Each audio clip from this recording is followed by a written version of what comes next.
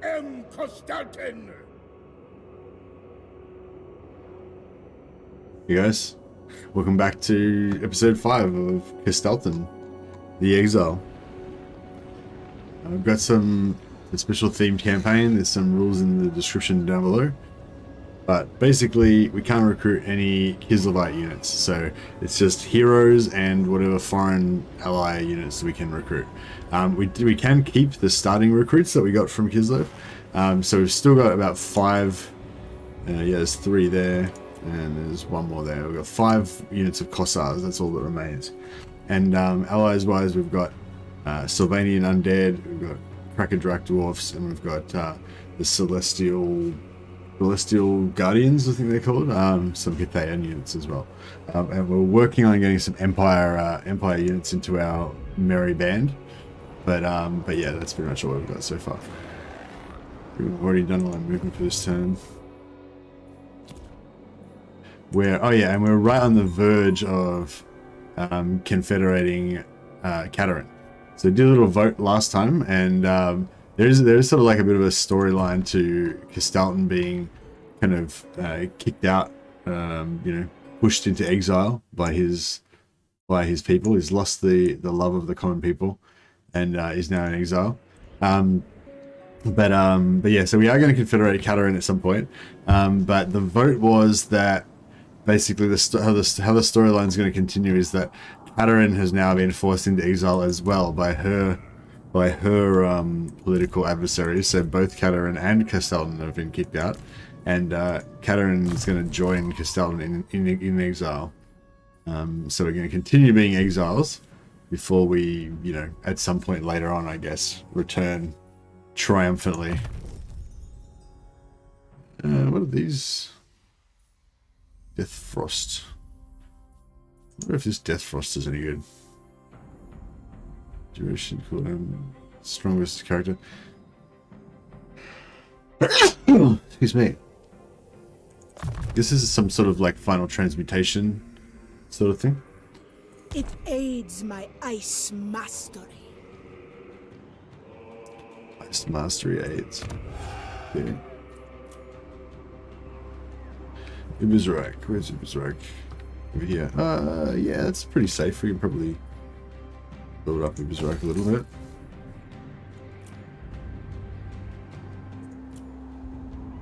Siegfriedhof. Yeah, we need to get back and get rid of some of these. Rifts. Hey, Cloak Monkey, how you going, man? Welcome, welcome.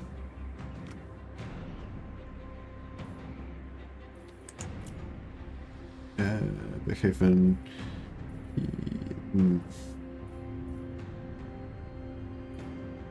Don't really need anything else there.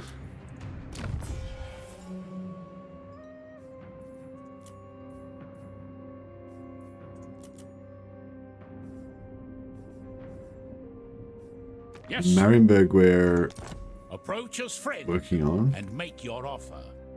Yes. Hopefully we can get them to be allies fairly soon, and then we can get some Empire units up in there. The Empire. And yeah, as soon as we're there we go. We were hunting down Kairos, trying to wipe him out. Trying to knock off the first of the chaos. So yeah, the objective is to like defeat chaos. So I haven't determined exactly what that means as yet, but I guess it's going to mean either wiping out all the major chaotic factions like Kairos, Kugath, Skarbrand, etc., and Dakari, or maybe swipe out every chaos faction on the whole map. But for starters, we're going to wipe out the major factions. That's our kind of first plan.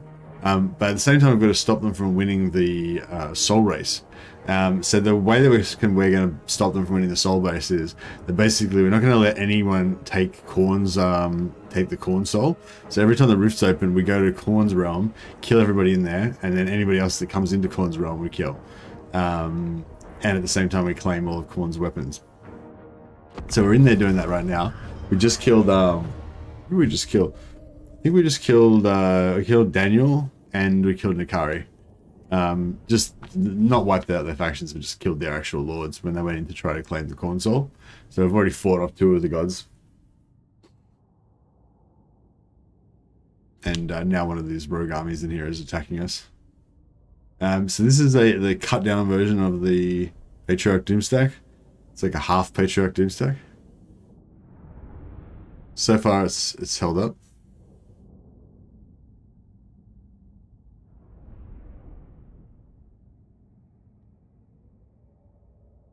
Well, it seems like the PC is kind of chugging a little bit trying to load that. Yeah, I need to do an upgrade on my PC soon.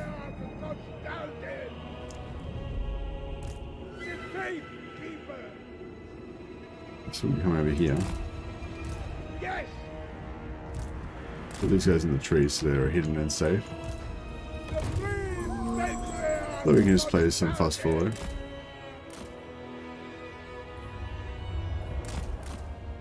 Actually, we can hide around this corner.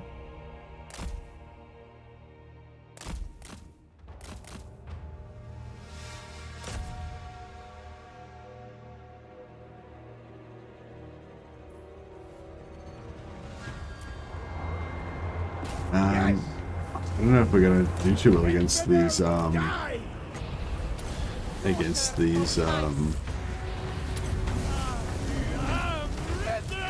need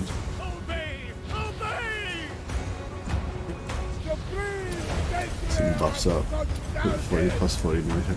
We can kill one of these. I'll put in some spells, but I'm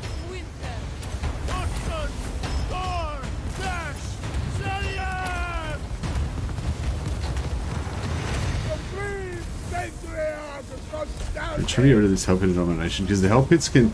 Because this is a really strong stack, but if we get like strong entities like taking out one of these guys by themselves, hard to sort of keep them alive sometimes. I am the storm. So that hell pit sort of like pushed its way out, and I'm not sure if we're getting much damage on it anymore. Yeah, not really. I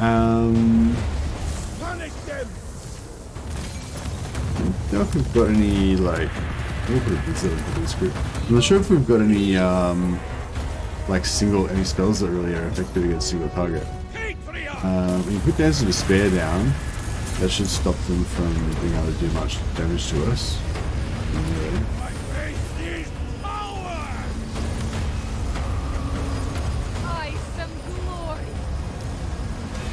Pop down on the shield cat. This cat's got 15% physical resist aura, so good. Hey JUR.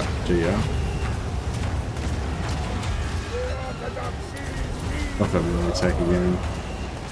Yeah, I think this is all working out alright. I want to help elimination is down. Actually, I was trying to get back into the file. Come out.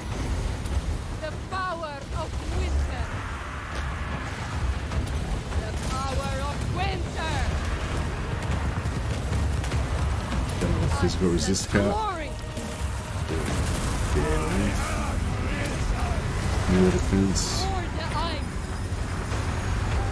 Kislev! Priest of Kislev! Patriarch! Priest of Kislev! The four as one speak! It's going down. Yeah, this seems like it's doing alright. The buffs and everything make them pretty good in melee. I am the sword. For Kislev! It's a heal. Yeah, we're going to also, the other side effect of being in Khorne's realm is while we're killing all of these enemy lords, we can also claim Khorne's demon weapons.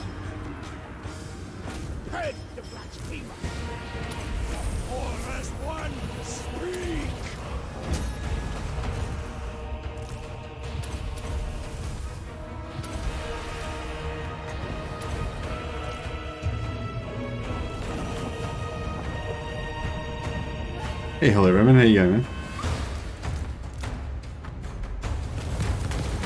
Daughter of ice. Unfaithful foot! Security! My faith is power!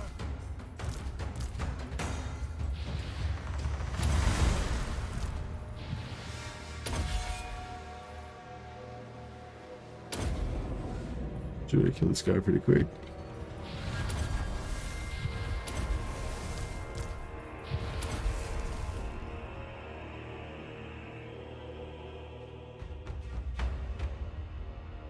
Yeah, so this is our kind of doomstack. Our other stacks have about half as many patriarchs, so they're nowhere near as overwhelmingly strong. But so far, they've been able to do the job.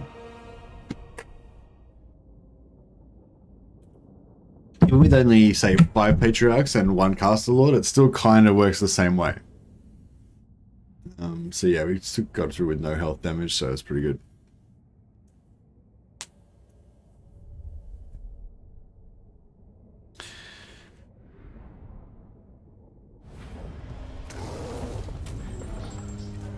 $2,000 gold. Yeah. A bit more gold.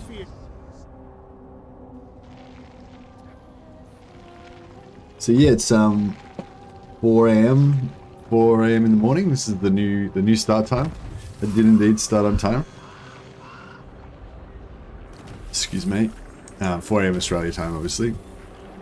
Different, whatever part of the world you're in.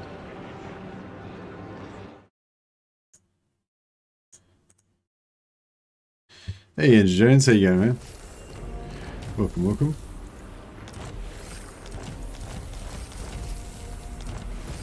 Just yeah, just waking up, getting back into it. Evening in the EU. Hey, Nightlacker. Yeah, I'm going good. I'm just trying to acclimatize to the new timing. So yeah, basically just getting up an hour earlier now than I was before. I switch. I think it's good though. I think like, yeah, no, I think for some reason 5 a.m. is harder for me than 4 a.m. Yeah, I feel like when I get up at 5 a.m. quite often I'm like super sleepy and I just want to go to sleep.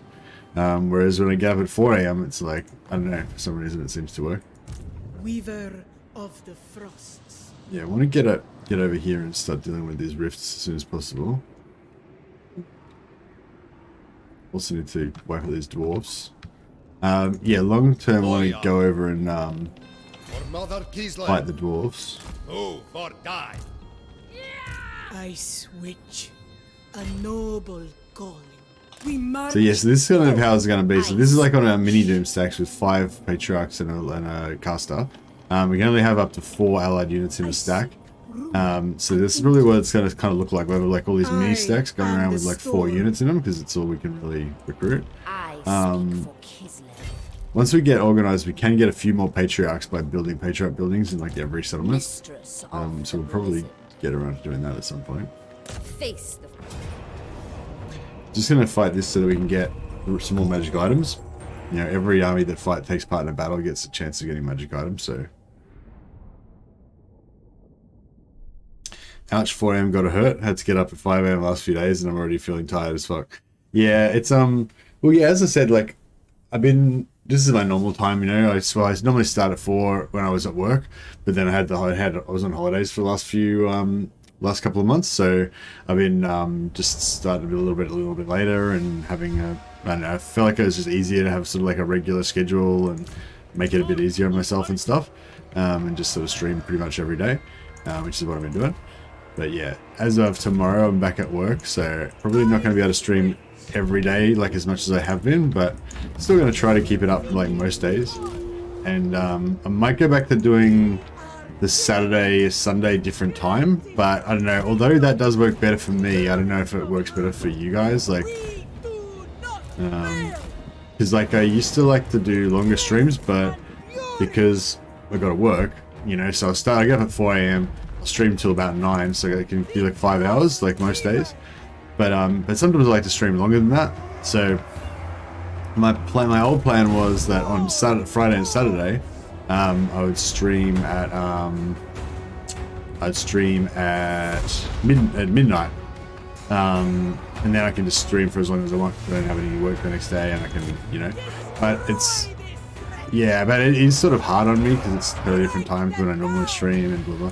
And also, I don't know if it really works that well for everybody else because people are used to me streaming at a certain time, and then, you know, 2 days a week I just randomly stream 4 hours earlier. So I don't know if it really works. So I don't know, like I'd probably rather stream it like, you know, that a few hours earlier, like if I could do it every day, but I can't because of work. So I think it's, yeah, I don't know. Maybe it's better that I just stick to the same time even on weekends. I don't know. Anyway, that's something to work out. At my age, you wake up for a piss 2 or 3 times a night. Yeah, I don't really do that.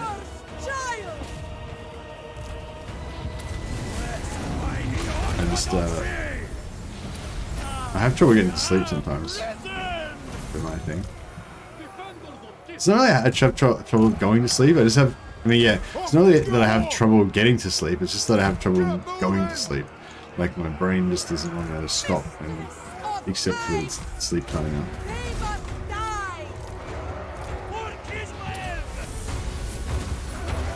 We're done here? Yeah.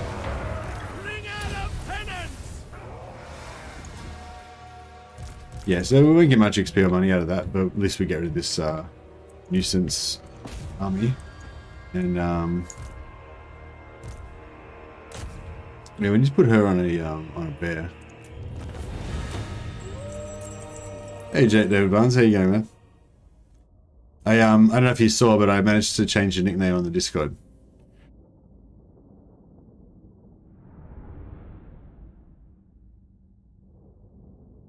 You watched the show Outer Range yet? Yeah, I did. I watched the first 2 episodes of Outer Range. It was pretty good. I'm actually rewatching Afterlife with Ricky Gervais because my wife really enjoys it. You finally inspired me to stream. I bought a shed load of equipment today. Yeah. Okay. Well, that wasn't on my advice. I wouldn't recommend that you buy a shed load of equipment to start streaming. I'd recommend that you just start streaming and go from there. But whatever, you know, whatever you think best. Kislev is not callous.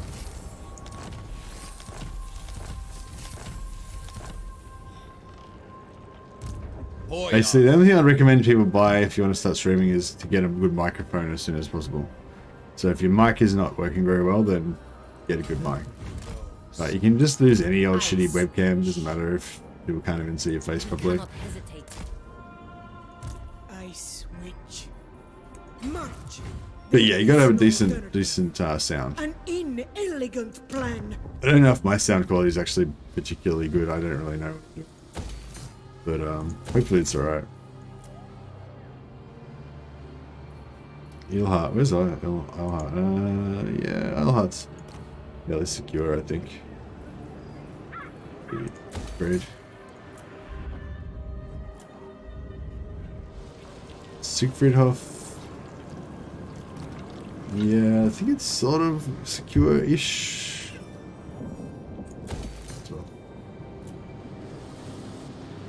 Ostermark. Oh yeah, Ostermark. We can actually start building. Patriarch buildings and get a few more Patriarchs. Yeah, basically every time we get all of these buildings, when they grow and get extra slot, we'll put Patriarch everywhere.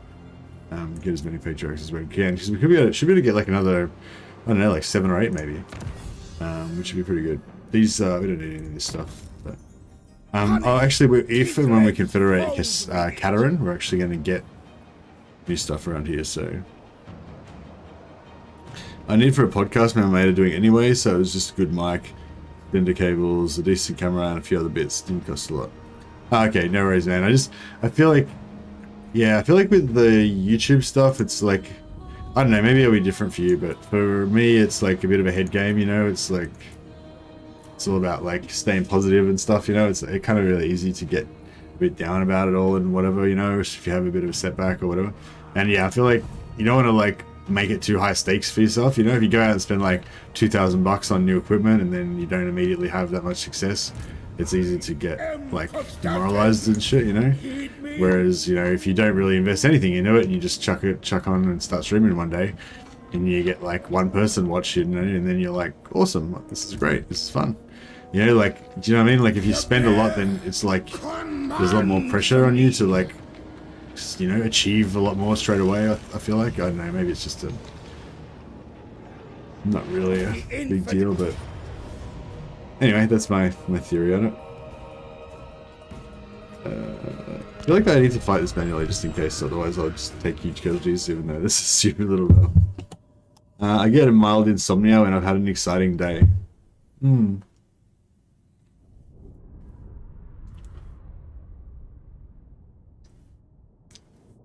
Hey Andy Warren. How are you, man? How you enjoying this campaign? I'm actually enjoying it a lot. I was doing this as... Ooh. Shit. I think my computer's like dying or something. I need a better computer. Getting lag for my streaming stuff. It's funny, it's saying like the encoding's overloaded, but like nothing was actually happening on screen. It's like, what the fuck? Shit. It's like that was just like, how's the encoding overloaded? It was like a static frame. There was no picture, wasn't actually changing. Whatever. Anyway, yeah, I'm enjoying it, Andy. Yeah, it's good.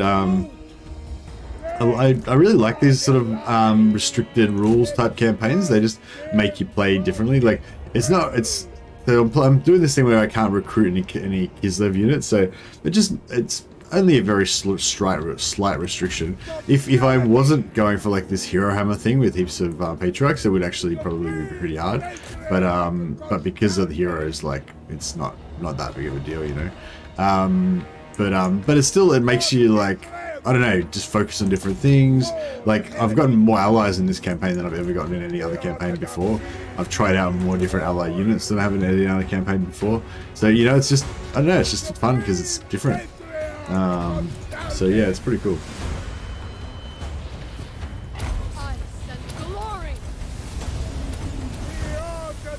I realize now why this is off all the time, because like I keep clicking on my abilities, it gets it getting accidentally switched off.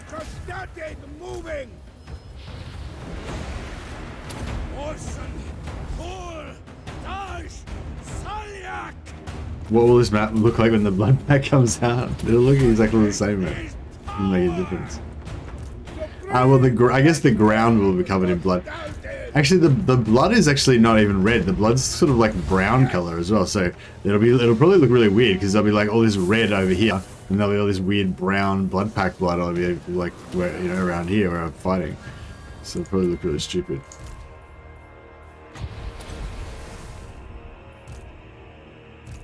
Get him. There we go. I remember seeing you do some kind of hero spam vampires back in Warhammer 2. This is almost like that in battles. Yeah, it is very much like vampire spam campaign. Yeah, in terms of the way that it plays. Yeah, no, very much so. But yeah, so this is sort of, I guess this is sort of like a soft practice as well, because I'm thinking about doing another no-recruitment campaign in Warhammer 2. I'm thinking about doing a Malice Darkblade no-recruitment campaign. I feel like it could be fun because like it might not be successful, but it will be, yeah, it'll be fun. The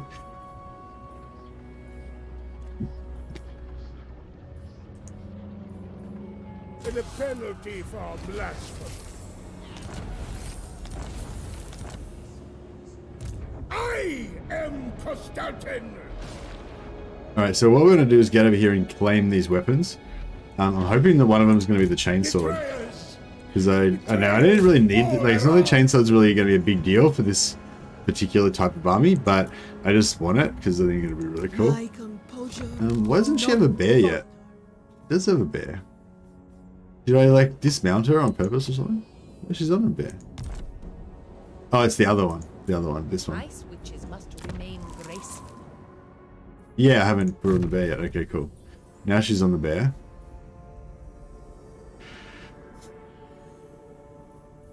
Give her that extra movement. Such power, such elegance. We need to give her a rename at some point as well. My nobility is my strength. Alright, cool. I think we're good. I command the frost winds.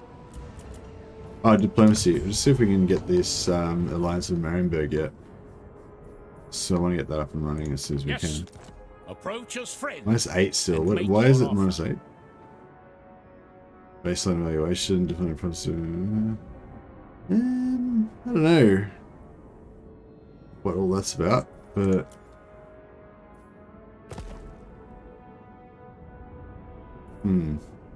Maybe if we just keep... Well, we can just pay 17,000 gold. Fuck, let's just pay it. Affirmative. Yeah. Money's for spending, right? You know? Know what I mean? Oh, what? It doesn't have any settlements available. God damn it. God damn. Alright, well, what we could do is we could actually gift him a capital. So we could like gift Reichland.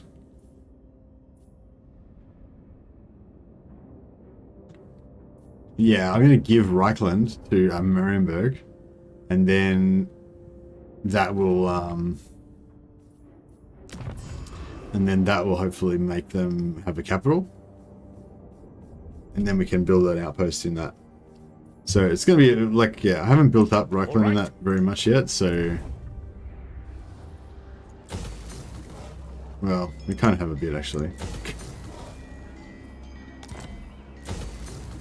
We'll just reclaim all of this money.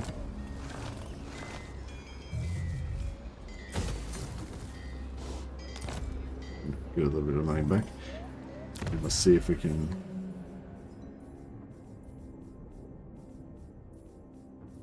Right there. Sigma's come then. Only Sigma's god Ulrich can judge it worthy or no.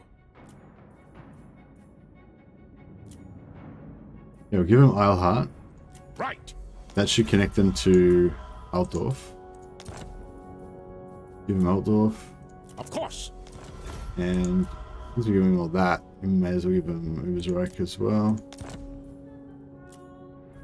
As you Okay, say, so we've got heaps of cash. And now... Boom, we can build one in Altdorf. So we'll construct... we'll construct the basic one. So at first all we can recruit is from Altdorf, because they don't have anything in Altdorf, then it's not going to be very good. But once we upgrade that to tier 2, we'll be a good global recruitment. We'll be able to recruit everything they can recruit in their entire empire. So I don't know if they've actually got anything good. You have a bit of a look. Middenheim's got so Pistoliers.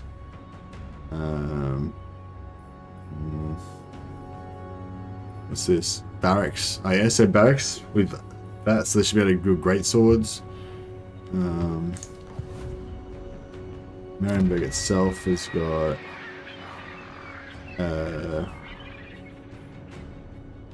yeah, knights. Doesn't look like they've got any artillery buildings.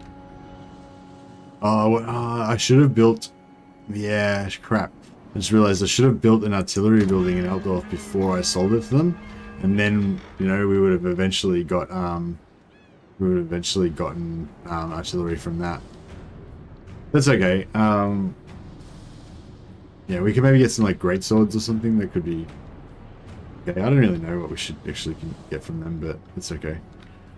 We'll work it out as time goes on. Alright, so we've got another ally now. Now we've got some Marienburgers. So our next ally target that we want to get is Laurelorn. These elves, I think. So now that we had a lot of strong resistance from Laurelorn because they're good friends with Marienburg, and they're also good friends with Hochland, who we were having a big war with. But we've wiped out Hochland now, so we don't get any negatives from Hochland anymore. And we're good friends with Marienburg, and they love all that. Yeah, so we're looking pretty good. So the Deepwood protects its sons and daughters. Tread carefully. Start gifting them up. I concur. And maybe we can even Very well. conquer some more territory and gift it to them later on or something like that. If you wish. How's that looking? Plus 82. Oh, we'll get one more. By all means. Okay, so they're heading towards plus 100. Hopefully that means we'll be able to get some other... oh, that was... Of course. Well. Alright, we'll leave that for now. They're heading towards 117. Hopefully that'll be enough to get us an alliance. Then we get some wood elves. And then... maybe... yeah, maybe we could go for an alliance with Ostland as well. If Ostland's already got... I wonder what happens if, like... so, like, if Katarina's got an outpost in Ostland, and then we confederate Katarina, do we confederate her... do we get her outpost as well? I'm not sure. She's got a tier 1 outpost in Wolfenburg.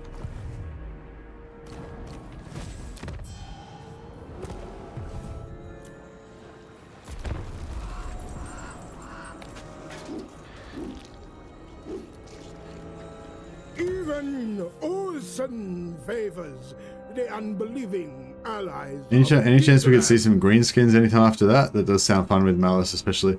Nah, not really, Andy. Like, I'm primarily focusing on Warhammer 3. I just wanted to do a Warhammer 2 campaign because we haven't played it for a while, and you know, I miss the old Warhammer 2 factions and stuff like that. I mean, I'm not like completely ruling out greenskins. It's just that greenskins are one of my favorite factions. So, you know, given that I'm primarily playing Warhammer 3 and I'm only occasionally going to play some Warhammer 2, and my favorite factions are like Dark Elves, Empire, Dwarfs, High Elves, Vampires, you know, in order, like, and you know, and then a few others, and then greenskins, you know. So greenskins aren't really even on the radar. I'm sorry. Like, probably the next greenskins campaign I'll play will be after Immortal Empires comes out. I mean, it depends. Like, if Immortal Empires takes like 2 years to come out or something, then I'll probably go back and play, you know, lots more Warhammer 2 factions. But assuming Immortal Empires comes out in the next, you know, 3 or 4 months at the most, then I'll probably just wait till that comes out and then play greenskins in there. It's every time we go to this loading screen, it seems like the my encoding software seems to keep screwing up. It's weird. That's interesting. But yeah, I don't have anything fully against greenskins. It's just, yeah, they're not one of my favorites. So there's like, it's, yeah, they're at the bottom of a fairly long list. There's like 69 lords in Warhammer 2, and yeah, unfortunately none of the greenskins are in the top 30. I need to drink.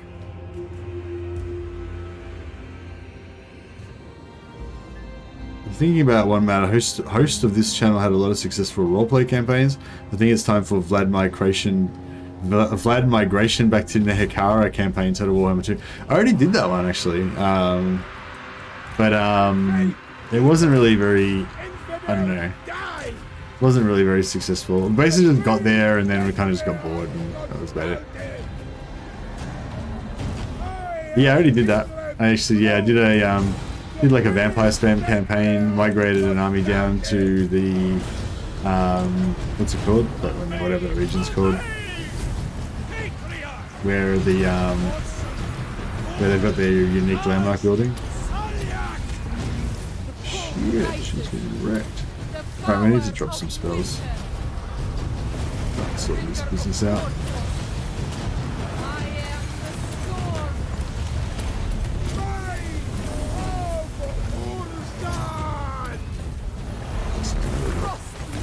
Some lightning. Alright, now we need to kill these feral carnosaurs because they just kill our heroes real fast.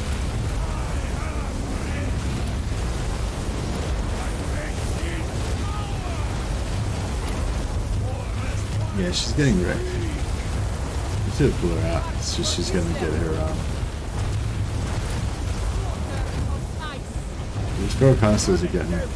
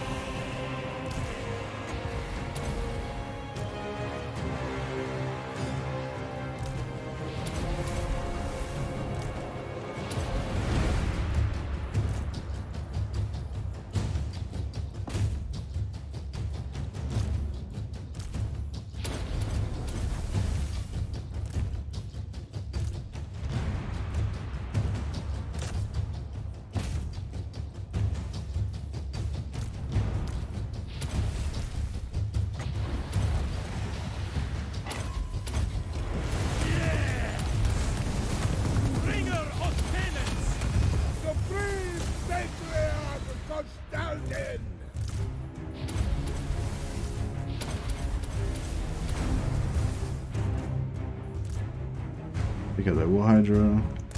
So we can take out that Lord as well. She's heel capped, I think. Yeah. It's okay. She all she needed to do was survive the battle, which she did, so job done. Well done.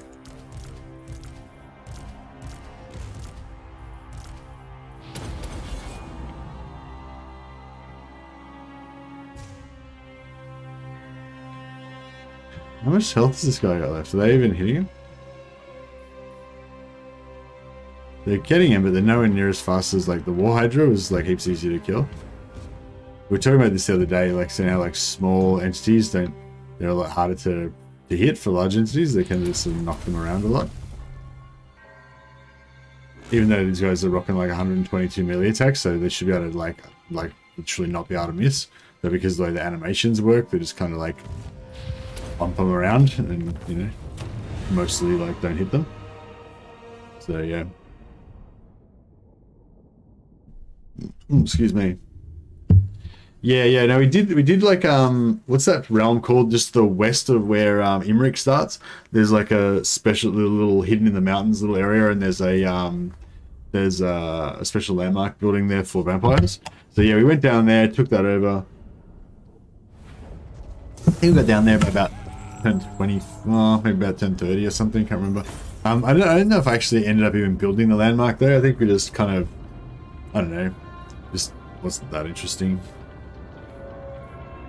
At best, nothing more. Yeah, I think I only played like 1 episode or 2 episodes of it because it wasn't just, yeah, it was just, yeah. You get better results with just 2 chasing than the group. The extra characters just increase the number of charges and knockdowns. Yeah, probably right, Booker Butt.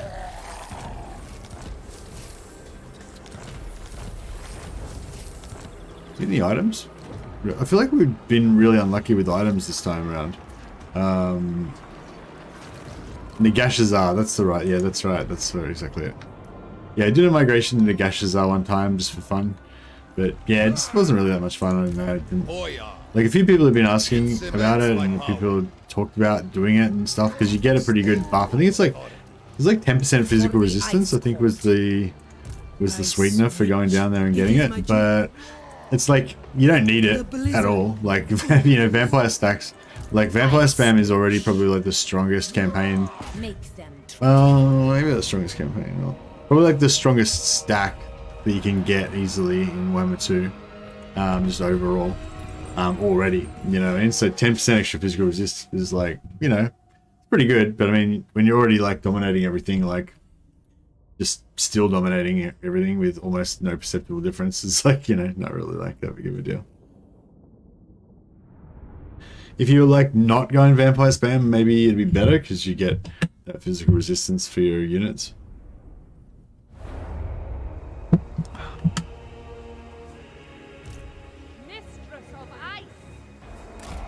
But anyway, yeah, so I'm thinking about doing a no recruitment campaign with Malice Darkblade. I haven't really I did a little bit of basic testing just to see if like I could get the start of the campaign going, and it seems like the start of the campaign is doable. I might have to restart a couple of times I'm not sure if it's like 100% works every time, but I'll probably basically get the start of the campaign going.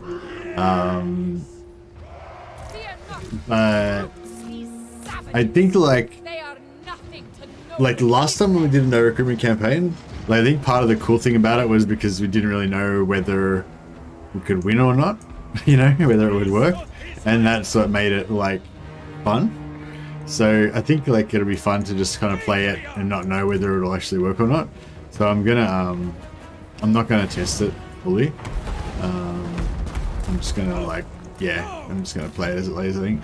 So yeah, it's not 100%, but I'm like 90%, I'd say, sure that I'm gonna do it now. So that'll probably be in the next couple of weeks sometime. Not like tomorrow or anything. I mean, it could be in the next couple of days. It'll be like, sometime in the next 2 weeks, let's say. You keep the initial units? Yeah, you keep the initial units. You can keep any units that you get by Confederation or through like special rights or through dilemmas or anything. You just can't use any recruitment. So no recruitment, no global recruitment, no regiments of renown, no mercenaries, like nothing like where you use these buttons down the bottom of the screen to like get new units. That's basically the rules of the no recruitment campaign. And yeah, I did it before with Empire, and it was really fun. Empire is the easiest faction to do it with though, because Empire's got a special Confederation mechanic that makes it really easy to confederate whenever you want to. So yeah, so Empire is probably the easiest no recruitment to do.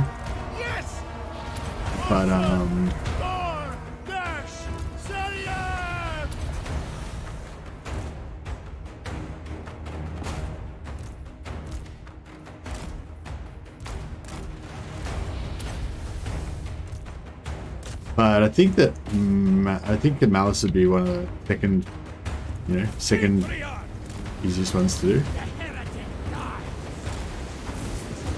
And I'll make it, and the mission will be to put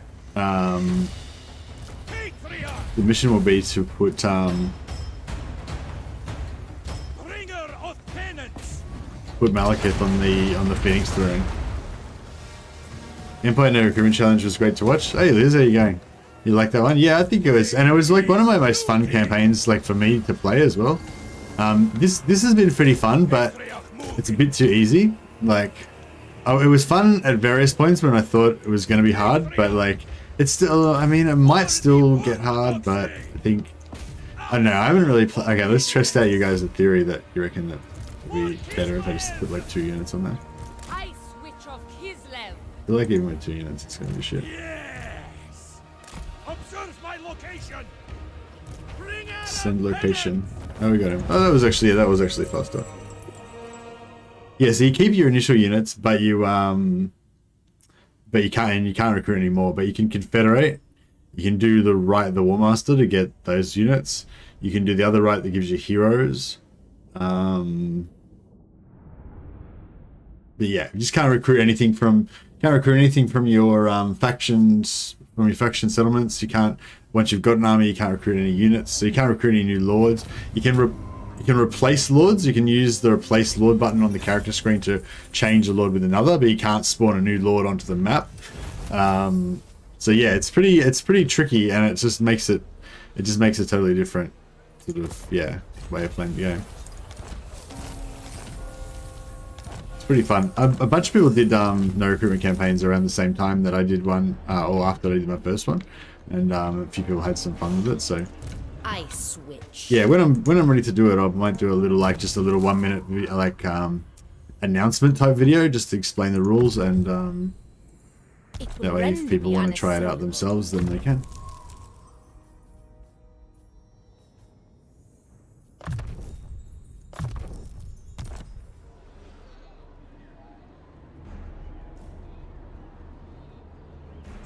Chaos Gate's coming out the 5th of May. Yeah, I contacted them to see if they wanted to give me early access so I could promote it and stuff, but they never responded. So I don't know. I guess my channel must be too small or something.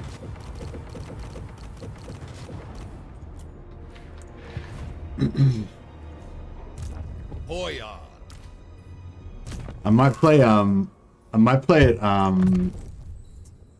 offline, but I don't know if there'll be much point me playing it like after it comes out, because everyone will already have the game themselves, so they probably won't be that interested in watching other people play it. I don't know, maybe we'll see how it goes. If it's super fun, then maybe I'll play it. But I switch. okay, so you can go take out this. Overcome your exhaustion.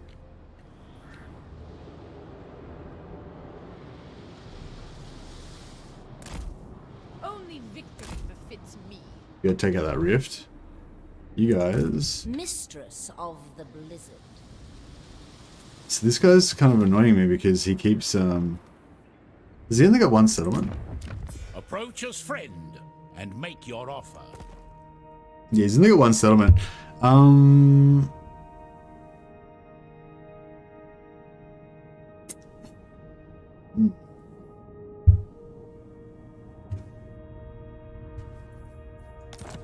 Approach as friend and make your offer.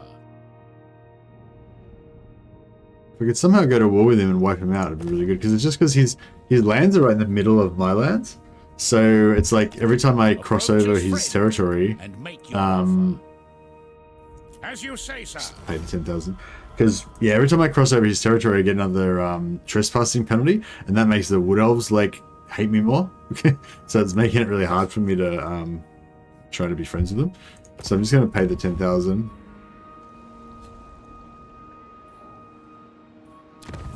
$595, yeah. We're just trying to keep that just short so we don't quite win. Otherwise, we're just going to get the dilemma. The bluest of blood. Yeah, and then we can get up here and take out Berkafen and take out the dwarves. I think the dwarves are nearly wiped out already.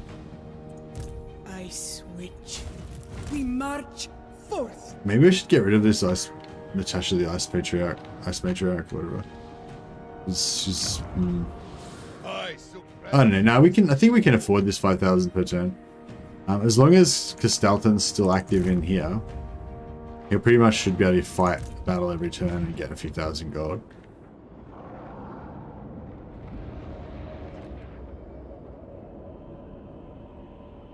Yes, there's no lords. There's no legendary lords in here right now. So we'll just kill these two guys on the way down to here.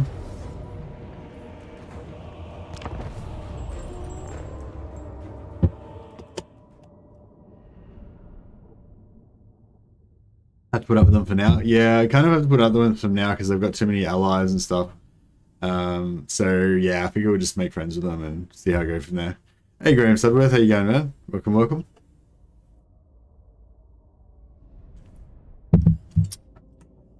But yeah, so I thought this would be like a little practice campaign for the proper no recruitment campaign. This one was more like a fun themed campaign, but it was sort of cool because we could get some, get some characters renamed in there from people in the community and, all that kind of stuff. Hey Legend Merc, hello Mercy, just wondering what you thought of the Rome games. You mean Total War Rome 1 and Total War Rome 2? Do you include Attila in that? I kind of feel like Attila is just kind of like Rome 3, or Rome 2.5, because it's sort of like an expansion of 2. I feel like it's kind of just built on the same engine. It's pretty, But yeah, is that what you mean? Like Rome 1 and Rome 2? Attila? Yeah, Rome 1 and Rome 2 and Attila? Yeah, okay, cool. We're on the same page then. Rome 1 I played, was the first game that I played, first Total War game that I played. Although I don't really remember it that well. I don't know why I put that shield on. I don't really remember it that well. I remember like really liking it and having a great time with it, but it was sort of like I hadn't kind of realized that, Total War was like the ultimate form of gaming at that time. But then, yeah, with Medieval 2, that was the first one that I really, I suppose it's the same. Like I played a lot of Rome 2 and Rome 1 when it first came out. It was really good.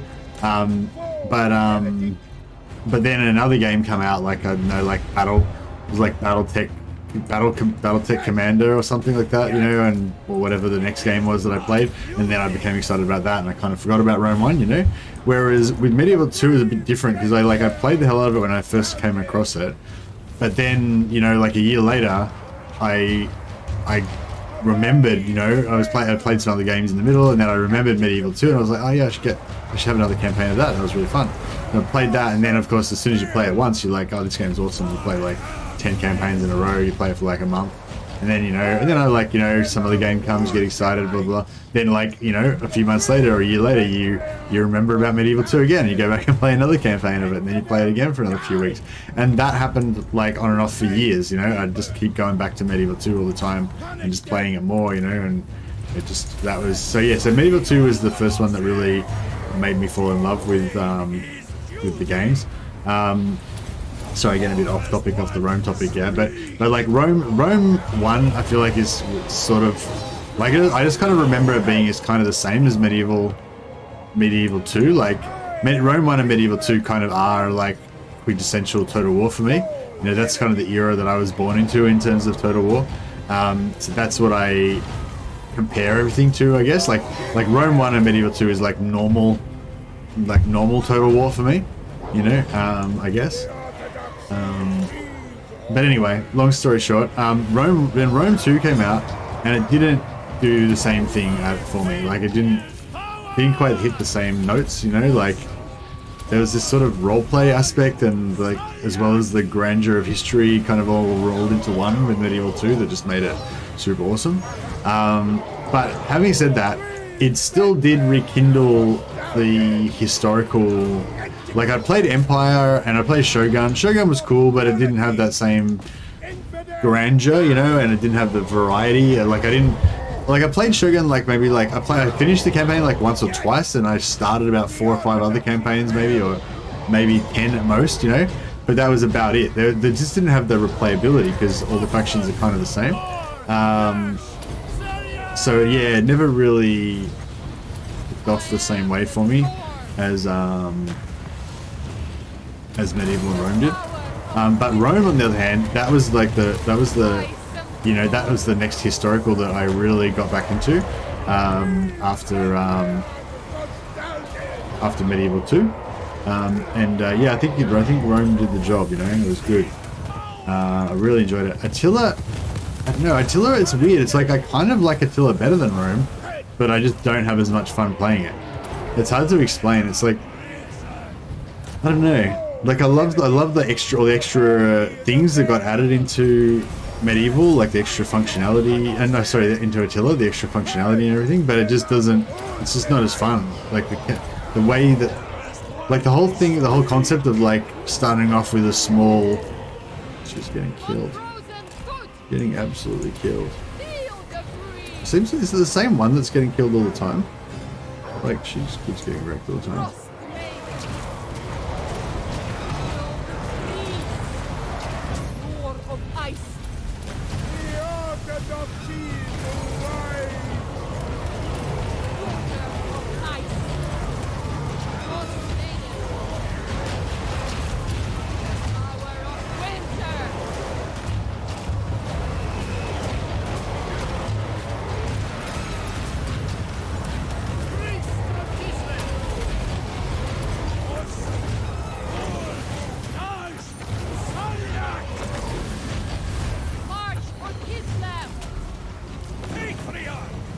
Yeah, she might get killed. I think she's immortal, so it might not be such a big deal, but still. I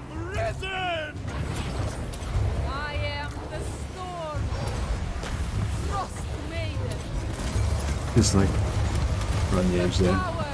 Give some physical resistance that'll help against the Chaos Warriors and the dogs at least. Check the blizzard down. Look, looks at Mishka. Cat.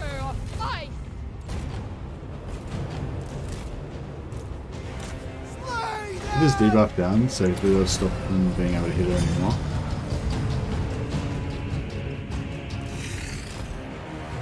Blood Crushers, fuck, it's not, it's good, not bad, good news. Right, we need to wrap this up now and try and save our units from the Blood Crushers. I don't know why I decided to send those units in, I just thought maybe it would be a distraction or something, I don't know. It's a bad move.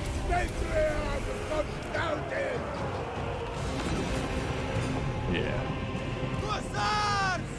Enough of these Blood Crushers.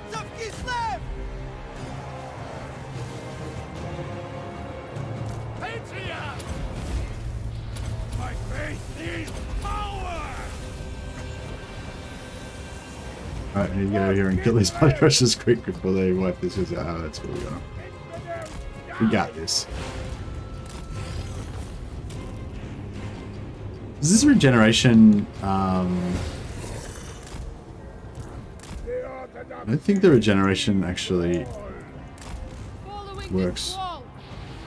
Bring back models, does it? Even if I heal these guys and sit here for a while, they won't regenerate models. I think so.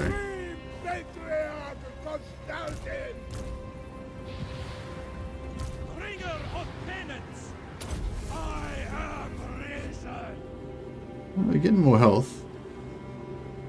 No, we're capped out now.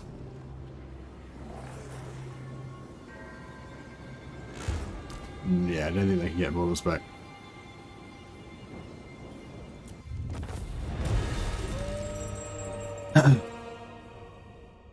think Attila was the point where the AI started hating the player. Yeah, that's right. Loved Rome 2, did not enjoy Attila. Yeah. Diplomacy seemed pretty pointless at times in the Rome games. Was really hyped for Thrones of Britannia, but meh. Yeah, I tried to give... No, I didn't really even try that hard.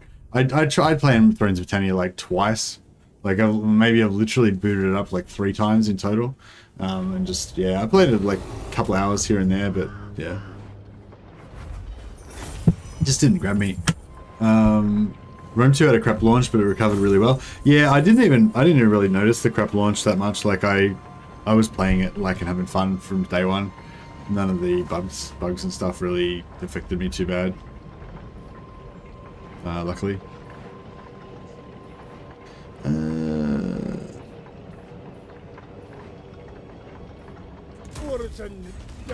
Yeah, I think we need to really keep that one frost mage out of the battle this time.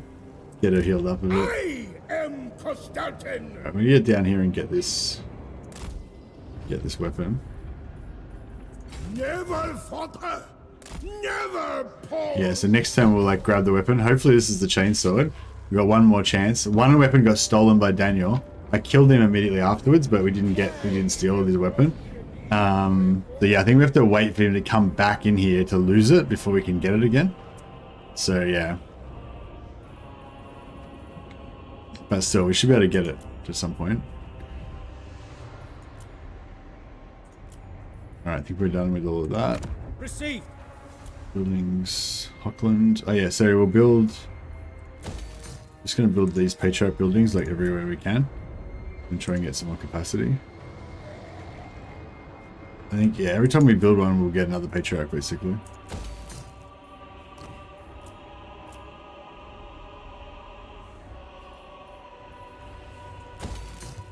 Yeah, we're currently rocking like 19 Patriarch. I thought we had 20 Patriarchs before. Oh, I think we did have 20 and then one died. Crap, I should have, yeah. I could have rehired him, but I would have had to have built another building, which at the time I couldn't do that because I was going to get the Confederation. That's alright. In Rome you had to invest money in order to have a good experience. Some good mods now though sort of make it how it should be. Yeah, I've Happy Compy Total War does a lot of stuff with the Rome 2. I'm not sure if there's probably other people that do stuff with it as well. Eric Dumb. I'm not. I mean, although it could be slightly interesting seeing what we can do with the siege defense, like it's unlikely that we're going to yeah. I don't think we're going to win. So yeah, I think there's not much point. Sometimes I like to fight them just to, you know, try to punish the AI, but I don't think it would have punished them much and it would have just been a waste of time. So skip that one. Basically, hey, Meloan became a member. Wait, you're already a member, Meloan. Oh, this is your anniversary. What does Kostaltyn say to death today? Kislev. What? What does Kostaltyn say to death today? Kislev. I don't know if I get it. I feel like it's a reference to the Game of Thrones, and it's like saying, what do we say today to death today? We say, not today. Not today, death. But... Oh, he says Kislev. Okay, yeah, but you say, yeah, normally you would say not today, but because it's Kostaltyn, he just says Kislev. I get it. Sorry, it took me a while. It took me a while to get it, Melon. That was kind of funny. What does Kostaltyn say today? He says Kislev. You've already got a character, haven't you, Melon? I think I think you're already in here, so I would normally give you a rename for that, but you've already got a rename, so you can only have one. The maximum of one rename per campaign.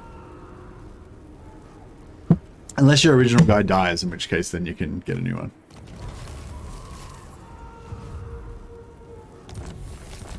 Yeah, so we're losing money a little bit, but not too bad. We've done some pretty. We've spent quite a lot, so we're doing all right.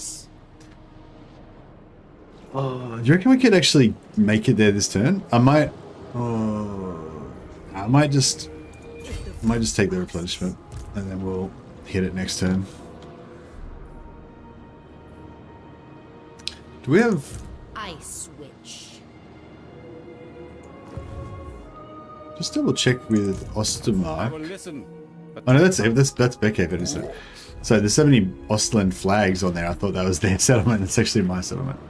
All right, cool. So yeah, these guys can head across to that rift and clear out these rebels on the way. Clear out this rogue army.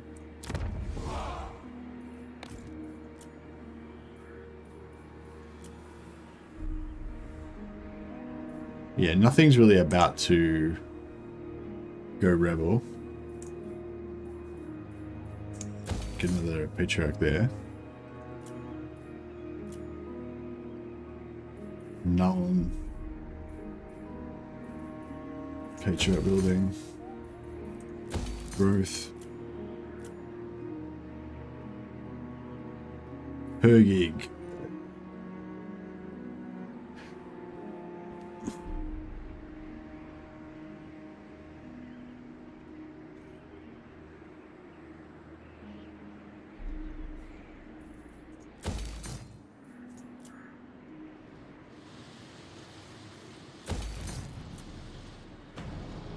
Yeah, I feel like our territory is a lot more condensed now. Oh, we get ice shards. Oh, right, yes. This is arrows. This is ice shards, and this is Tor's lightning.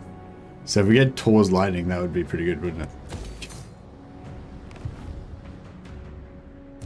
Storm Summoner. If the frost asks. Hoya.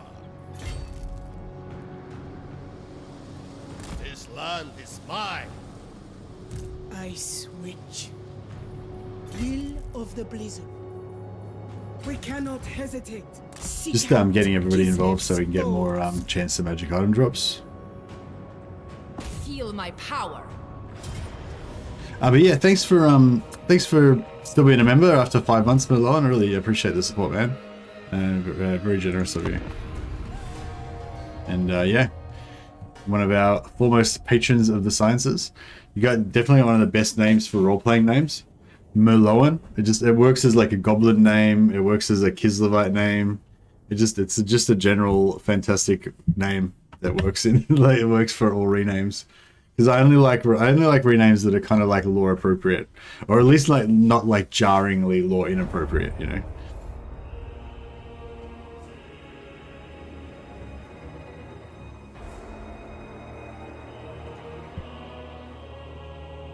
Yeah, I was saying there's good mods. Yeah, I don't really know too much about Rome 2, like the current state of it and all that. Yeah, I played a fair bit of it back in the day. I watched a lot of Legend of Total War's Rome 2 campaigns. Blood.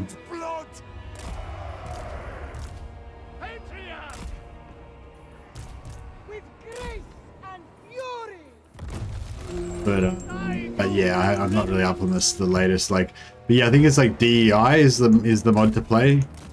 Is that the consensus?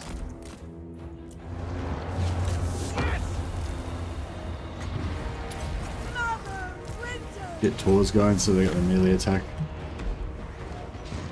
happening. Warriors, move! Let the vengeance begin!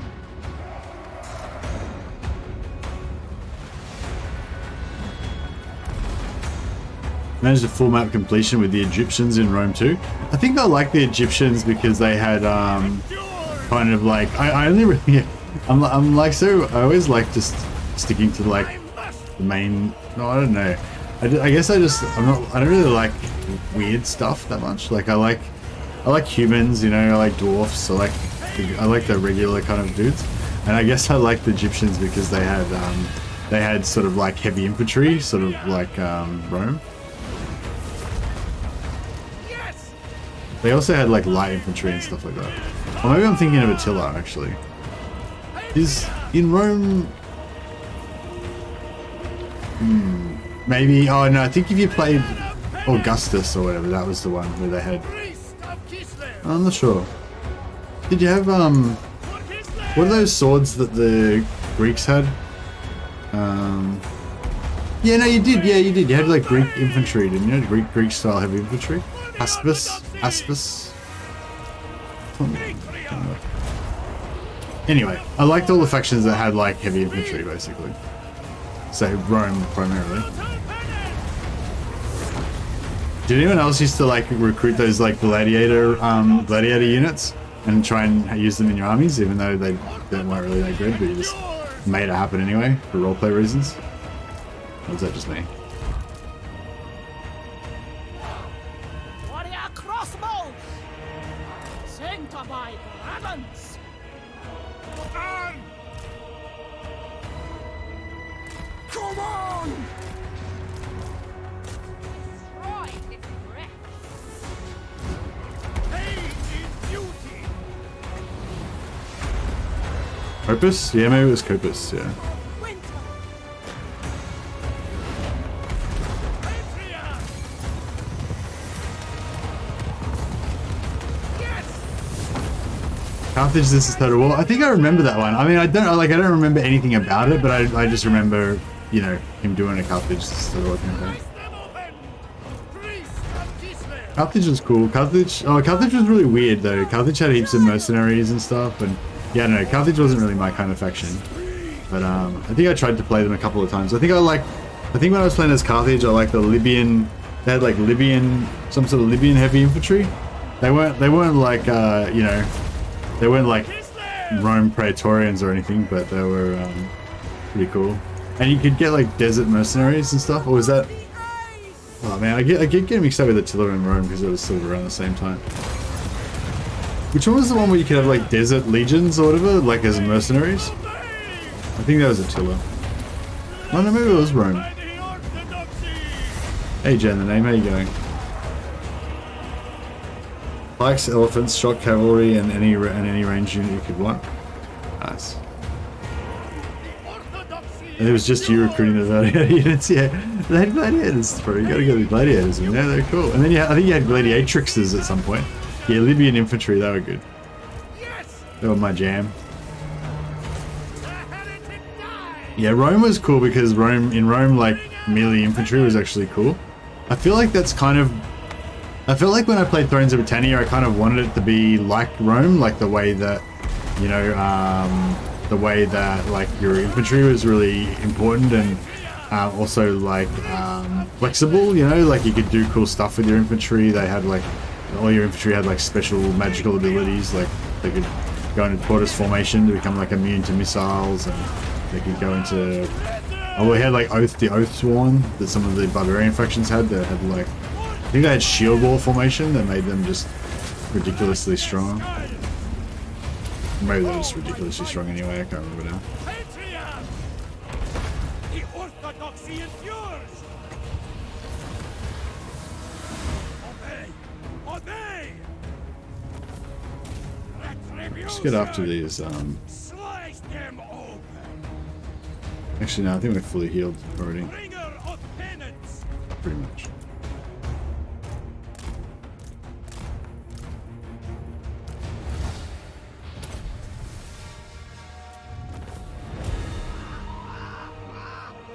Really struggle with Carthage. They lacked range and you need to be better at micro than I am.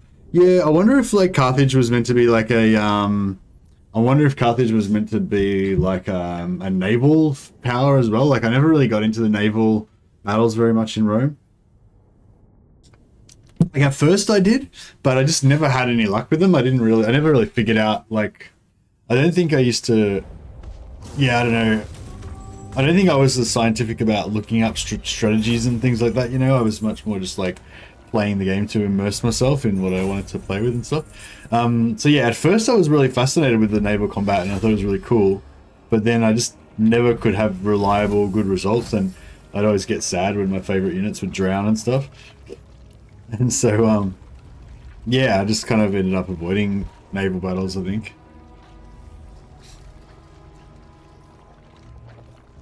Or maybe it was just like you just auto-resolve them. I can't remember now. No need for wanton cruelty.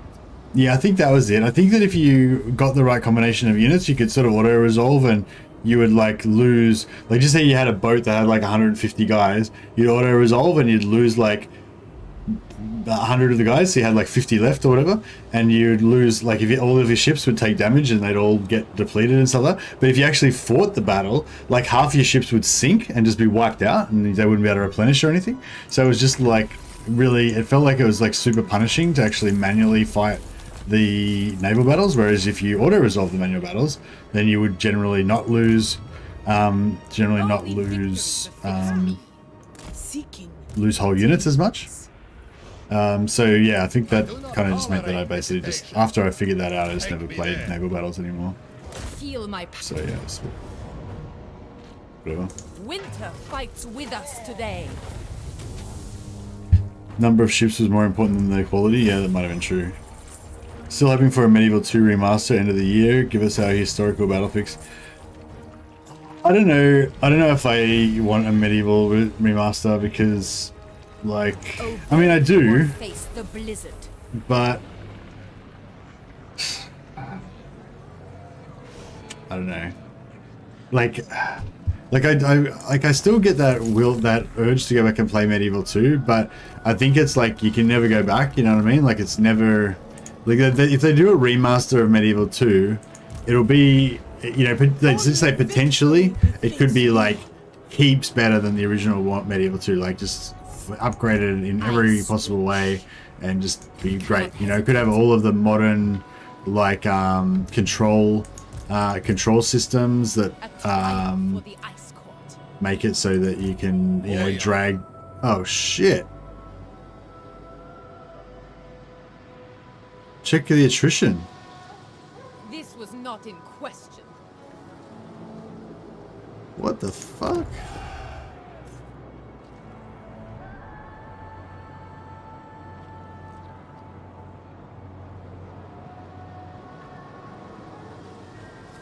So we're getting vampiric attrition. I think we're dying from vampiric attrition. Highborn son.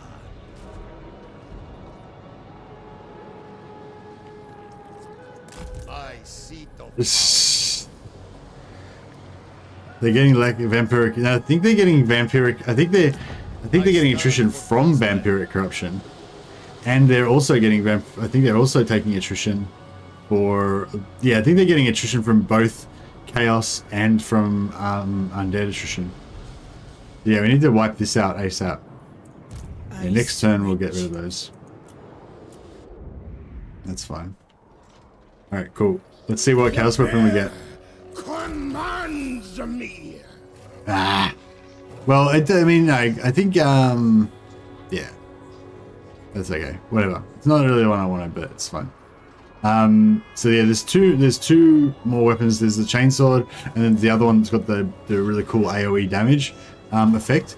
And those are the two ones I want most. So the two that I don't have are the two that I want most. Give this, give this guy.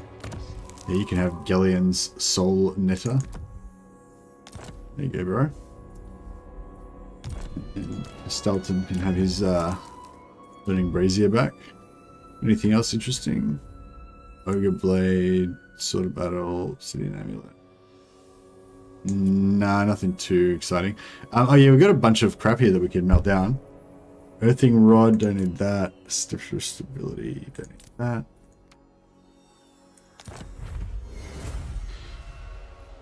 Pretty sure Vampire Attrition is a faction specific. Yeah, that's right.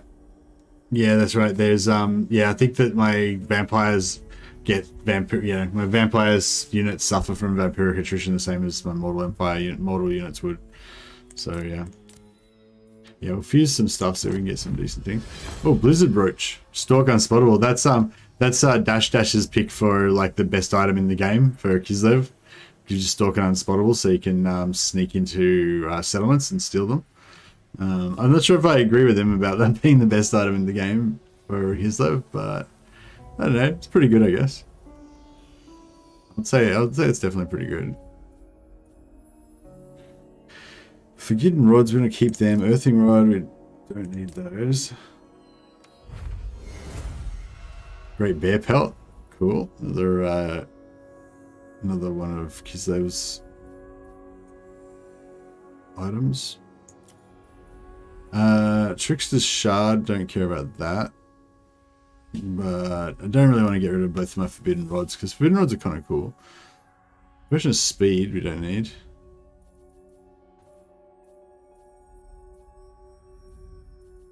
Just get rid of the potion of speed and Feather Talk's kind of good to get.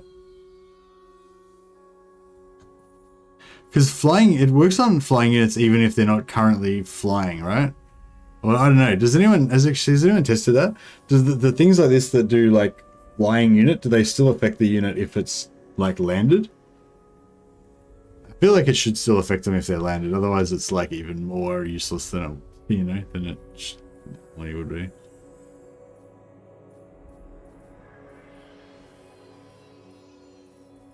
I might put the Blizzard Brooch on. Which one is it? The one that gets wrecked all the time? It's this one.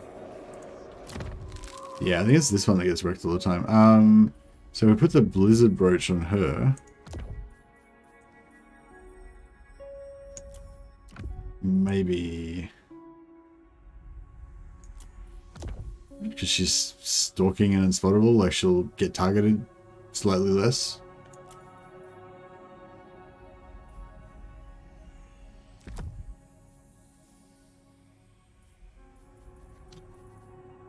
She's got a shielding as well, so I think it's versus flying units in the air. Why do you think that, Clock Monkey? Have you tested it? Or have you checked it? Or got some sort of anecdotal evidence from one time when you used it and it seemed like that was how it was? Or? I am Kostaltyn. Oh, we got contact.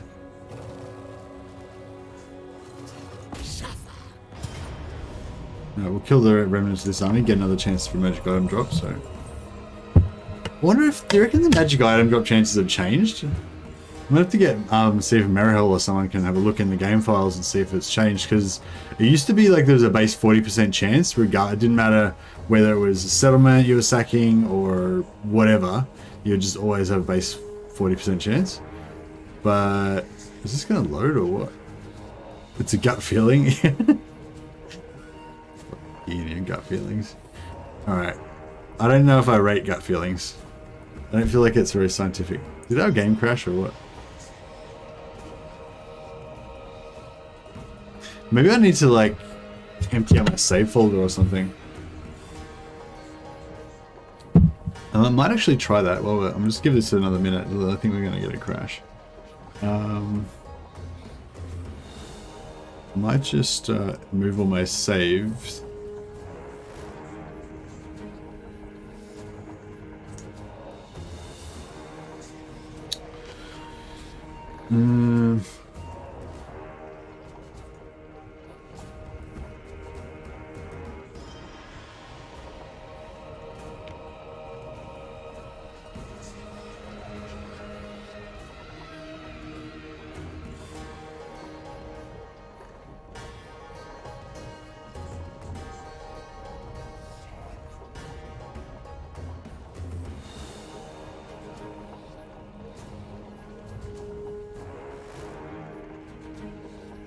Doesn't seem like it's gonna load anytime soon.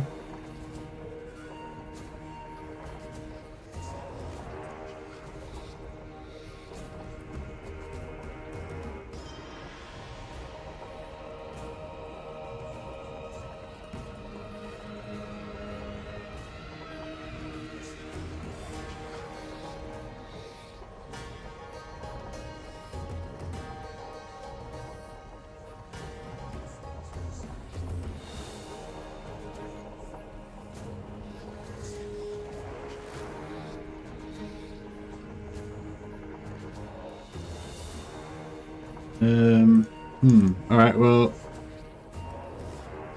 I guess we have to crash the game.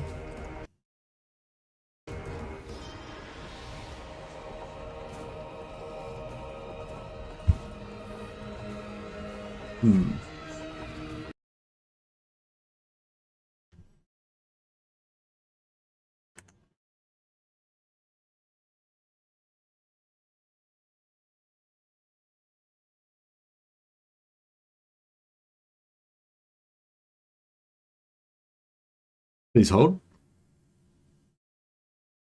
Technical difficulties. I'll just keep moving saves while we're waiting for this.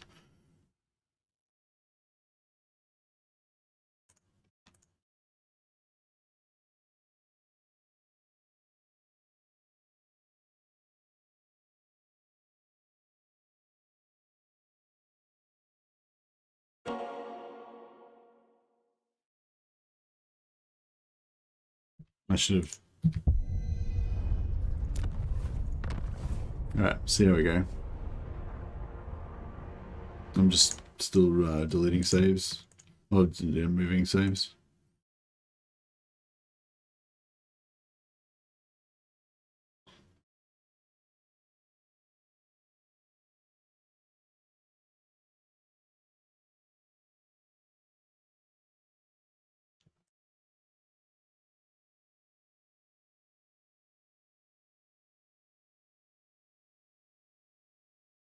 Okay. This time it's gonna work. Yeah, the game crashed, yeah. Well, well, technically it froze, and I just crashed it on purpose to get it to reload.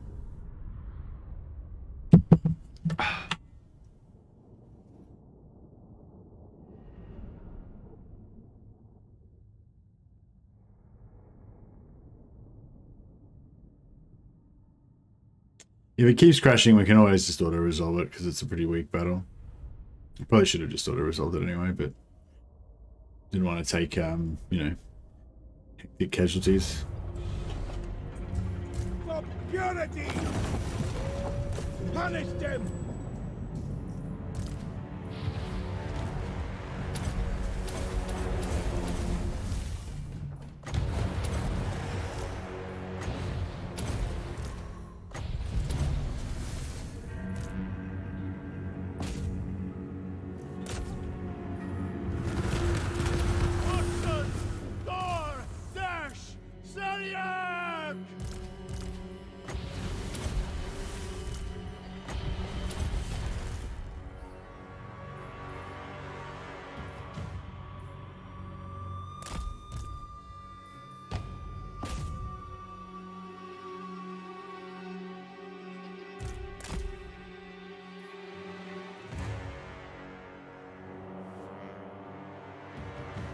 Got him.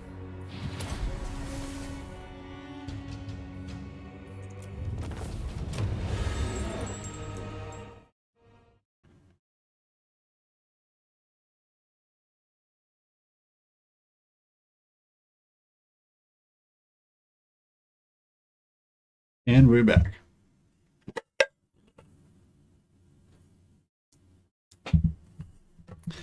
I would assume that it affects them when landed because the dragons in human form are still considered flying units. Since that is the case, I assume the code isn't robust enough to differentiate. Yeah, it's one of those two things. But what I was really asking is not like, you know, is whether anyone's actually had any evidence, you know, one way or the other. But yes, it's like, yes, either it affects them or it doesn't, basically. But I don't think we know which. But yes. The fact that these units have flying tag, you know, and it affects everything. I don't know why I chose that. And it affects everything with flying tag. That seems very reasonable. But it also seems kind of reasonable that they might have put a special thing in or something. I might just go straight for this weapon, because if Nakari like buzzes past me and steals this weapon, I'm gonna lose my shit. Nakari's the one that. Oh no, it wasn't Nakari, it was Daniel that stole the wild weapon, yeah. But we still want to kill Nakari because we don't want to let Nakari steal the soul.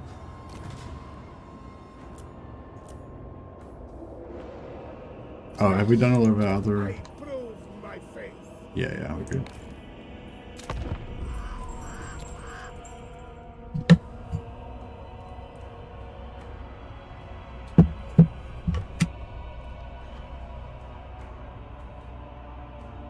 Your distraction will prove my faith in...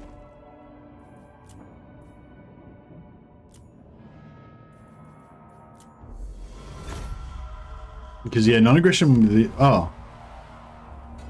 I thought they were friends with, the elves, but no, they're friends with... Well, yeah, I thought they were allied with the elves. It doesn't seem like they are, but I think the elves were still upset with us for trespassing on them, so... Presumably that means that they're friendly with the elves. So, you know, if we get good relations with Hochland, with Talabek Land, it should help us in our quest to become allies with the elves as well. Alright, I might grab this first. The Bane Spear. Okay, the Bane Spear is really cool, but it's not the Chainsword. So yeah, so basically Daniel's got the Chainsword right now, I think. So we're not going to be able to get it off him until next Rift. That sucks. First, I was hoping we were going to be able to Chainsword people this turn. But on the positive side... Oh shit, I didn't equip it on anyone. Oh, that's okay, we've got it on Kostaltyn, so it's good.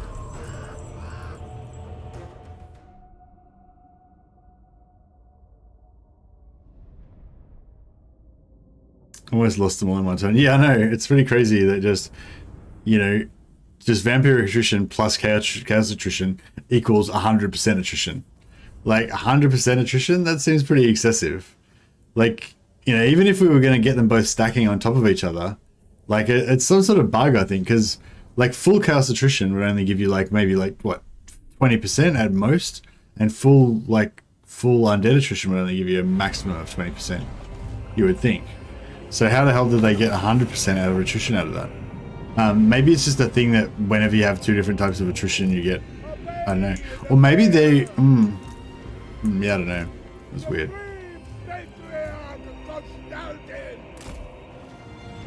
All right, you guys hide because it's going to be a deadly affair.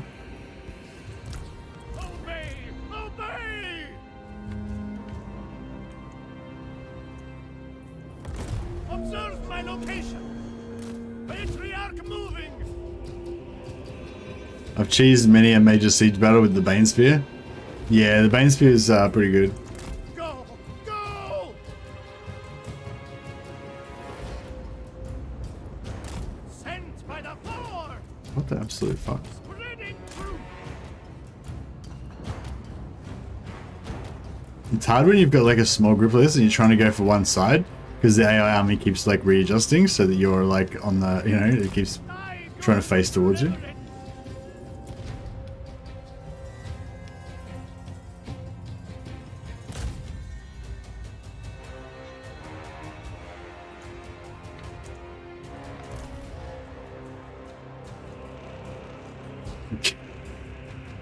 Like, bro. Okay, we'll just go after these units. Alright, start dropping some bombs. Power of winter. Priest of Kislev.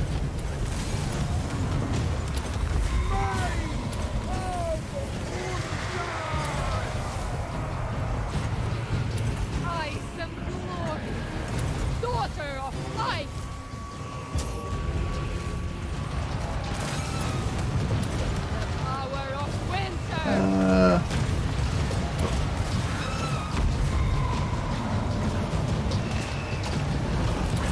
Feel the breeze.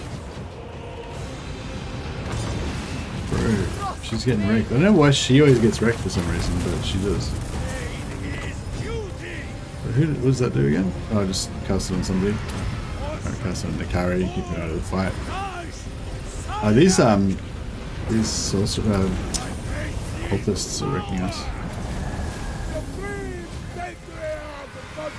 Yeah, eliminate some of these cultists. Absolute obedience.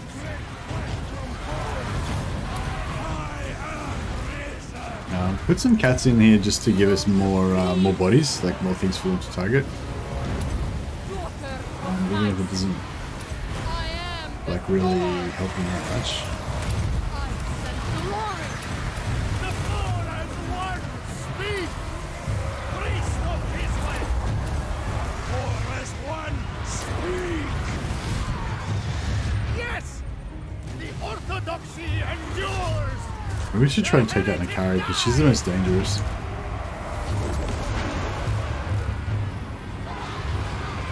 Where is she? There you go. Okay, Nakari's taking damage. Let's see if we can pile him up on her. I got her pinned for just a couple of seconds. Orthodoxy endures. 40 plus 40 melee attack. Yeah, Nakari's going down. Get some damage in here. Daughter of ice. I am the storm. I am the squall. The power of winter. Melee defense back up. The orthodoxy is alive. Nakari's nearly dead.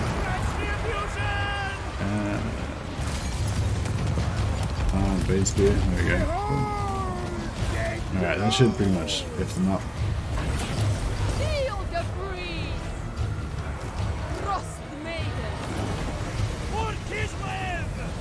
Orson! Thor! Dash! Zarian! Yeah, they're all melting. Slice them open! Brutal penance! Obey! Obey!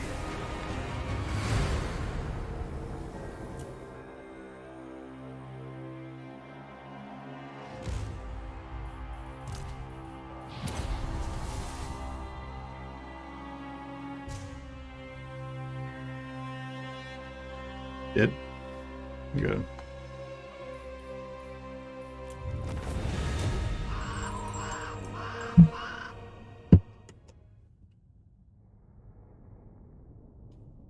Yeah, I wonder if that bug's going to affect undead, like, you know, in the game.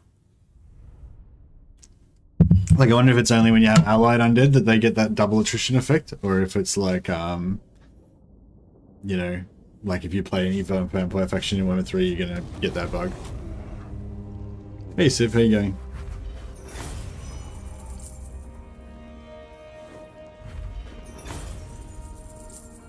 At best, nothing more.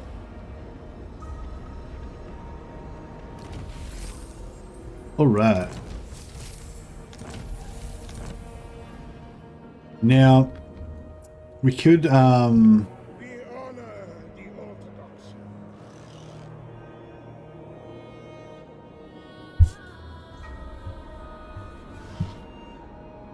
we could, I am Kostaltyn.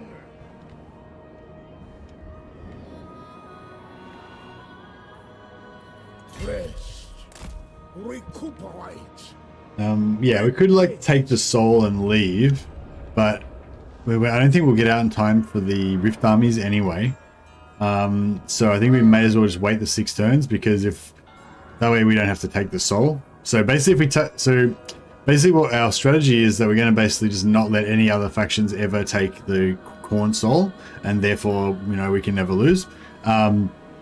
It doesn't really matter because, you know, it's going to take like 160 turns before any of the other factions are able to get the 4 souls anyway.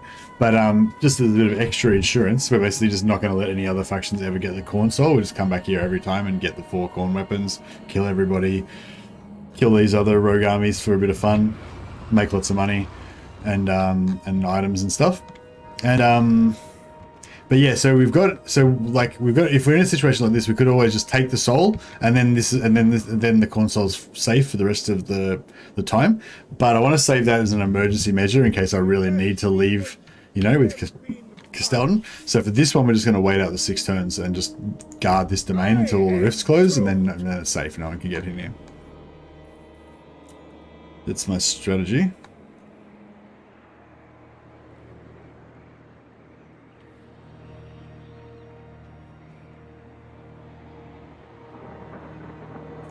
Ice Witch.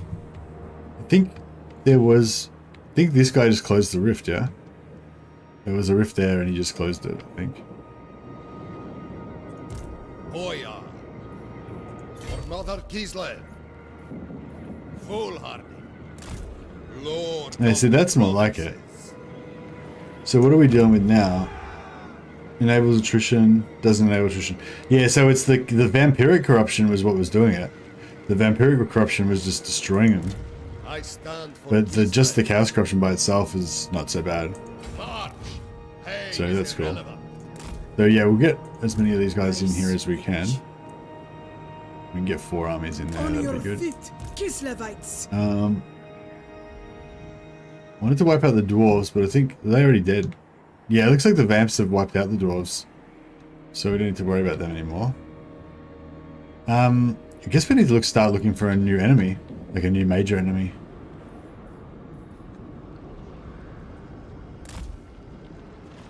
An inelegant plan. Storm Summoner. Follow the path.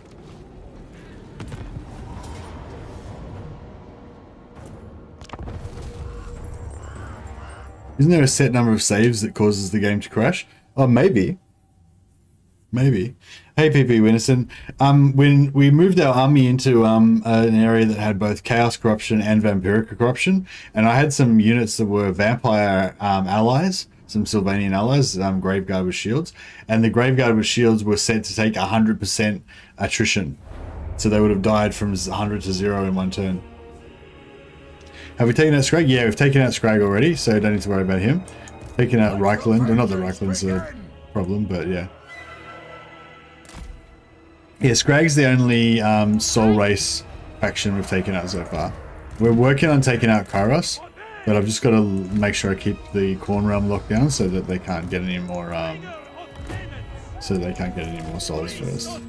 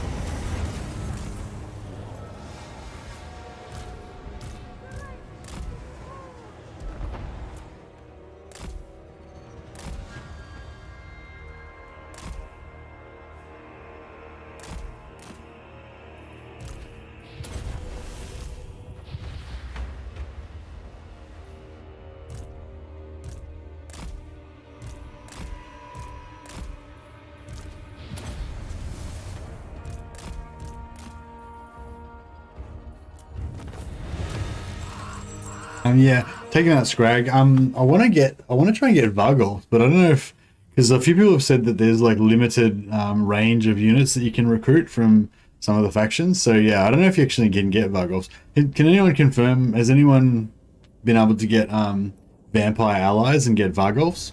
Oh, the other thing I wanted to know: has anyone seen the vampires recruit any bloodline lords? We can probably check now, actually, because they've probably got a few lords by now.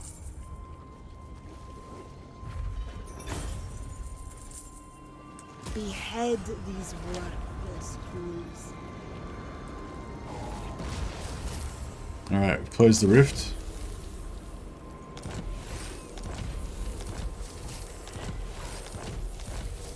I didn't even realize that they gave corruption -2. Switch. What is it?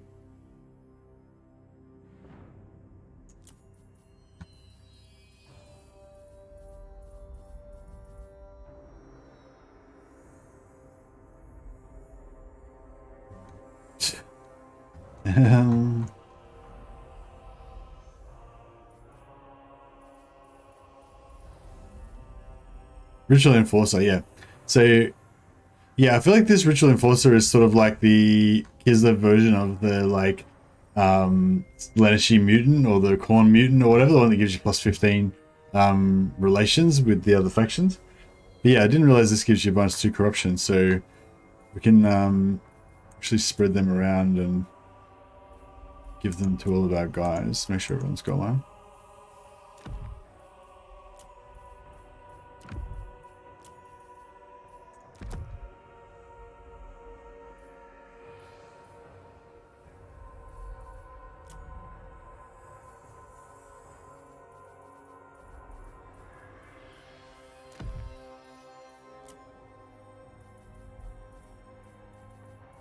Cool. So,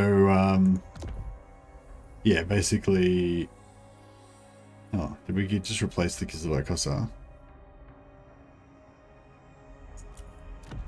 There we go.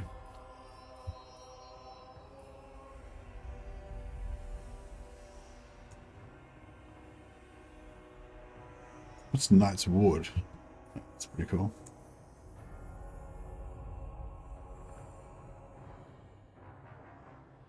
Cool. So we should have pretty good character's minus 46. So it's gonna like take like 2 turns to fix the corruption. Just like bang bang, sorted. And yeah, it's going down here pretty fast as well. So yeah, it's pretty good.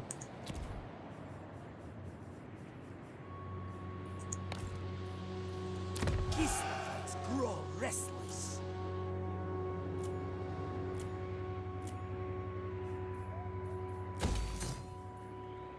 Oh shit.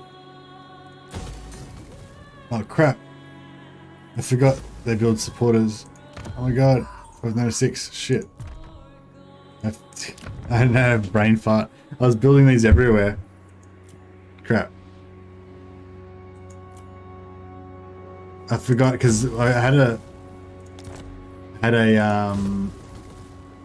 man, I've stuffed it up to so much. Because I had a blessing on that was giving me +1 supporter every time I built a building, and it was just making us get closer and closer. So I stopped that, and then I thought as soon as that stops, I'm safe. Then I won't have to worry about it. And then I forgot that the Patriarch building just gives you supporters anyway. So it's like I won't get any extra supporters for building the building, but I'll get extra supporters for having the Patriarch building. You know. So I don't know. Hopefully we can stop it before we get to 600. If we can find some Kislevites to kill, like some Kislevite rebels or something, then that will lower our... that will help us to get it back down again. Alright, and the other thing we need to do is find some new enemies. What we could do is...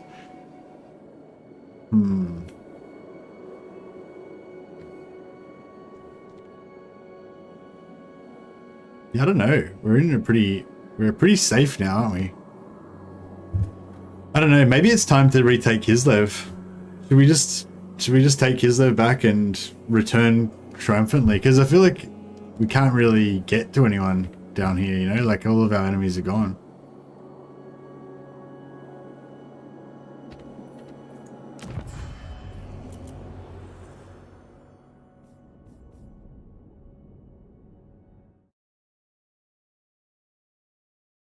Are you guys all down with that? Should we just confederate Kettering now? Get it over and done with?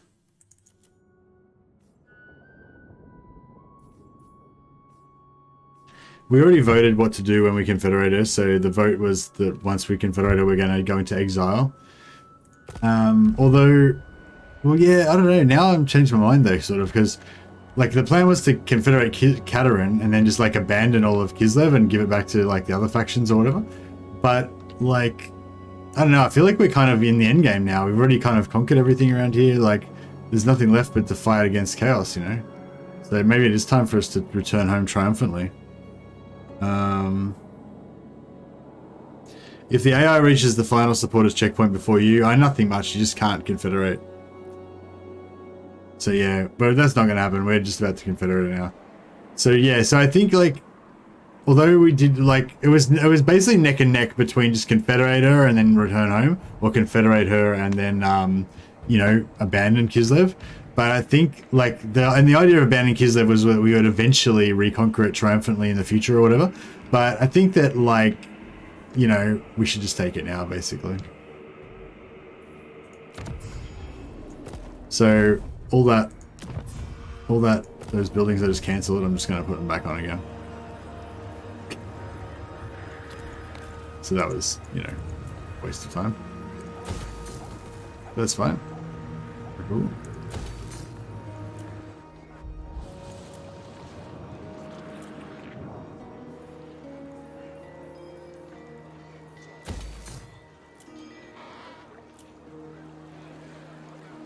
Alright, and then very soon we will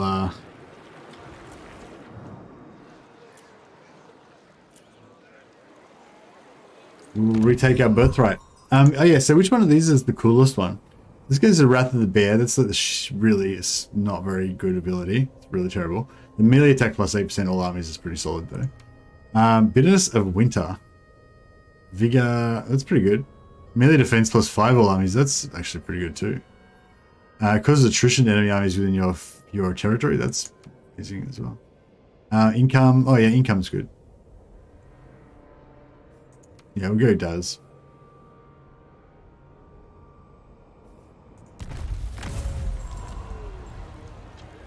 We don't really have any enemies at the moment, so not really necessary.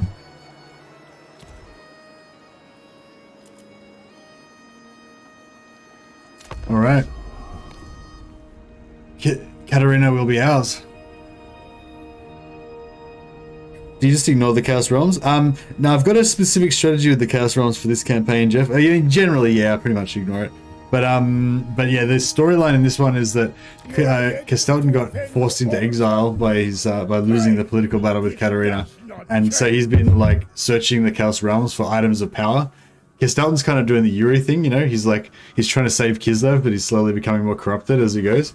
So currently, he's just collecting all of the different Chaos weapons. So he's got Slaanesh's blade, and he's got 3 of the 4 Khorne weapons. I don't know if there's any. I don't think there's any other like tainted weapons that I can get a hold of. But oh, we got Defensive Alliance.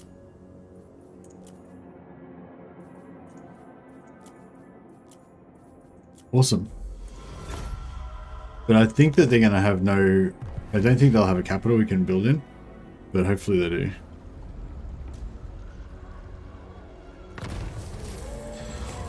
Plus 50 allegiance with Marienburg, yeah. 50 allegiance is sweet. That's heaps of units.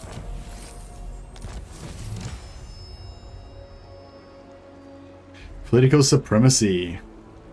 8,000. We got iron ice armor. Gives a melee 8 and -8 melee defense in our AoE. That's really good for our blobs. Banner of Prague gives us immune psychology. Pretty good. Oh, but only if you get less than 50% health, so it's pretty much useless.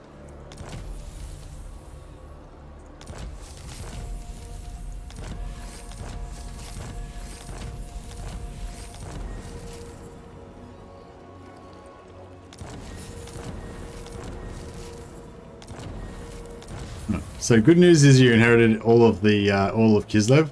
Bad news is that it's all got the plague. So, yeah. But anyway, so our territories have just rapidly expanded. Now we own like everything from here down to here.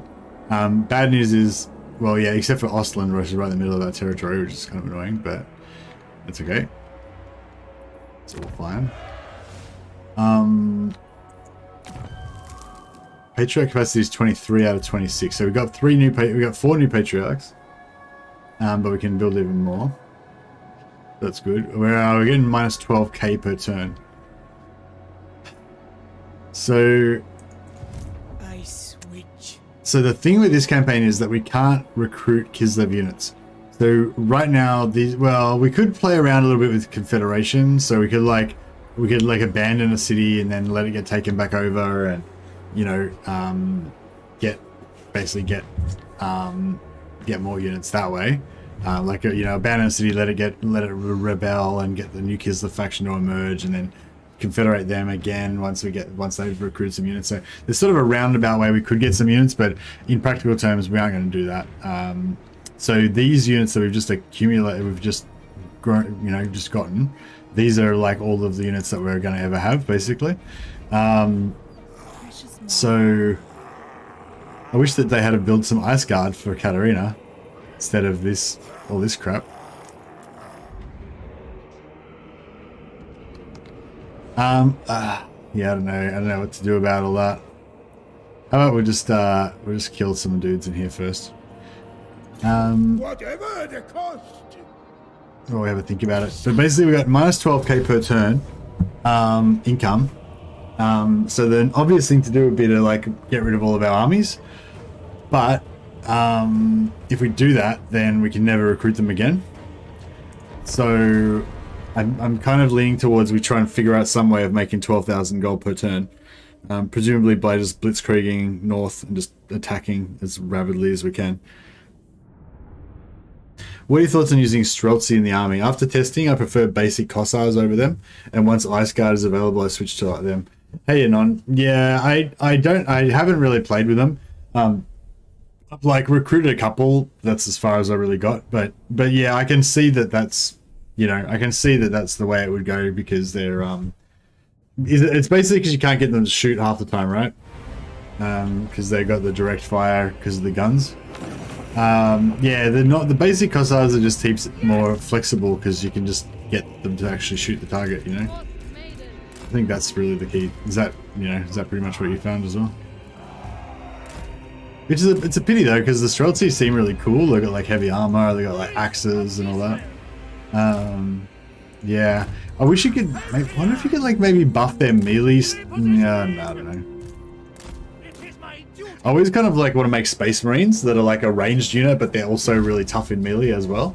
And you know, if you can like somehow use buff or something to you know, buff them with heroes or something to make them have really good melee defense stuff. But you can with you can get Patriarchs with the what's it called? Steadholder, Homesteader, something holder. +5 melee defense anyway when you're in friendly territory. That's a pretty good buff. You just have a whole army of Streltsy with like 80 melee defense or something like that. Pretty cool.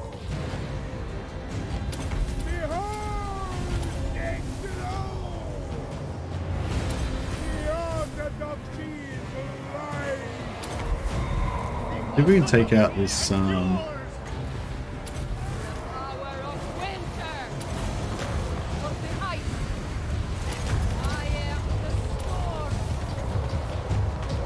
we got a big heal. Oh, I don't really need a big heal though.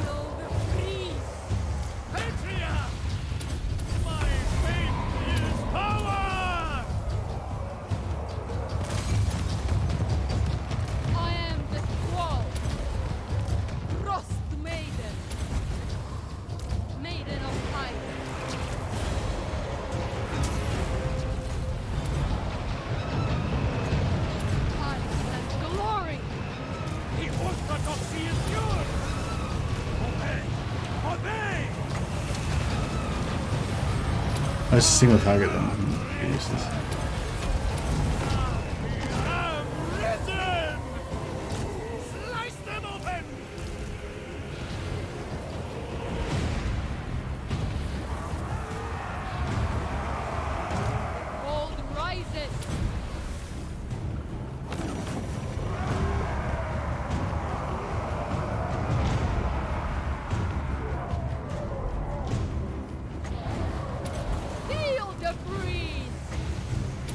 I still think Hailstorm's the best value because it's just cheap and you can just spam it.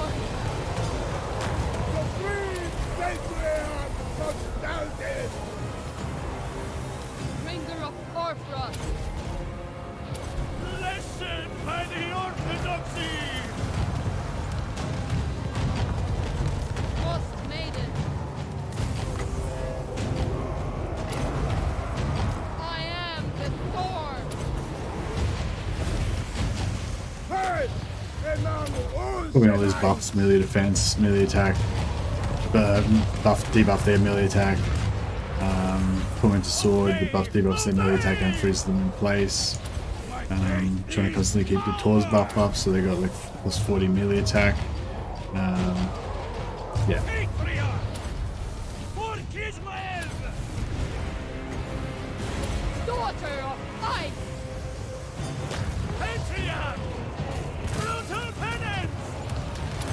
This is an AoE direct damage spell.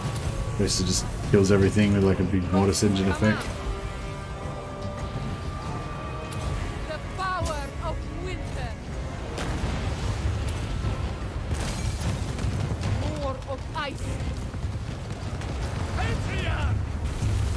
More of ice. Usman! More! Dash! Zalian! Rush this out! The 4 and 1 speed!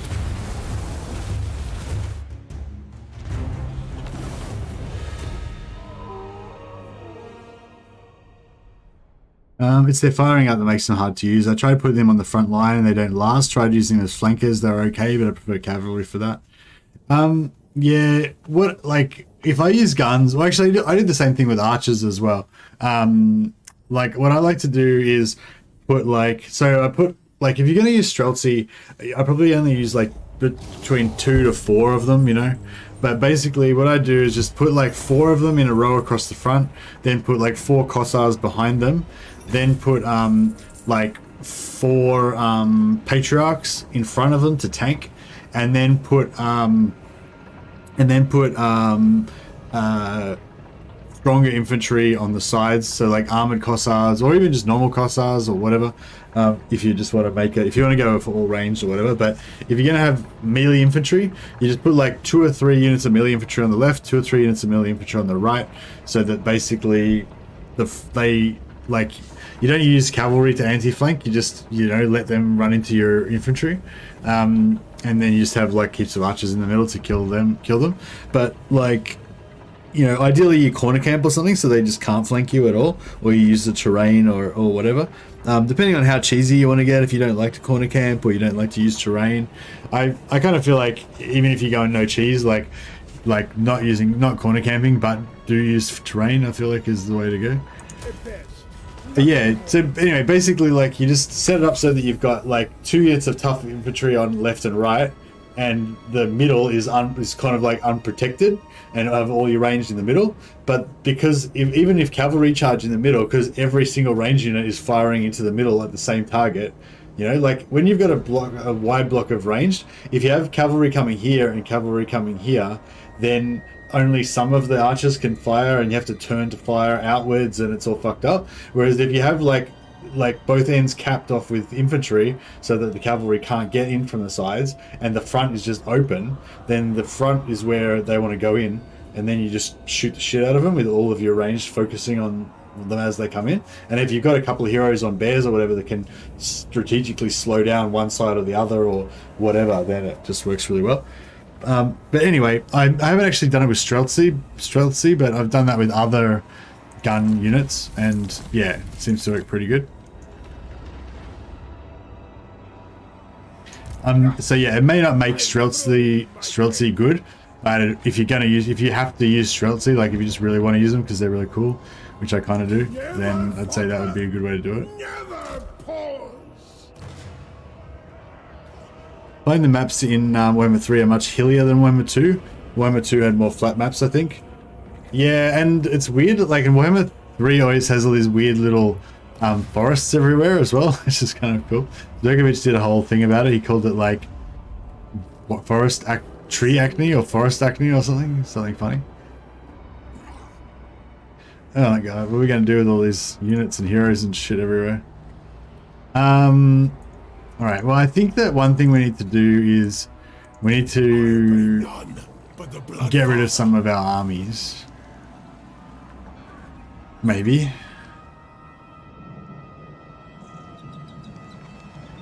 At least temporarily. Because like the 4% is not that big of a deal, but when you got 12,000, like 4%'s, you know, a decent amount. So I feel like we can probably get rid of these 2 armies. Storm Summoner. Ice Witch. Ice Witch. I don't know, it's kind of unfortunate because we've used so many allegiance points to get them and stuff. How many, actually how many River of the Frosts. allegiance points? So we've got 13 with Cracker Drak. They don't have any new exciting stuff. We still just got Flamers, are the best thing they've got. Sylvania still doesn't have anything better than what they had before. Celestial Loyalist, no. Marienburg, no. Okay, there's nothing really to it. Bring me class. The Ice Calls. Bride of the Ice. Well, we could just force march north, I guess. Do not waste my time with petty talk. Make your offer and be done.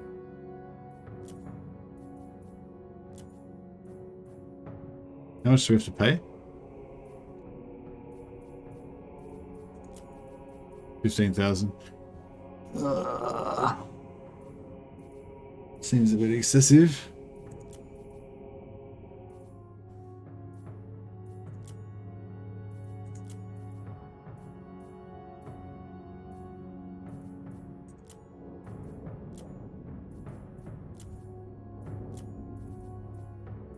Affirmative.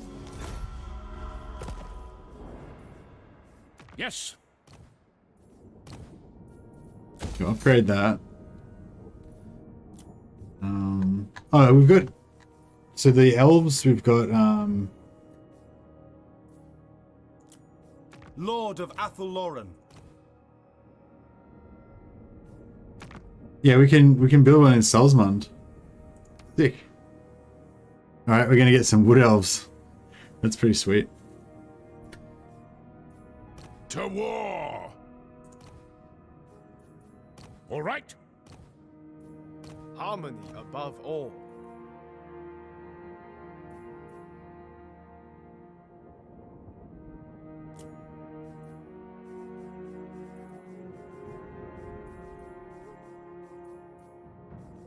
What do you need? The woods of Athelloren welcome you. Deliver your men. I will see it done. Wood elves, yeah.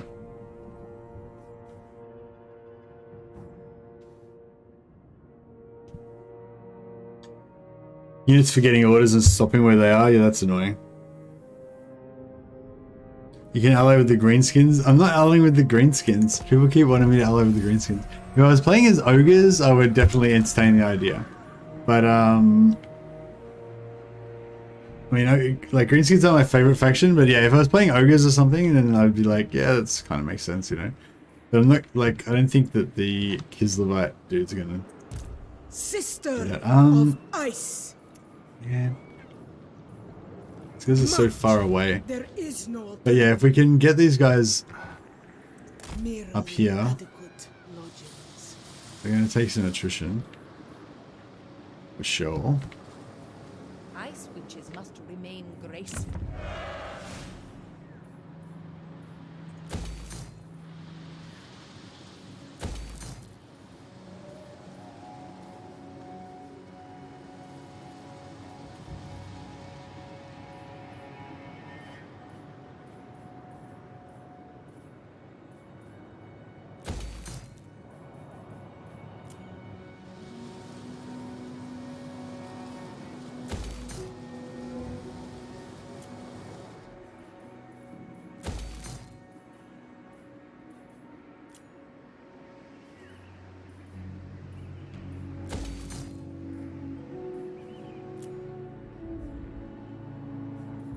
Oh yeah, we can't recruit anything, so we can get rid of all this recruitment stuff.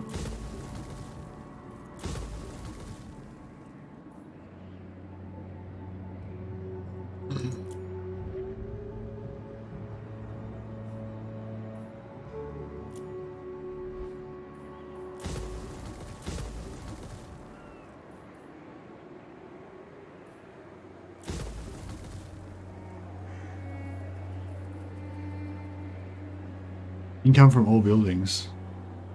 Okay, well that's good, I guess. Maybe. It's only a local region.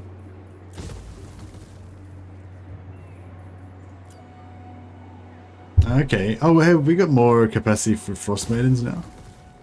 That could be good. Streltsy, yeah, we can't do that. Income from trade faction wide, that's pretty good. Seems like the shittest thing ever. This building of Manan. Oh, we've got some technologies now. Now we can get into these other technologies. Warbear riders. I don't even know if we've got any Warbear riders. Income from trade producing buildings. That sounds pretty good. More money. Income from all buildings.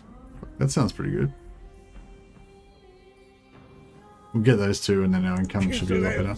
Might grow. Okay, and what do we got here? Patriarch.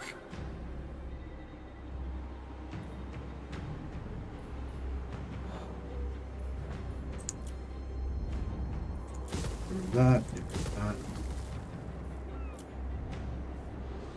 Well, our territory has just got a lot larger.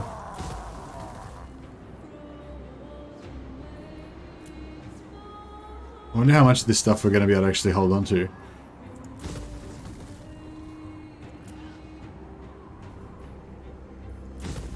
Just getting rid of everything that's to do with the recruitment because we can't recruit Kislev units.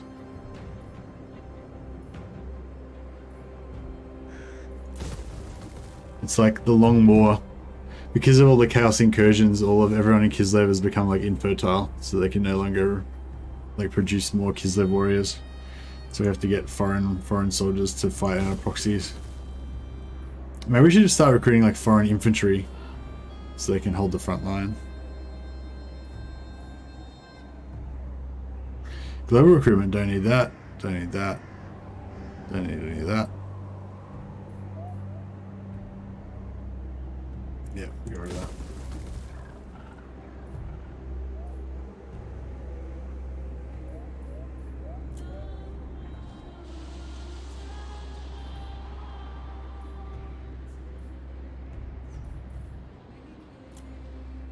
Alright, I think we are just about good.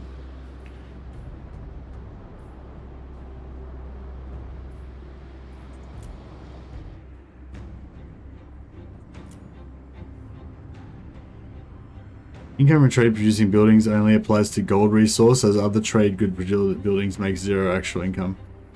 Oh yeah, good call, actually, good call. So yeah, we might just switch that up and go for the 5%. Yeah, no, yeah, really good call. I'm not sure how to say your name. I'll look it up, one sec.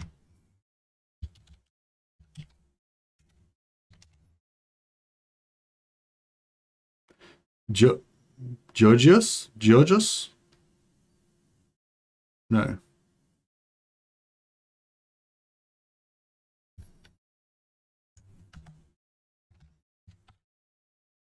Rogofos. Oh, okay. I would never have got that. Oh yeah, Rogofos. Yeah, I did the translation.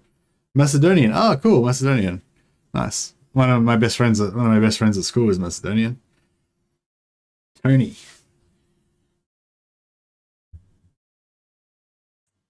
It's in Cyrillic. Yeah, cool. I don't even know that Macedonian used the Cyrillic accent. Used the Cyrillic alphabet. All I really know is it's like Macedonia and Yugoslavia are like next to each other and stuff. Anyway, yes, good advice. Thanks, man. Appreciate it.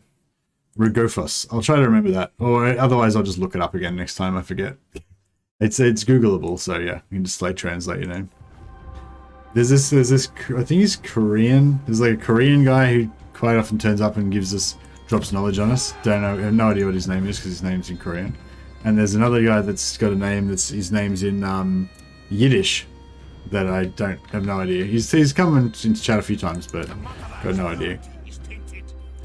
Okay, all right. Our buildings are all sorted. Kostaltyn's done his movement for the turn. Those guys are going to go up and try and merge. So what's the southernmost army? Have we got any armies south? Where are our armies? Oh, there's one. Not hard to see them. There's one there. I switch.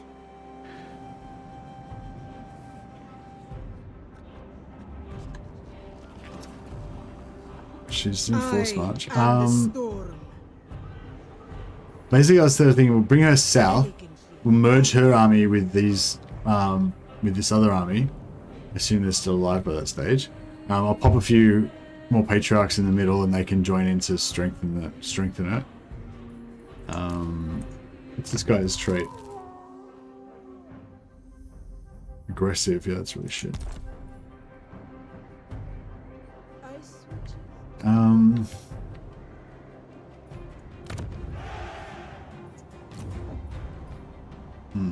Yeah, that's not very good.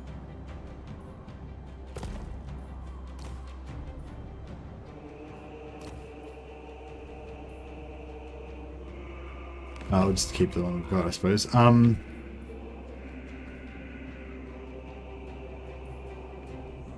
any like loose heroes just floating around as well? Maybe we should just do it like this. Might be easier. So this faction, this army, this army's pretty strong. We're gonna bring them. We cannot hesitate. Up to the north. Make it golden.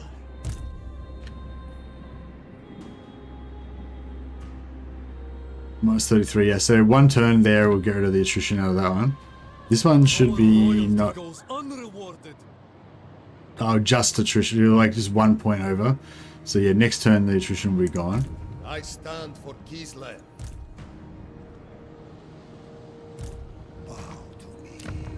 Wait, how much minus attrition we got? Buildings 3. Yeah, even with just the buildings, that'll be enough to get it down. So don't need them to stay here. Although, do we need like an army just to sort of? I don't know. I kind of feel like we need an army just to hang around here, just in case some shit goes down, because this is our homeland, and we can't recruit units, so we don't, you know what I mean? Like we don't really want everything to go to shit, basically. Anyway, so this guy is going to run, Vasily the Boyar is going to run up north as well. And meet up with these guys. So I've got 2 lots of allies. There's an army with Kislev units and no allies, so they need to come down and meet up with those guys, merge with them. It's probably going to cost me 2 turns, so be like 20,000 gold, but that's okay. Here's another army. Lots of Kislev units, no... Let's Kislev units, but no... Oh shit! That's the big boy himself. Who has Playfather? Courage flows in our veins.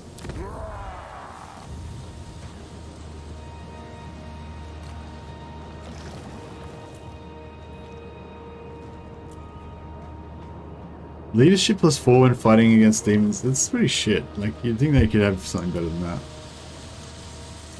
Patriarch of Kislev.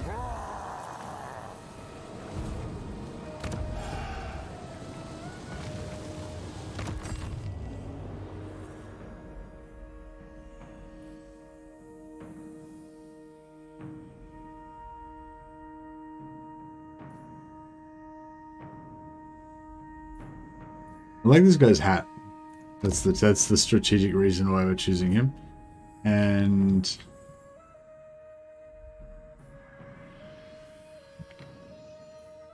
this guy's very handsome. He's a very handsome man. So that's going to be the reason why we're going to choose him. There we go.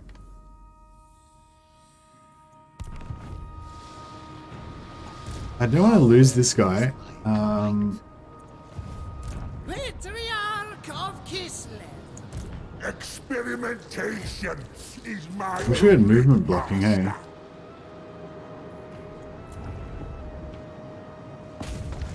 Replenish! Feel the chill of Kislev's jump. We don't get any negatives from Confederation, do we? No. So we could actually confederate the Rocksman clan as well if we wanted to.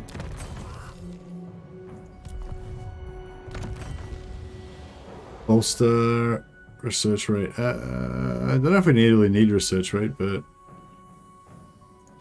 yeah. Man, this empire went from being very small and easy to manage to being really huge and unwieldy. Just instantly. Patriarch of Kislev. Okay. Oh, I got another army here. What if we...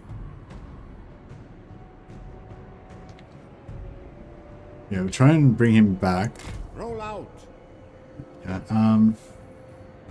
It cements my power.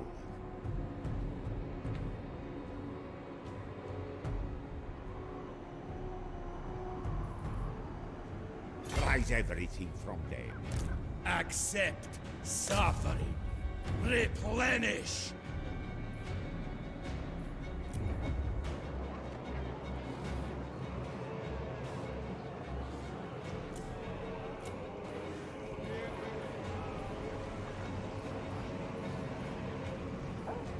any of these give minus corruption? Wait, this one gives minus corruption.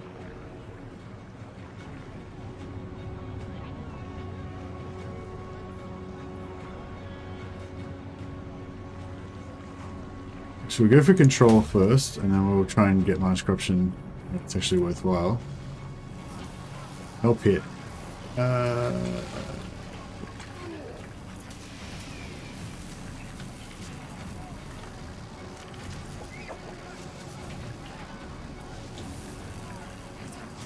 that's fine.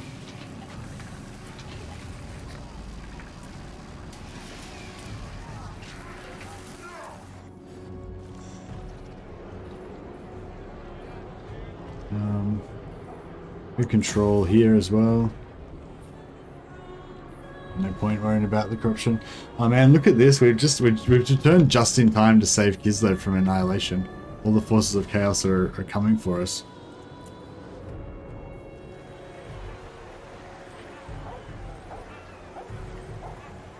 Actually, yeah, chance of plague spreading is probably the most important thing, hey? Just do that everywhere.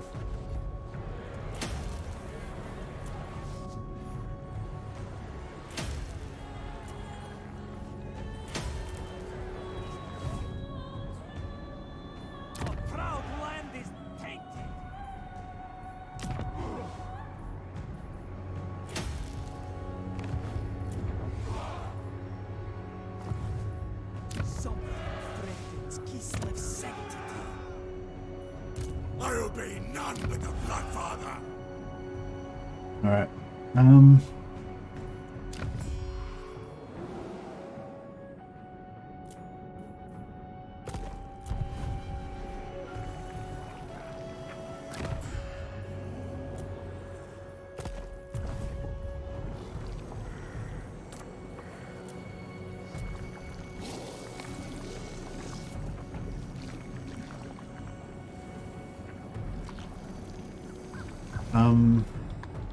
Where's Katarina? She's up here somewhere.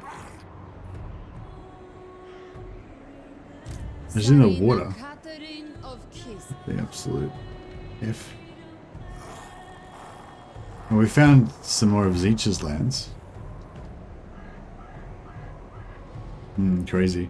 I wonder if we rescue like if we get Boris on our side. So in 10 turns from now, we'll get Boris. He'll... What do you ask? Does he come with Bear Cav? Patriarch. Or does he just come by himself?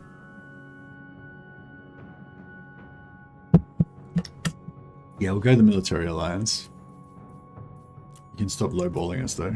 We'll take the full thing. Celebration. Maybe we should give them all of their province as well so they can be better allies.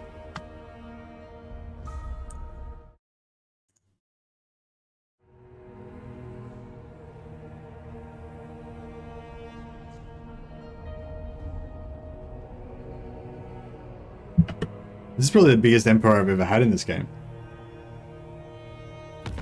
I usually just go fairly small.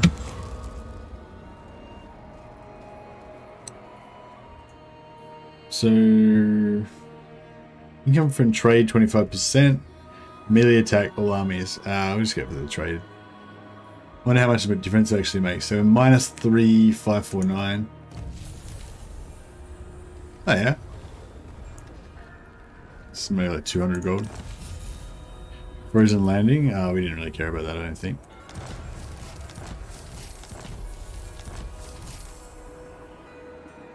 Kostaltyn.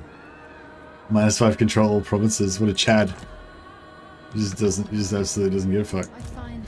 He's all over it. Okay. Now we can start our rapid conquista. Conquista? I don't know if that's the right word for this situation, but... So, how far did we get? We got Zeech down to 5 settlements, but I have a feeling that he's like pumped way back up again now. Zeech is up. So he's only up to 6. So we could actually potentially knock out. I think that's where we have to sort of think of it like kind of like a This Is Total War campaign. You know, like oh fuck, I didn't even think about how we're gonna win this battle. Shit. I don't think I can win that.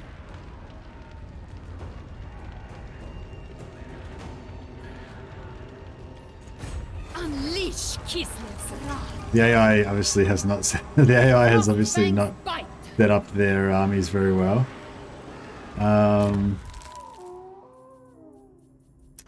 Maybe we shouldn't mess with this. Maybe we should just get home, reorganize all of our armies to make them, you know, safer, and then come back and try this. We've got Heart of Winter.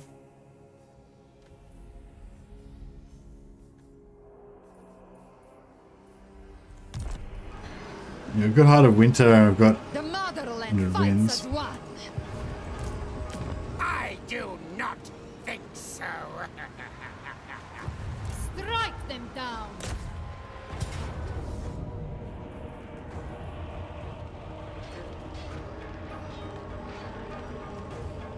It's sort of 20 versus 20, but they've got magic as well, so that could be pretty rough. I don't know if I should try this or not. They will fall. I could always like make them sally out. Kislev endures. That'd probably be better for us, maybe. Alright.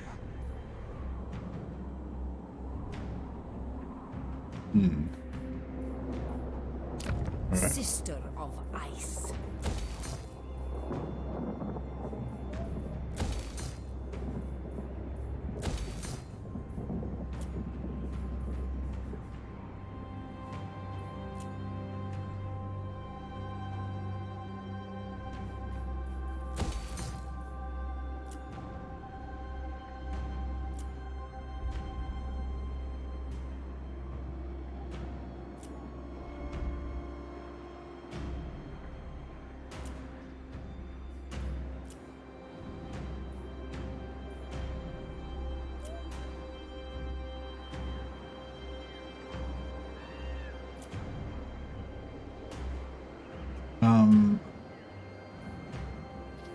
So is it not, it's not till tier 5 that we can get +1 Frost Maiden.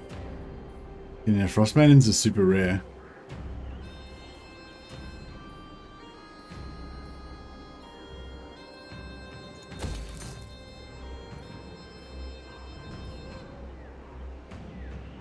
We can get +1 capacity for Frost Maidens just there.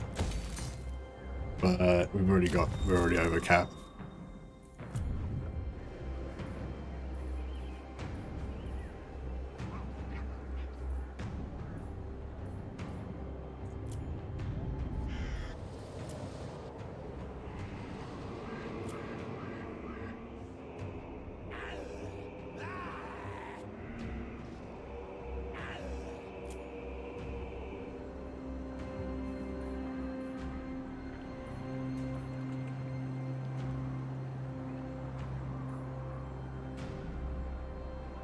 Minus 15% upkeep for Ice Guard. It's not really worth it because we only got 2 Ice Guard.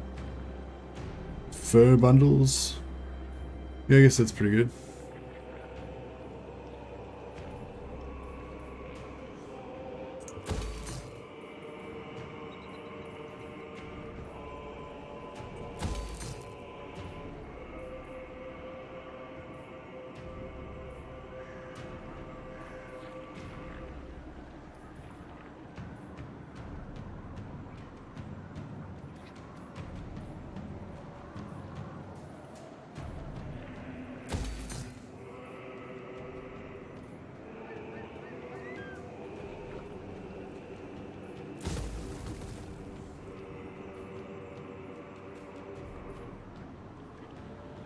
Actually, I won't worry about that. We'll just build growth. Hey, John. Made my first Warhammer 3 mod today. It's an intensity mode mod where the whole world is extremely hostile. Units have hardcore mode enabled. Practically one-shot death, and shit is expensive as hell. He requested it. He said he would play it. He's going to regret issuing that challenge. Really? Wow. Okay. Sounds... I don't know. Doesn't sound very fun to me.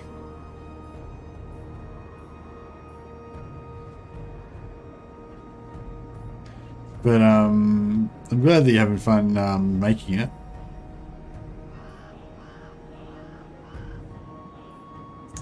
Yeah, I just need to get growth on all of these, I guess.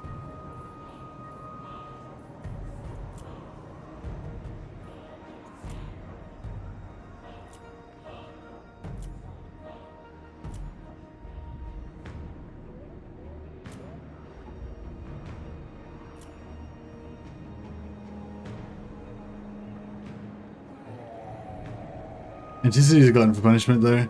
Yeah, I can get the extremely hostile thing, but the and everything being super expensive, like that's totally fine. I can dig that. But the thing with having all the units like just instantly kill your units and stuff, it just seems like it'll be really stupid. But I don't know, that's just my opinion. Maybe it'll be really fun, I don't know. Like I already hate how in Legendary all of the AI units get buffed to shit, so that like none of your units like basically function correctly, you know, and it ruins the balance of the game and stuff like that. I don't hate it, but I already kind of am a bit critical of that. And so like basically just giving the AI like mad more battle cheats. Like I don't really mind campaign cheats, but just the battle cheats, like I don't know, they're not cheats, they're just, you know, they're a way of doing it. But yeah. I don't think it would be fun. That's why nobody made it, which was his complaint. What? I don't get what you're saying. But anyway, yeah, I think it's just, I don't know. Yeah.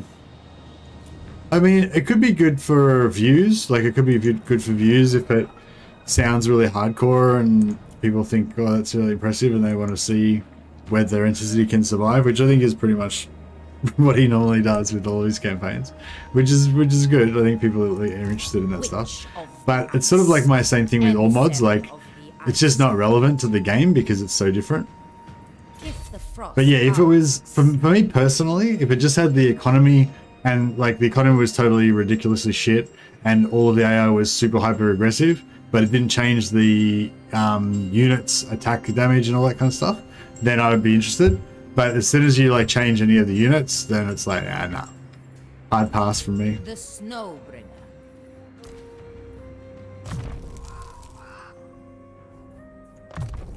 Like I'd rather you give the AI 3 times as many units than that you make their units twice as strong, you know, or whatever like that. Yeah, it's not about the difficulty. It's just about like, it just like changes the game too much for me. Like it just makes it not the proper game, you know. But anyway, it's not for me. I hope Intensity likes it, and I think it's cool that you're having fun with modding.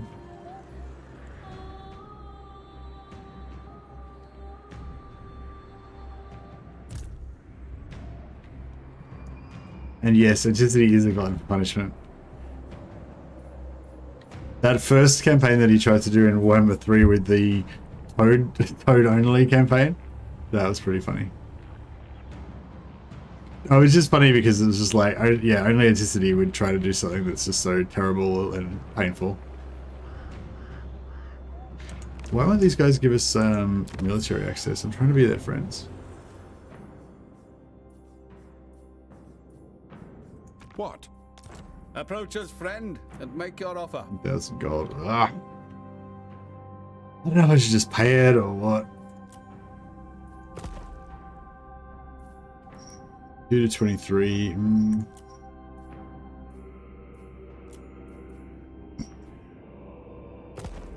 Can I go around them? Yeah, I guess I can go around them.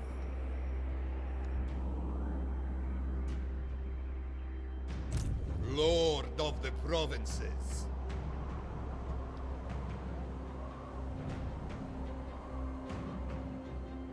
Take me there.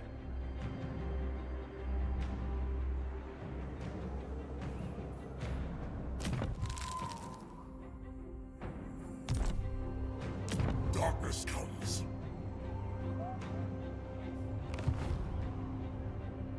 It is night.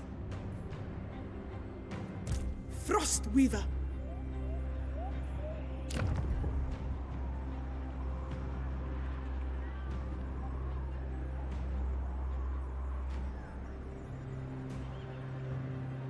This province is always going to have problems with vampire attrition. Keeper of Ice Magic. The ice calls. Put this here. If we put this army We cannot in hesitate. here, Sorry. that should keep them cool. Seeking intrigues. Seek out Kislev's foe. Yeah, see, even the vampire area has lost their vampire corruption. I've weirdly got no corruption for some reason. Not sure why. Sister of ice. Merely adequate lodgings.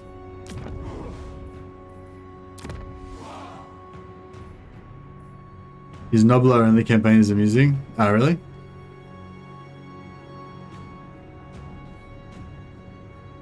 Noblers are pretty good, I reckon.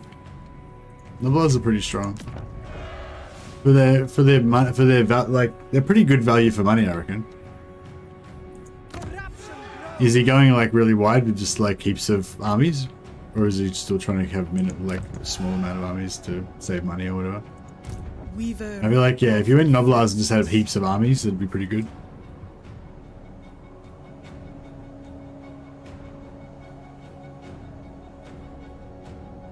Just use butchers so you got magic in all of your armies. Have magic and Noblars.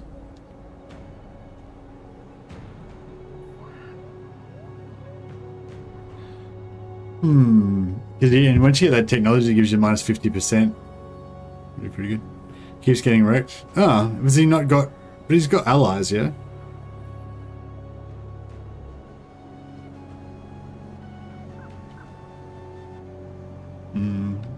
Maybe... I don't know. Is he doing like This is Total War or something? Like, why is he getting wrecked? Is he like expanding too fast or... Oh yeah.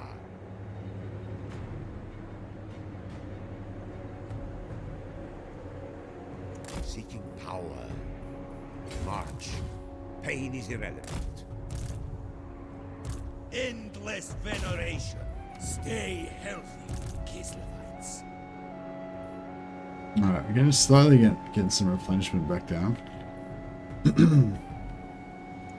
The ice goals. Where did Kugath go? Did he get wrecked? Is that him there? I could never yeah. betray Nurgle. Oh shit, this army's in the way now. We can't kill him. Place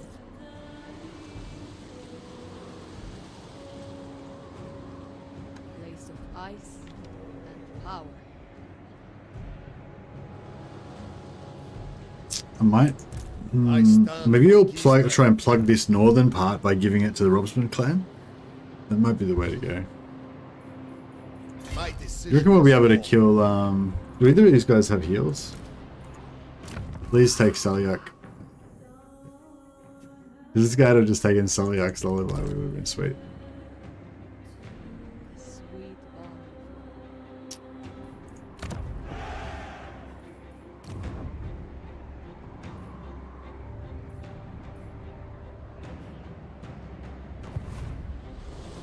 Governor of Kislev's lands. We can try and win this battle. Power is my right. Warm your hearts with Ursun's breath. Seeking power.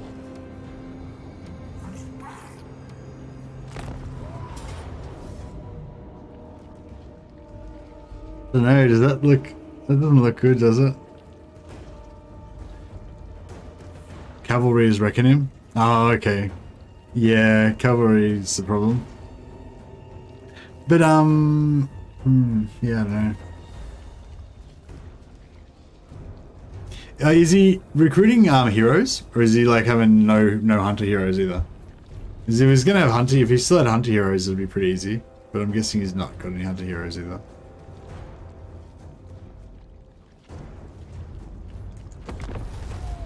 Oh, did he keep... Is he playing Greasus or, Greasus or Scrag? Oh, fuck it, doesn't matter. I'll check it out later anyway. Yeah. It's, but yeah, sounds fun. But yeah, that's sort of thinking with the Malice campaign, with the no-recruitment Malice one. It should be, like, fun. Because, it'll be harder than this one. Probably won't be as hard as that one. maybe it will be, I don't know. It'll be different. So I'm going to have heroes, but I'm not going to be able to recruit them. So I'll just have whatever heroes I get through Confederation or whatever. But I think it should still be Yeah, hopefully it should be manageable still.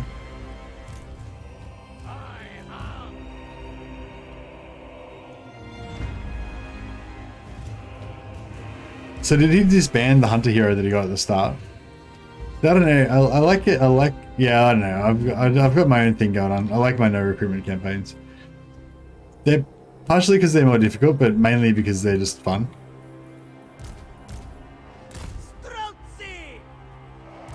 The motherland's finest!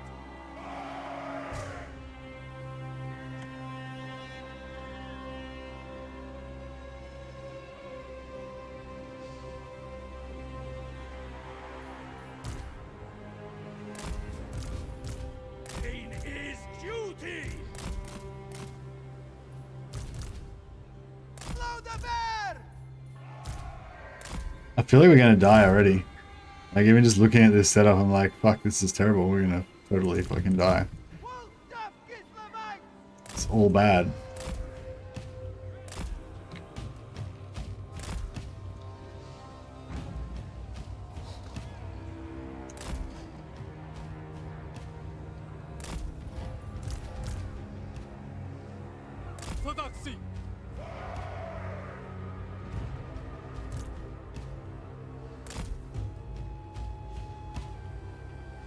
No recruitment is easier with the new allied recruitment system. One of my favorite additions to the game. The new UI quality improvements make it hard to revisit Warhammer 2, especially the diplomatic ones. Well, no, with no recruitment, you can't recruit anything through allies either. No recruitment at all. So this campaign I'm doing right now is like no recruitment light. No recruitment is like no recruitment. No recruitment, no allied recruitment, no mercenary recruitment, no regiments of renown, no lords, no heroes, no nothing.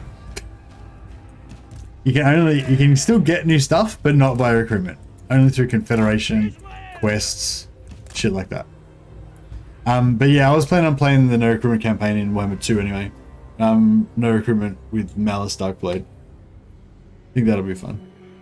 So this is my 5th month, so next month I will be getting my new icon. Yeah, I think so, Merlowan. Unless it's like at the end of your 6th month, maybe.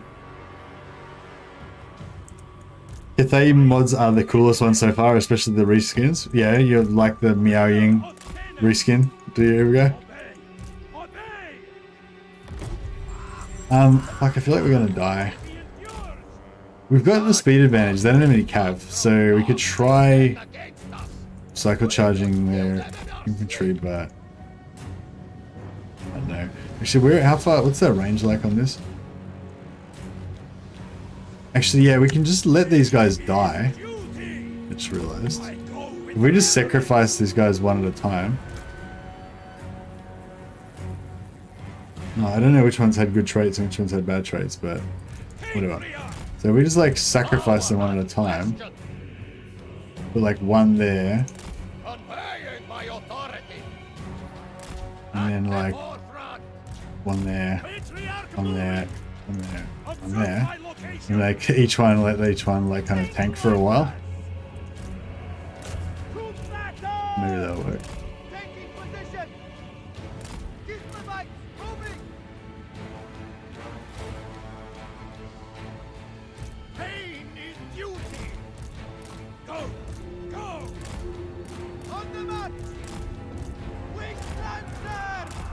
Oh, they broke. They just break.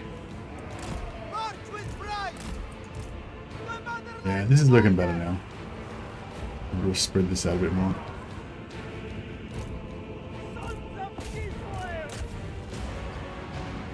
Look at this. This guy's tanking really well because they can't hit him that well because there's only one of them, right?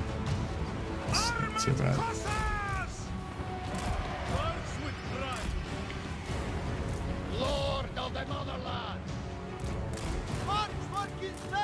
Like, we can't lose any of these units, I just realized, because we can't replace them. Except for the heroes. We can replace the heroes.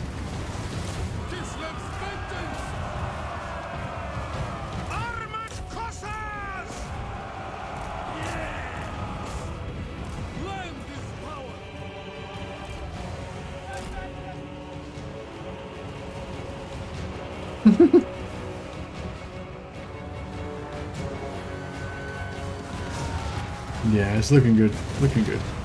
This guy can probably do a little. placement. Kislev UNITS moving! Sargar! Kislev sends us forth!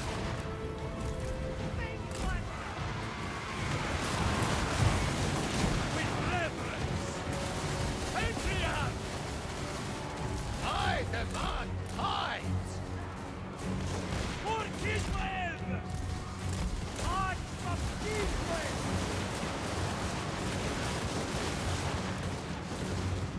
Patriarch! It is my turn!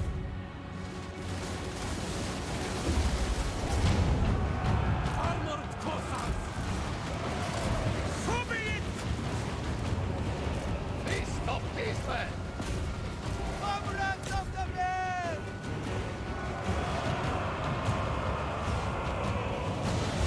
Patriarch! Patriarch moving! Think lancers! Wherever Ursen asks! I spoke with reverence! I know!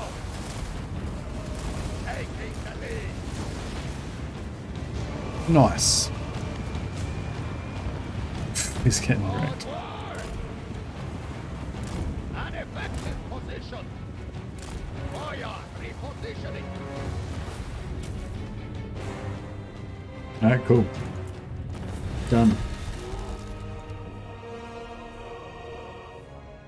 Yeah, I'm not 100% sure, Mello, and I think it might be after 6 months.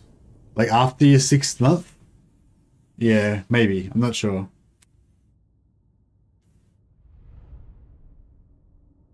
But yeah, so yeah, you can do like a no, like what I'm doing with this campaign is like I'm doing like a special no Kislev units thing, but it's more like just a light. It's not really meant to be a challenge. It's more of like a roleplay thing.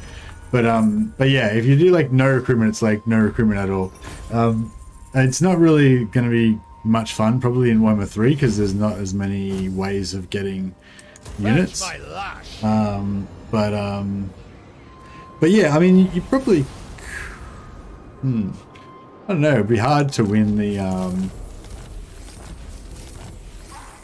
If you wanted to do it as a hardcore challenge campaign that like was real painful and stuff, then you could do it probably with. Yeah,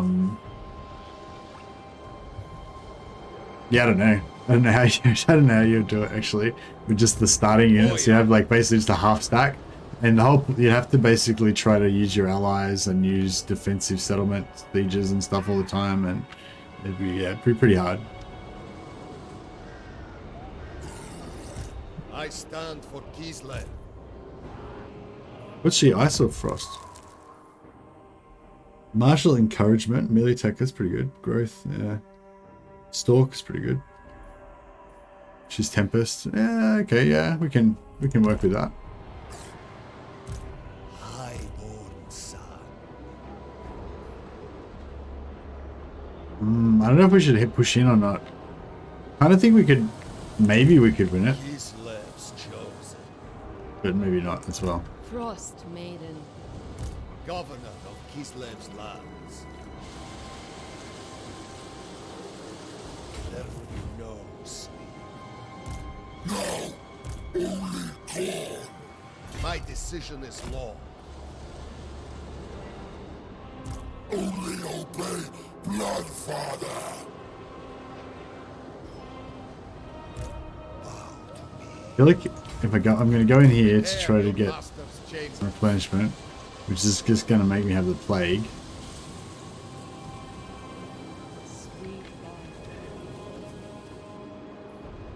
Bow before him.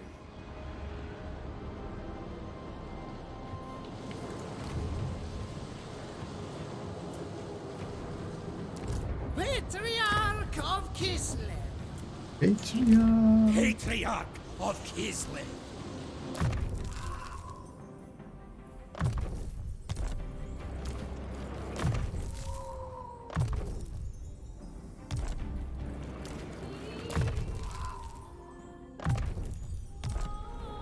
I've got a healer at least now.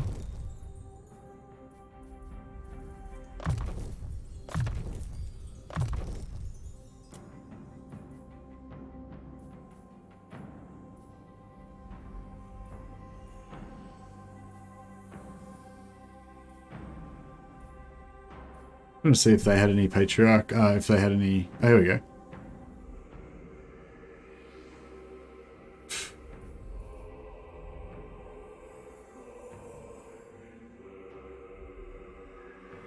Weapon strength for infantry units. With ice, I don't really want ice, I want Tempest.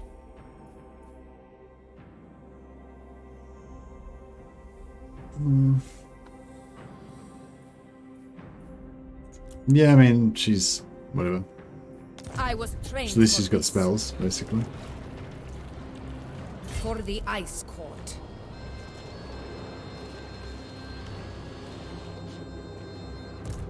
I am Kislev's daughter. I seek experience. They will fall.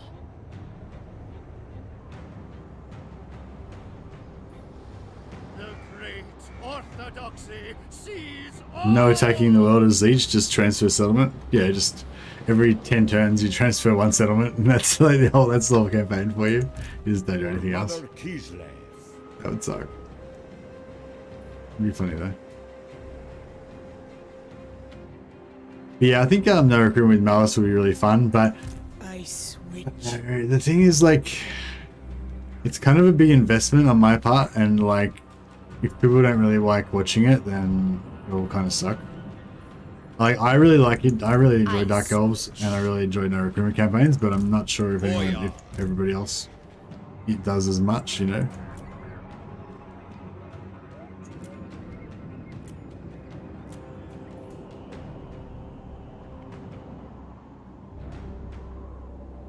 But yeah, this is not a no recruitment campaign. This is just a like a weird roleplay campaign where we're not recruiting any Kislev units. But yeah, proper no recruitment campaign is like no recruitment at all.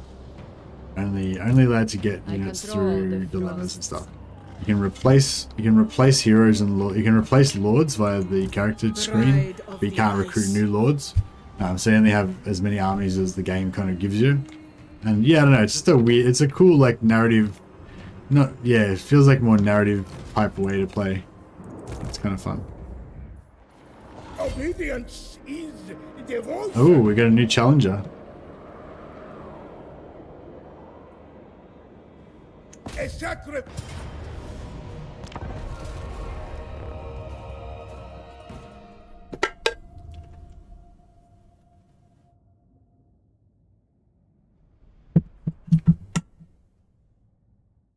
But yeah, I think what was I going to say?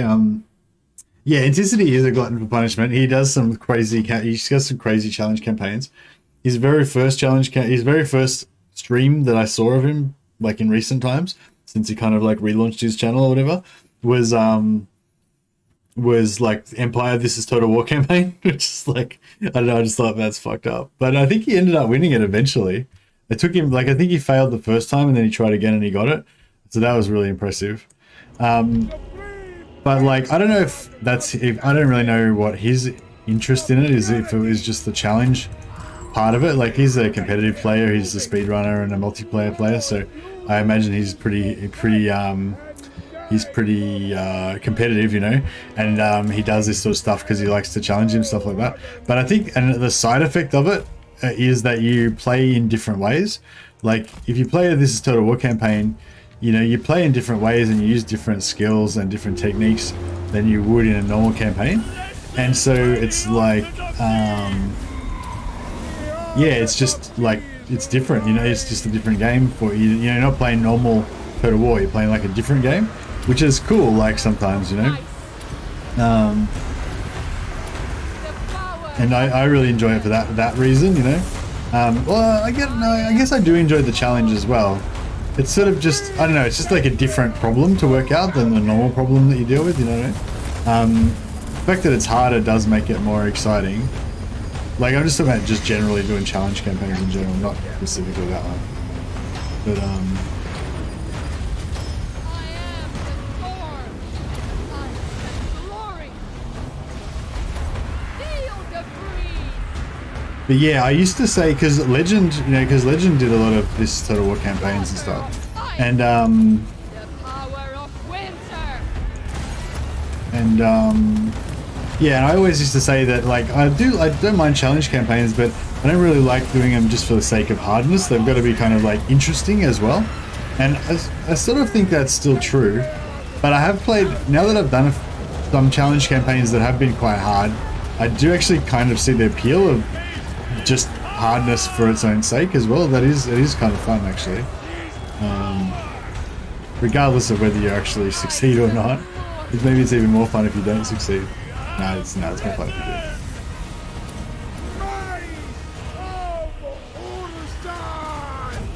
But yeah, I used to sort of try to say that I didn't really like things just to be hard for its own sake, and I think that's still true to an extent. Like things that are just like stupidly hard, like only playing with non-modders. Like I don't think, you know. Well, the thing with that is like, it's like, you know, the heroes are like one of the most fun parts of the game for me. You know, the heroes, the lords, the magic, all that kind of stuff. You know, and so if like if you do a hard challenge that means that you don't have any of that stuff, it's kind of just going to be less fun, you know? Like there'll be a little bit of initial like, oh, this is a different challenge, I've only got, you know, goblins or whatever. But like, then you'll be like, yeah, I wish I was playing a campaign where I had magic, or I had cavalry, or I had something that was fun, you know what I mean? Like it's just, yeah, it's kind of like what I was saying with your mod, John, like I don't mind it being hard, but you don't want it to just be like shit, where like nothing's good in it. You know? Well, I don't know. That's kind of how I feel. But I'll be interested to see if Ancestry gives your mod a try.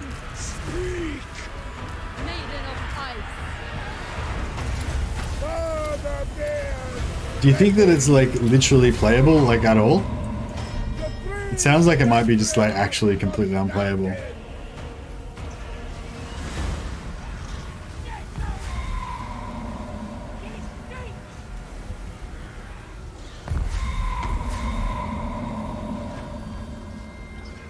So, like, if I understood it correctly, I thought you were going to make it so that all of the units just did like so much damage that they were basically unbeatable.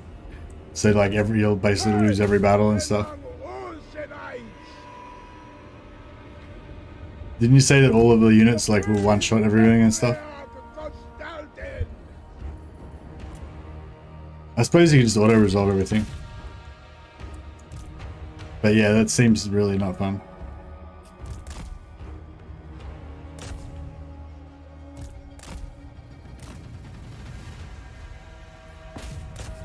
Oh, you like... Oh my god. So, like, if you do a charge, then the unit that charges will just annihilate the other unit. So whoever gets the charge off first wins, kind of thing. Okay, no, that sounds interesting. Sounds interesting. So, you know, see, if you have two units of infantry that charge into each other, they'll both just annihilate each other really fast, basically. Or you'll get like a weird situation where one side will sort of get their attacks, and the timing will mean that one side will just completely kill the other side without taking any casualties or something. Weird shit like that will go on. Okay, no, well, okay, then I take it back then. I thought you meant the enemies would just one-shot your guys and that yours wouldn't, like, yeah. No, okay, then yeah, that could be interesting then.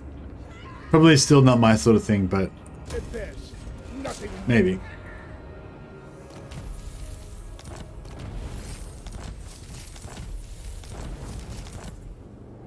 I am Kostaltyn.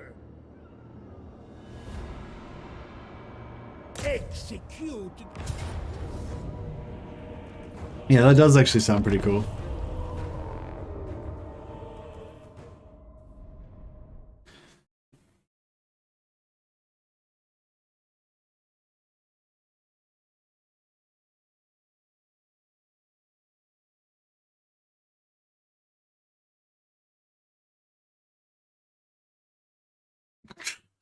It sounds crazy, the John. I'll have to see how it plays out. I'll be interested to see how that goes. It'll be a spectacle, I'm sure.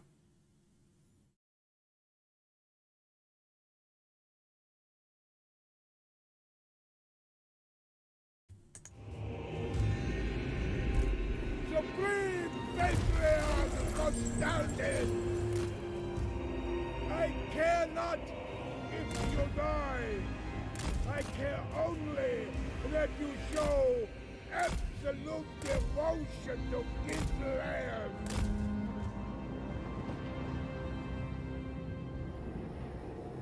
I smell heresy.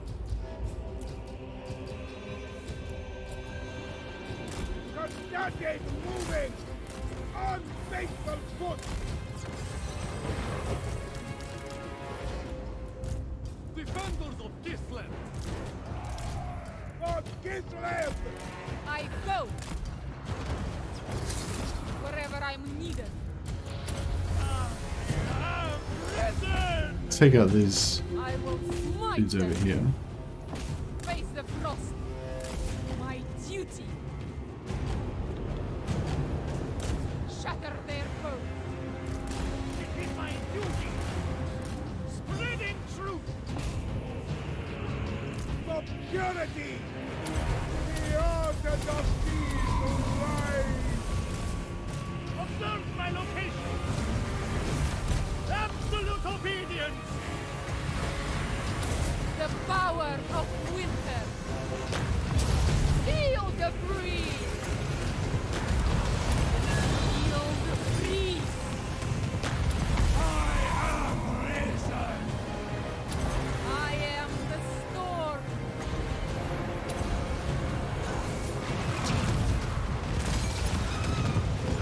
Frost maiden.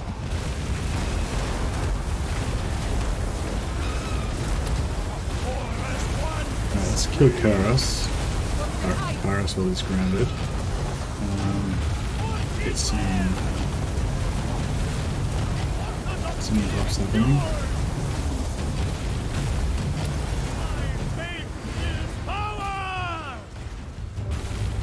Karos dead or still in there? No, we got him. We got him. Bringer of hoarfrost. Blessed by the orthodoxy! Frost command. Frost maiden. Ice and glory. Daughter of ice. Daughter of ice.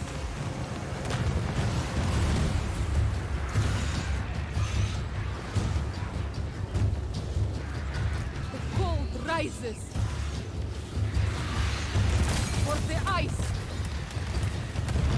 Frost maiden. Generals have 100. Single entity units are fucked, 100% fucked. Generals have like 100 HP. So what was I gonna say? So does he like request all of these changes specifically? Or did he just request like a really hardcore mod and left it up to you to like be creative with it? The four as one speak! Did you come up with all these changes yourself, or Power of did he winter. ask for them? The power of winter. Oh, okay. So he gave you like a big laundry list of stuff he wanted you to do. Frost maiden.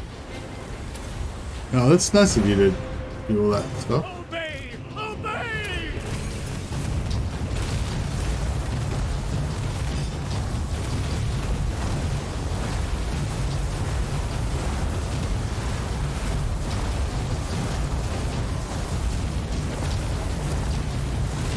I am the storm. Maiden of ice. Yes. Patriarch! Mustard! Thor! Dash! Zeliam! Feel the breeze. I am the storm. Obey the bear! Behold Exile! Alright. Just requested this and a lot more. Like the chat was spitballing, I just selected a bunch so I knew I could implement quickly. Oh, okay. So is it just... So is there other people working on mods for him as well, or just you? Looking forward to the True Undead mod and that we can play as the Gothic suckers. What's the True Undead mod? Here we go.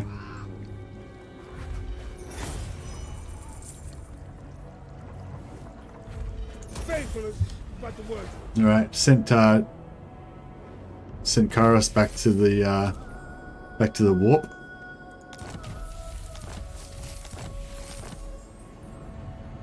I am Kostaltyn. No. Make haste, fool. I'll go over here and kill this guy next, I guess. For eternity.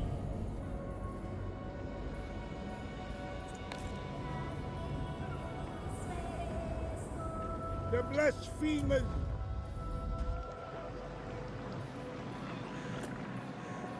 Right. Let's just see. So the Ropsman clan, is it going to be advantageous to us to give them some more territory, perhaps? I'd like to give them Igorov because we're about to lose it anyway. We could give them like Igorov and Kislev. We'd lose one capacity.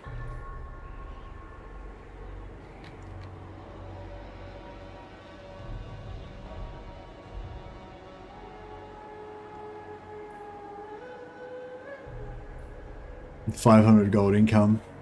I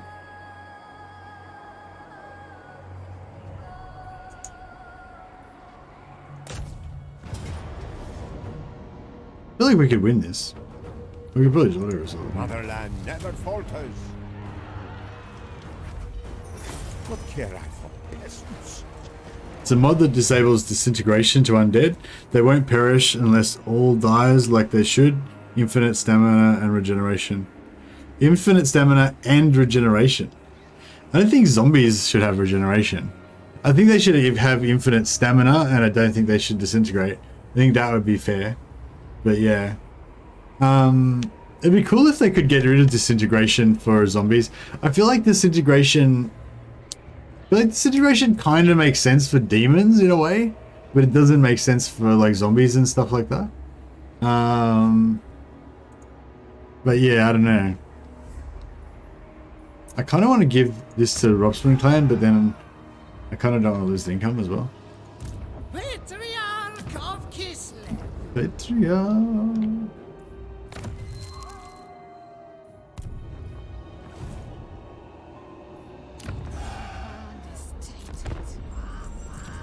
Yeah, that sounds pretty cool.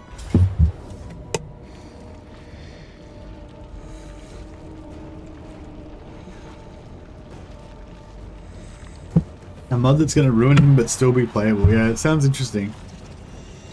I think Anticity's community is a lot more multiplayer focused as well. I think he's got a lot of single player players that watch his stuff as well, but he does have probably more multiplayer. Courage flows in our veins. More multiplayer focused people, so I think like it'd be interesting. I imagine like if I was to ask for a mod in my channel, like I reckon the suggestions would be a lot different to the suggestions that Anticity would get.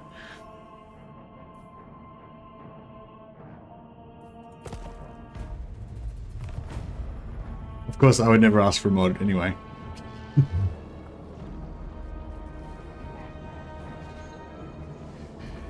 Well, no, you say never, but probably not for a while. There's really going to be lots of content to keep me occupied. Hey, Jesus.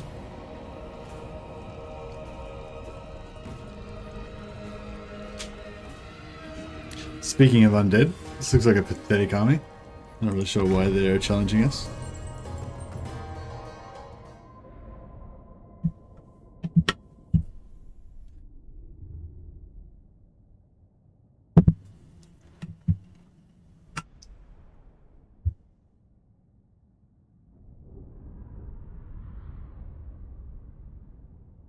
But yeah, I was just thinking like those, that kind of like sudden death kind of combat and stuff like that. I can imagine that being something that might appeal to multiplayer players. But like probably less so to people who just predominantly play single player. Supreme Patriarch It does actually sound really cool, John.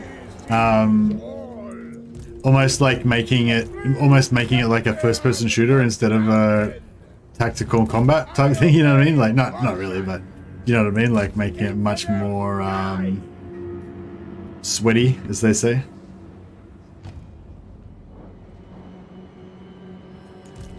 The faith keeper. Maiden of ice. Daughter of ice. The power of winter. Feel the breeze. I am Kislev UNITS. Punish them.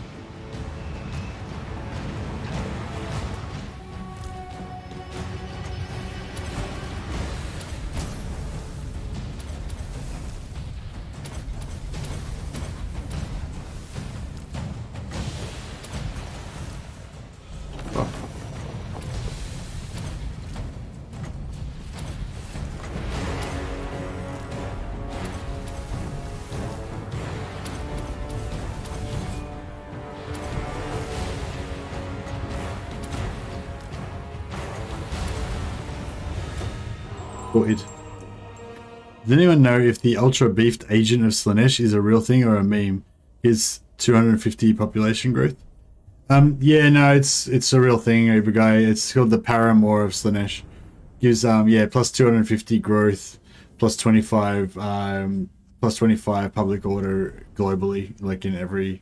So the 250 growth is just local, I think, in the settlement province that you're in, but the plus 25 public order is global, I believe.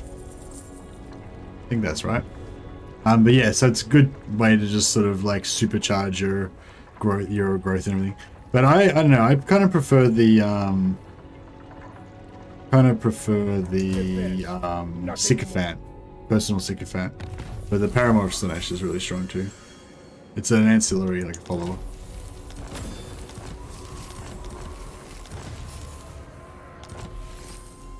It's not a map, not an agent. It's not a hero.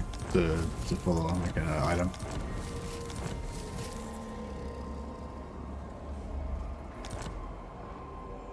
All right, we're still struggling a little bit with this income. We need to get it down a little bit. I switch. I don't know if just like keeping this army south, just in case, is really viable. Like, a pretty expensive army.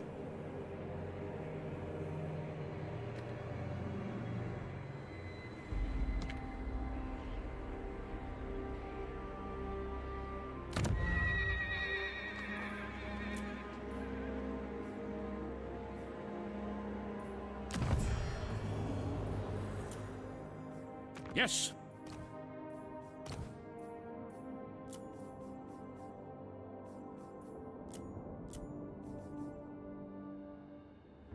I hunt.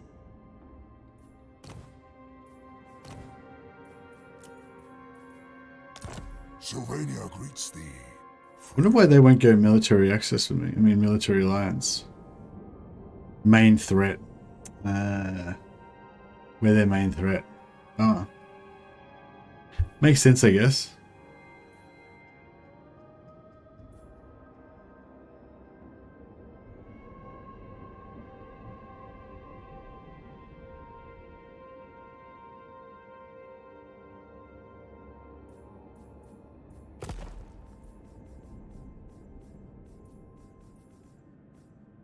Lord of the Glade.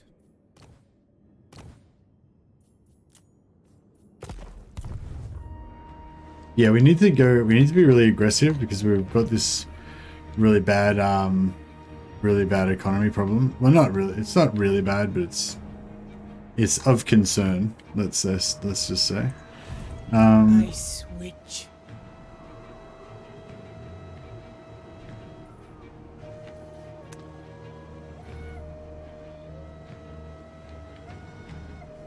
We'll send her. Will of the blizzard. We'll send her straight to the front. Overcome your exhaustion. So she wants to go down here.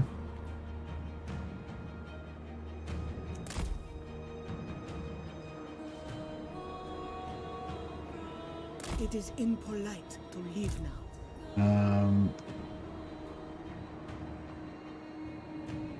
Shiver in atonement! Ice Witch. Did she get the plague now? Storms. No, she hasn't even got the plague, so if we can get out of this region before we catch the plague. We cannot hesitate.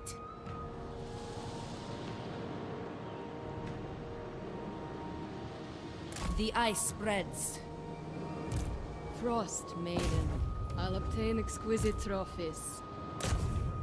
Stay healthy, Kislevites.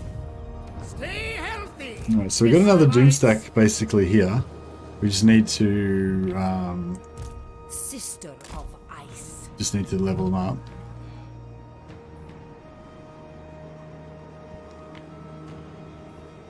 Ice Witch. The ice goes. I don't know if we can really handle that. Sister of Ice. Keeper of Ice Magic. No, we can handle it if we stay there, I guess.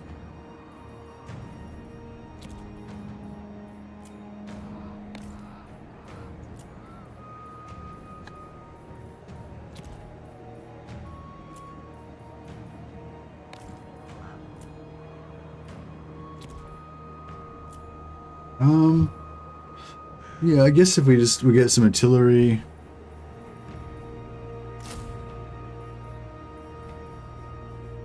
That's all for now. Do all factions have a singular beefed agent like that? It's not an agent, you guy. It's a bribe that you get from Slaanesh. So yeah, any faction that can play Warhammer 3 in Go to the Realm of Chaos can get it. But it's random, like you can't guarantee you'll get it. You just have to go to Slaanesh and keep trying and hoping that they give it to you.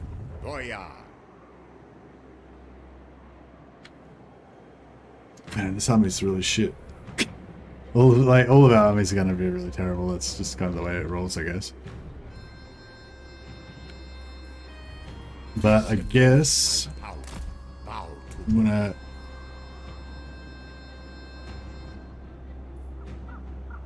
My natural domain. I do not tolerate hesitation.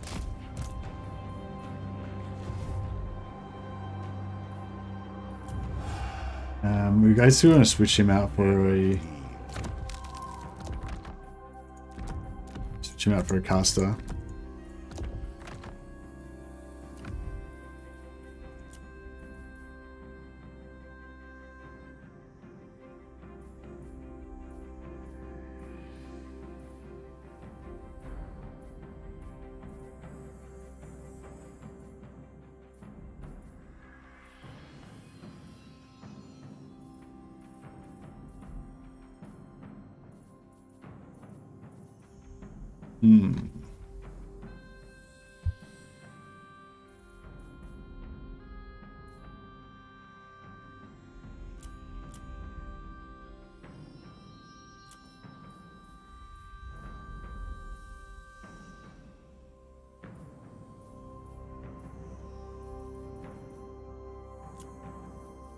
Power is my right.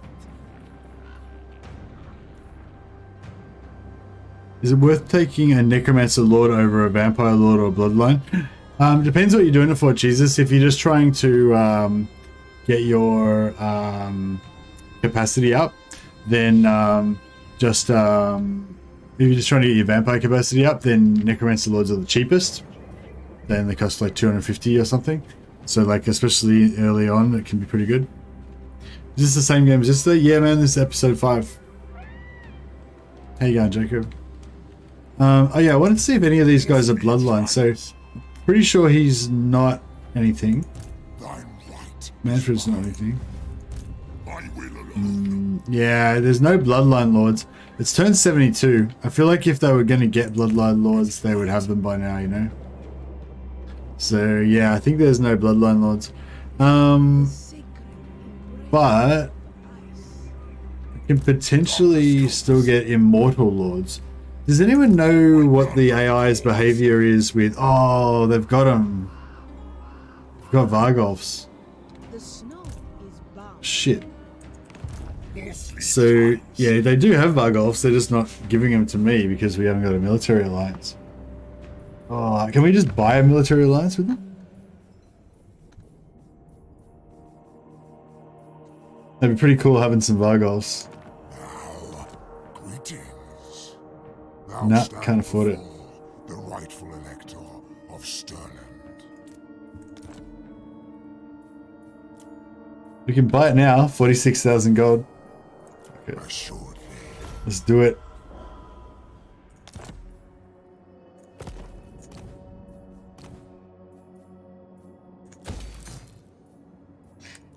Yeah, so I just bought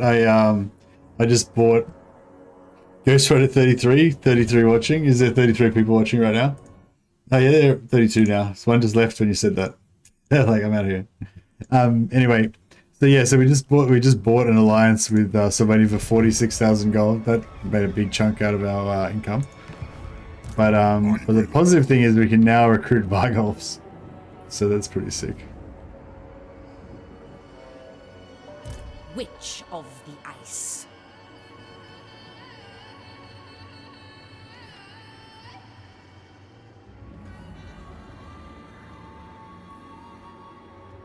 Maybe we can bring her forward early, bring her up early, bring her up temporarily as well. We march forth, seeking intrigues, merely adequate lodgings.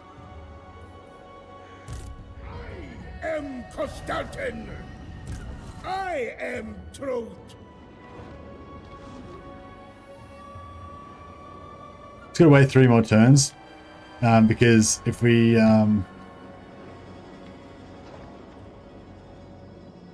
leave before that, then you know, other lords could sneak in and steal the soul.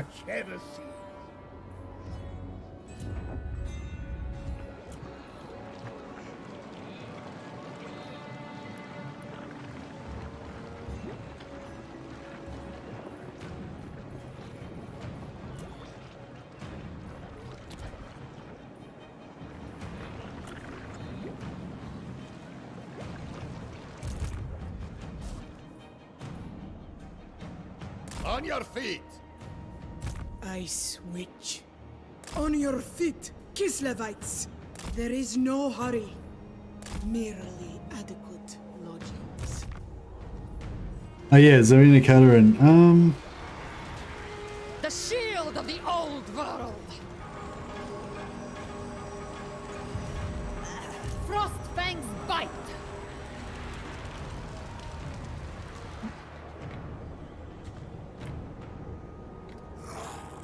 Don't know. I kind of want to just I kind of want to get back near everybody else and then just. Maybe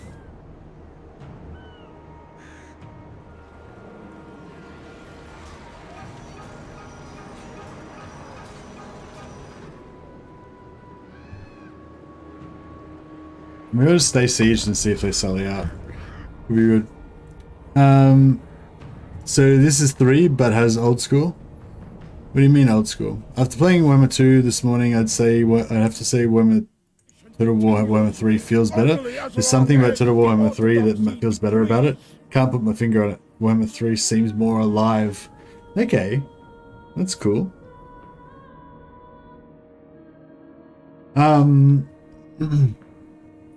Trade agreement? Yeah. Oh, they're all over it.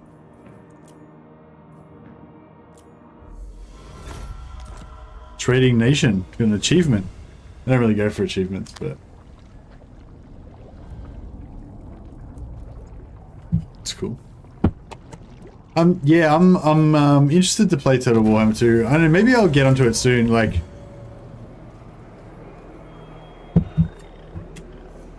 I don't know. Excuse me, if you guys are feeling how you guys are feeling about this campaign.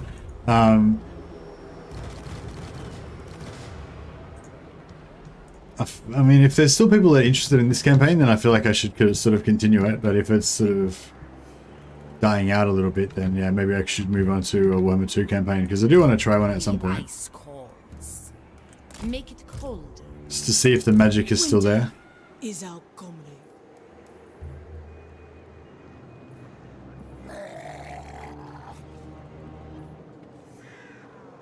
I speak for Kislev. The Snowbringer. Bride of the Ice.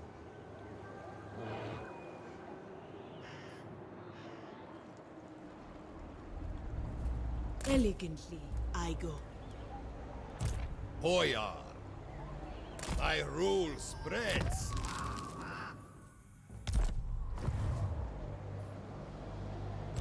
The bluest of All right. blood. What are we going to do here? Storm Summoner.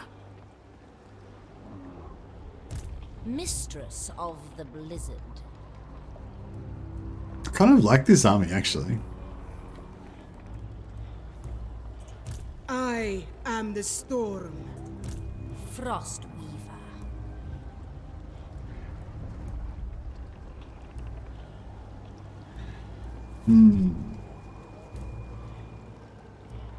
We need to get rid of one unit at least.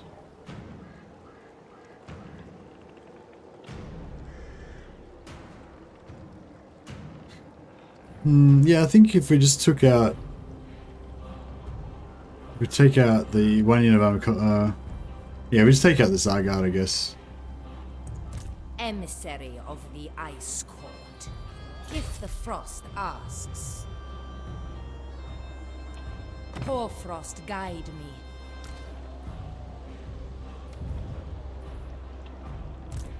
Frost Maiden. Gifts of winter.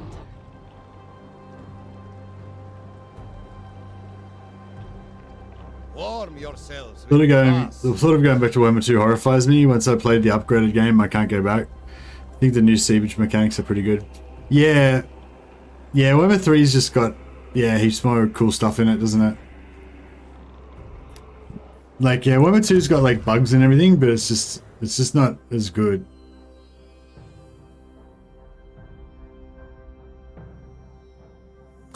We don't care about either of these things because we can't recruit anything in this campaign.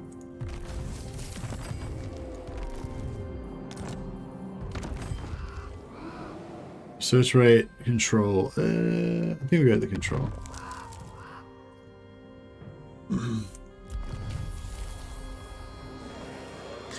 Hit first, hit hard. Strike first, strike hard, no mercy.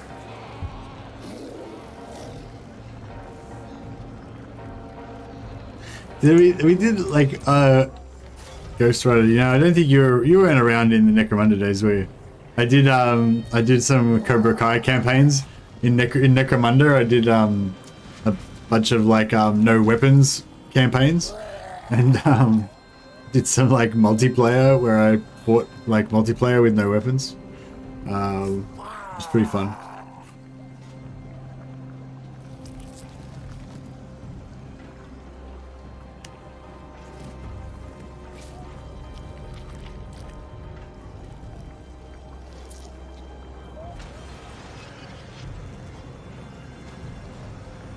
Necromunda DLC any good? I don't know actually. I only got the first one, the Vansar DLC, and then I didn't follow it after that.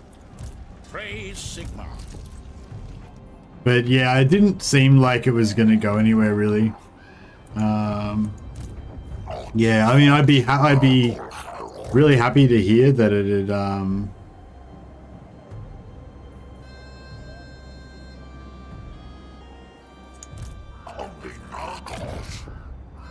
The ice cup. Can we beat this with that? I feel like we can beat this with that, can't we? Maybe. I switch ice. Gosh. Frost Weaver. If she was an ice witch, if she was a frost witch, I mean an ice witch of frost, then that would work.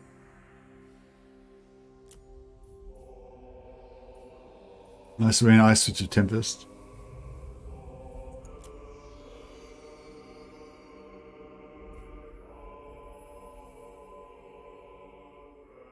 Well, that was pretty good.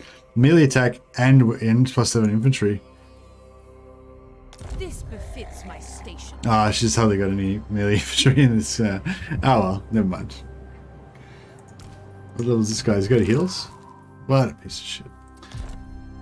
How much wins? We got 100 wins though, but can't argue with that. Ice. Alright, let's rock and roll.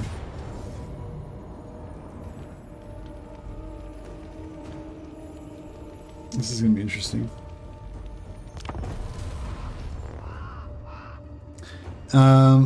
It plays just like the tabletop, so I think a lot of people didn't really enjoy it. That's not really the problem with it. I don't think it's more about the like. I don't know. It's more about the way that you unlock stuff and like. I don't know.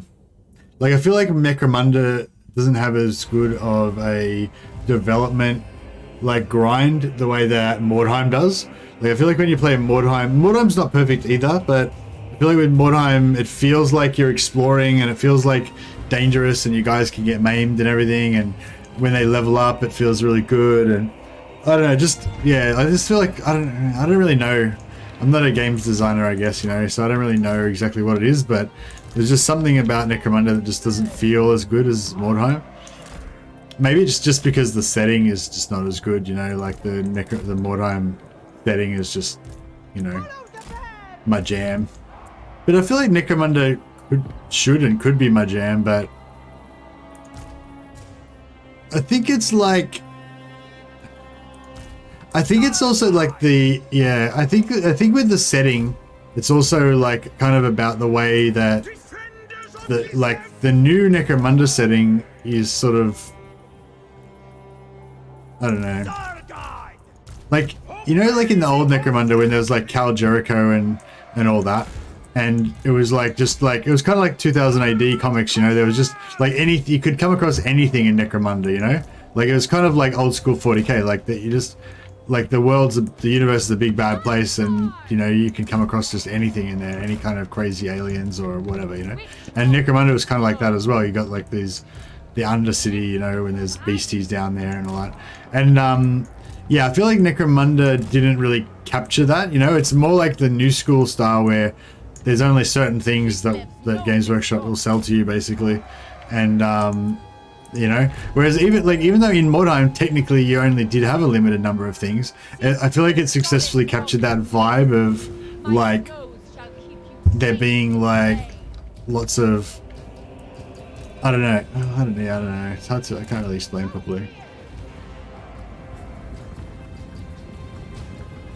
Like I feel like the tabletop games kind of naturally make everything become a bit sort of homogenized, you know? Like it's like Chaos, like Chaos Marines, right? Like in the lore, every Chaos Marine is unique, you know? Every Chaos Marine would have their own Chaos gifts, you know? Probably most of them would have fairly minor gifts, but they'd all be like uniquely different mutants and stuff with their own personal, you know, relationship with their Chaos God and whatever. But you know, because of the nature of tabletop and everything, like you have to have sort of standardized units and everything, so all Chaos Warriors are identical on the tabletop, right? But in Mordheim, like I don't know, it's hard to, like, just the vibe of it is that they're all like these like individual little skanky dudes that have all got their own filthy backgrounds and stuff. I don't know, it just got more character somehow, I think, is what I'm trying to say. Which is, it's weird because there's actually like more how are we gonna do this? There's actually like more customization and more variety in character builds and everything in Necromunda, I think. But well, maybe not. Maybe that's part of the problem. Like the character builds are more straightforward in Necromunda, or at least the interface is easier to see. Actually, yeah, no, there's less skills in Necromunda. That's one of the things, isn't it? Because in Mordheim there's like 8 or 10 different things, and in each one there's like 12 different ones or so. Those are like shitloads, yeah. Hey, Zierzba? How you going? Yeah, thanks for saying hi, man. I'm glad that you're enjoying the shorts. I'll try and keep putting some out. Yeah, Necromunda, your gang feels generic. That's exactly what I'm trying to say. Exactly, your gang feels generic. Whereas, you know, because of the art style or something in Mordheim, like, your gang feels like a bunch of, like, crazy misfits, you know? And it's just, I don't know, it's just really cool. I really don't know how to make this work. Well, I guess we're going to want these two guys to tank is the short version.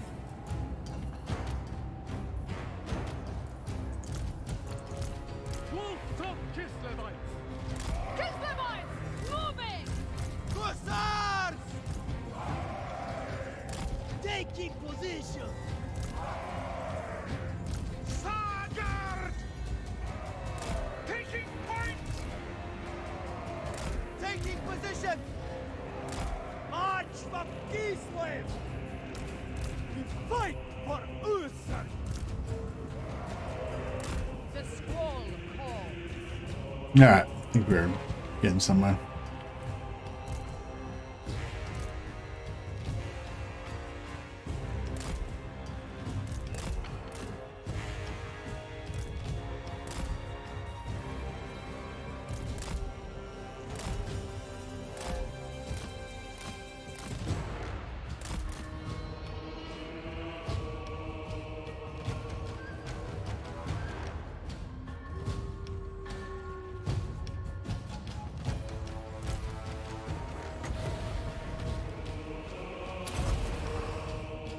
Six.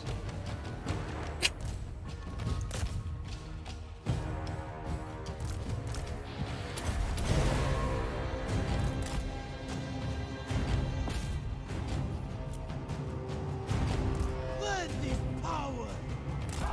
Indeed!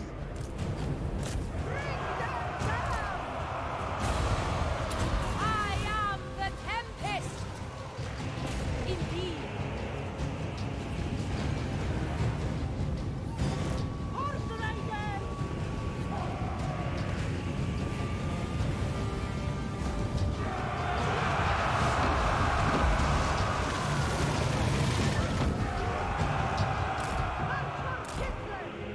I don't know if they did any impact damage in there, but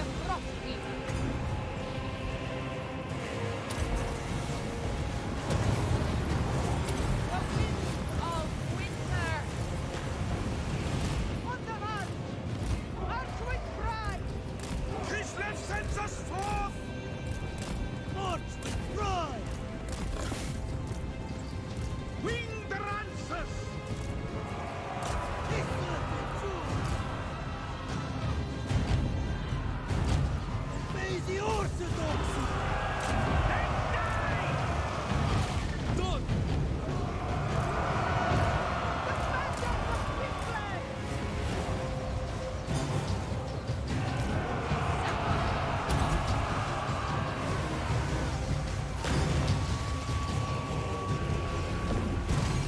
Necromunda has five class types and 3 main gains. Empire has 7. Yeah, and then in the skills, in the actual skills, there's like more. There's more skills as well, I think. Although there may be a bit more. Yeah, no, I think there's more skills in Warhammer as well. Maybe they thought they'd make it more accessible or some shit.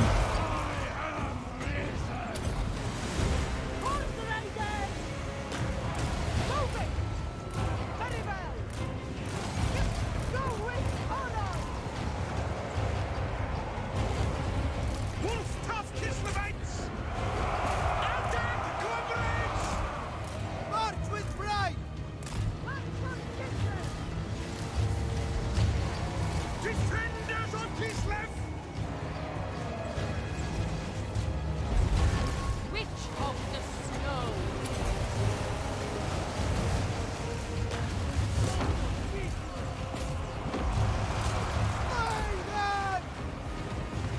Alright, I think this is working out pretty well.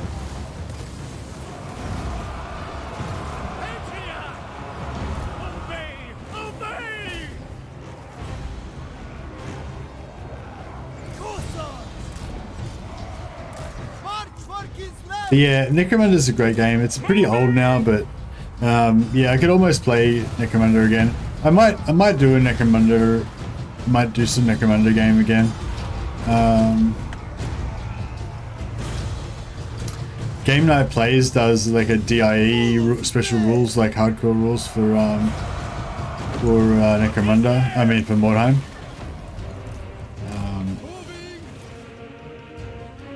But yeah, I think there was something about it, about his rules that I kind of didn't like, but I don't know, maybe I'm just being a pussy.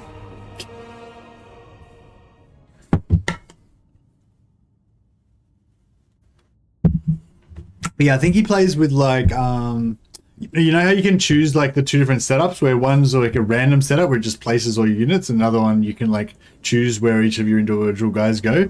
And if you choose where all your individual guys go, it's like much easier. Like it's massively advantageous. Like there's a lot of, you can strategize where you want your guys to go, and you can play the probabilities of where their guys are going to go, and you can put together, if there's not enough room for all of you guys to go in one area, if you split them into three, you can strategically put like certain classes together in the three different groups and all that kind of stuff that are going to complement each other, and have some tanks to protect your weaker units and all that kind of stuff. Whereas if you play the other way, where the game just automatically assigns all your locations, it's just completely random, and you can, you know, often get really fucked up by it.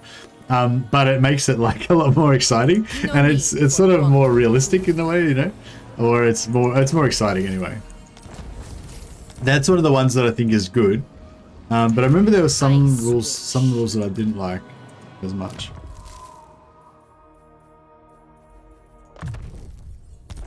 But I have to decide whether that's because I'm just being a pussy, or whether it's actually because I think it's not. Kind of like what I was talking about before with the John's mod. Like, you know, I think I've kind of come around to the idea that just that hard is better. Like what? Not when you're first learning the game. But I mean, now I've had the game for a good 3 months or so. I've got a pretty, you know, I'm pretty good at Warhammer 3 now. Not saying I'm like the best player or anything, but you know, I'm pretty good. You know, so, but it's up with some factions anyway. And so yeah, now it's like now you kind of get more into the challengey stuff, I guess. I switch. Or even not necessarily even challenge stuff, just like changing stuff around, mixing it up a bit. Some people are interested in playing with mods now, you know. I like to play the base game at least at first though, to get used to it, learn what you're dealing with. Kostaltyn.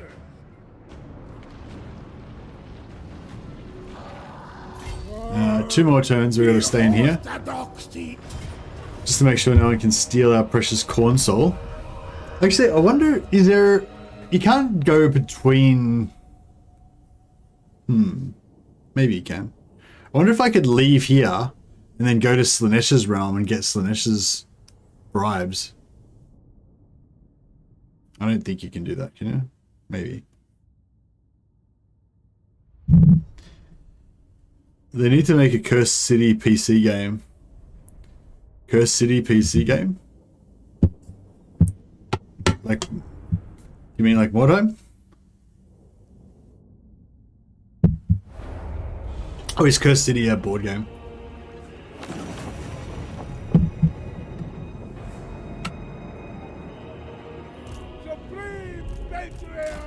Because if I could go to Slanesh's realm right now... but if I go to Slanesh's realm, I'll lose all my chaos weapons, won't I? My demon weapons. Cursed City is the D&D board game for Age of Sigmar. Oh, okay, yeah. No, I don't really like the Age of Sigmar background. Well, actually, no, I can't say I don't really like it. I don't really know it, so I'm not a fan of it because I don't follow it. Anything for Kislev. But I'm certain, I'm not really very interested in Stormcast Eternals. You know, I'm much more interested in like Great Swords and Reichsguard and stuff like that.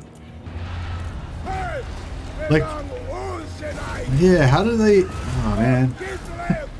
Yeah, I don't know.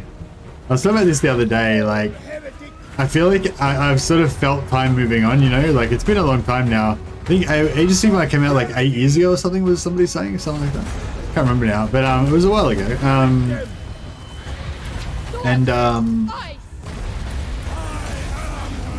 Yeah, like when they first blew up the Warhammer world, I was really sad about it and everything. And at that time, I think most other people felt the same way as I did. You know, like the majority of people were really upset that Games Workshop kind of destroyed the old world and, you know, wouldn't let anyone buy anything that wasn't Age of Sigmar anymore and all that kind of stuff. But then like time went on, and then a fair few people had started to get into Age of Sigmar and became more popular. And then like still most people like fucking hated Age of Sigmar and hated Games Workshop for making it, and just hated Games Workshop for destroying Warhammer. But there was some people that liked Age of Sigmar, and you know, some people that thought maybe it was a good decision. And then like time went on again, and then it got to the stage where there's like quite a few people that like Age of Sigmar, and quite a few people who thought that it was a good change for the whatever, and blah blah, you know. And but there's still quite a strong contingent of people that fucking hate Age of Sigmar and hate Games Workshop for destroying Warhammer and all that kind of stuff. But yeah, I think now we've kind of got to the point where the majority of people don't remember old Warhammer, you know, and so they don't care. But they have found out about Age of Sigmar, and they think Age of Sigmar is really cool. So yeah, now I feel like I'm now in a bit of a weird position, because like, you know, I meet these kind of newer people. When I say newer, they could have been into the hobby for like 8 years, so they're like not that new, but like kind of like newer people, and they are like loving Age of Sigmar because of the models and the customization and the lore and the background and everything. All the kind of reasons why I love Warhammer, you know? Like, it's exactly the same thing, you know? But they don't love old Hammer because they don't know that. They don't know it really, right? And so I'm in this weird position where, like, my old position was that I kind of hate Age of Sigmar and I love Warhammer.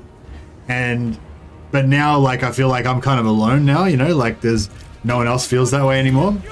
And also, by continuing to, like, feel that way, I'm kind of, like, alienating the people who are into Age of Sigmar now that don't know anything about Warhammer, so they don't have any of those feelings. And also, like, by alienating them, it's sort of like, I don't know what I'm trying to say. Like, do you know what I mean? Like, the people that are getting into Age of Sigmar now and have been getting into Age of Sigmar for the last 10 years are just like the same people that got into Warhammer like 30 years ago for the exact same reasons, you know? Like, the miniatures are cool, like the stories are cool, the heroes are cool, and all that kind of stuff. You know, like, I would argue it's not as cool, you know, but like, yeah.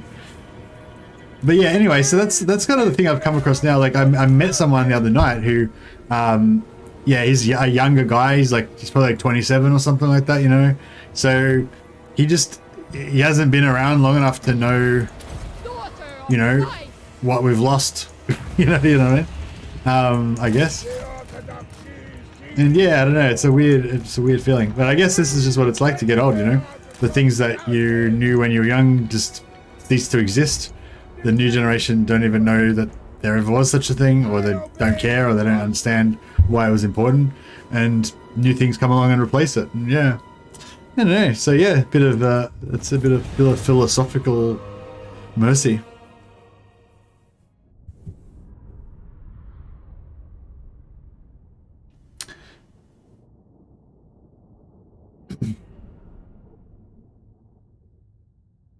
But yeah, long story short, I kind of feel like I need to, at least to a degree, kind of get on board with the new stuff. Because it's not like they're not making any more old stuff, you know?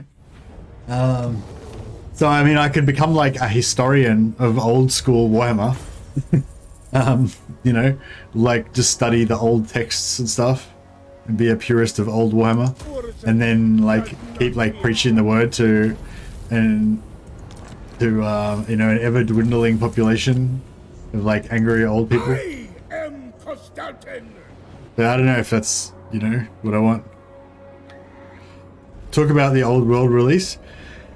Yeah, well, that's the thing. Like, the old world release Like the old Mercy would say that the old world release is just another way for them to basically Age of Sigmar us again, you know. But I mean, I hope that's not true.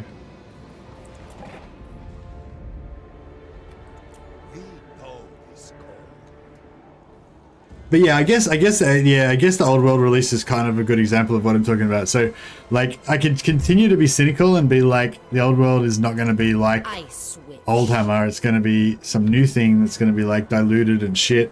It's going to be like half Age of Sigmar, half fucking, you know, Warhammer or something. I'm not basing it on anything. I'm just basing it on, like, you know, the fact that I've been hurt before and now I'm fucking suspicious, you know. I switch. But yeah, I don't know. Maybe it's not productive to think that way, you know.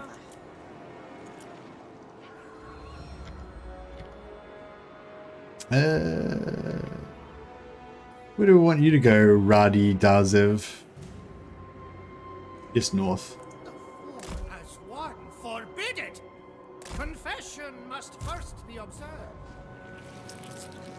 Okay. So I want to send this guy down Make it gold. to take out Castle Alexandrov. For the ice court.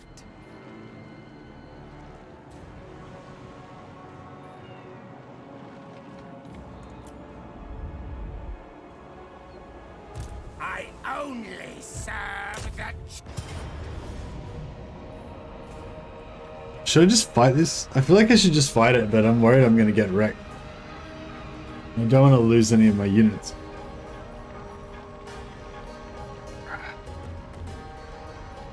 Victory! Oh shit! That's just, oh man, I didn't mean to do that. I don't know what happened. I had a brain fart. I meant to like maintain the siege. Shit. That's like the worst. We lost all these sweet like Zargar with great weapons. The only two Ice Guard that we're ever gonna have. The rest of this stuff's doesn't really matter, but yeah, these Zargar with great weapons, I was really looking forward to using them. Maybe like mixing them in with some Grave Guard or something. I'm tempted to alt F4 that because I just really do not mean to do that. I don't know, this is kind of a challenge campaign though, so I feel like I shouldn't really, it's sort of a challenge campaign, but not really, but sort of. So I guess I technically should just stay honest.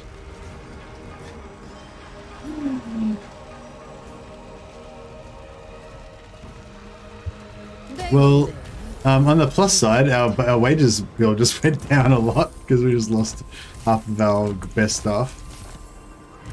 Like literally, like all of the best. That was all of the best, highest tier units that we had in the whole map. Chaos. They will fall. Take Oops. only what we need. Crap. And now we've got this and this. Are they not at war with us? Mistress of Ice. Like, how the fuck are we ever going to get them home now? Like, shit.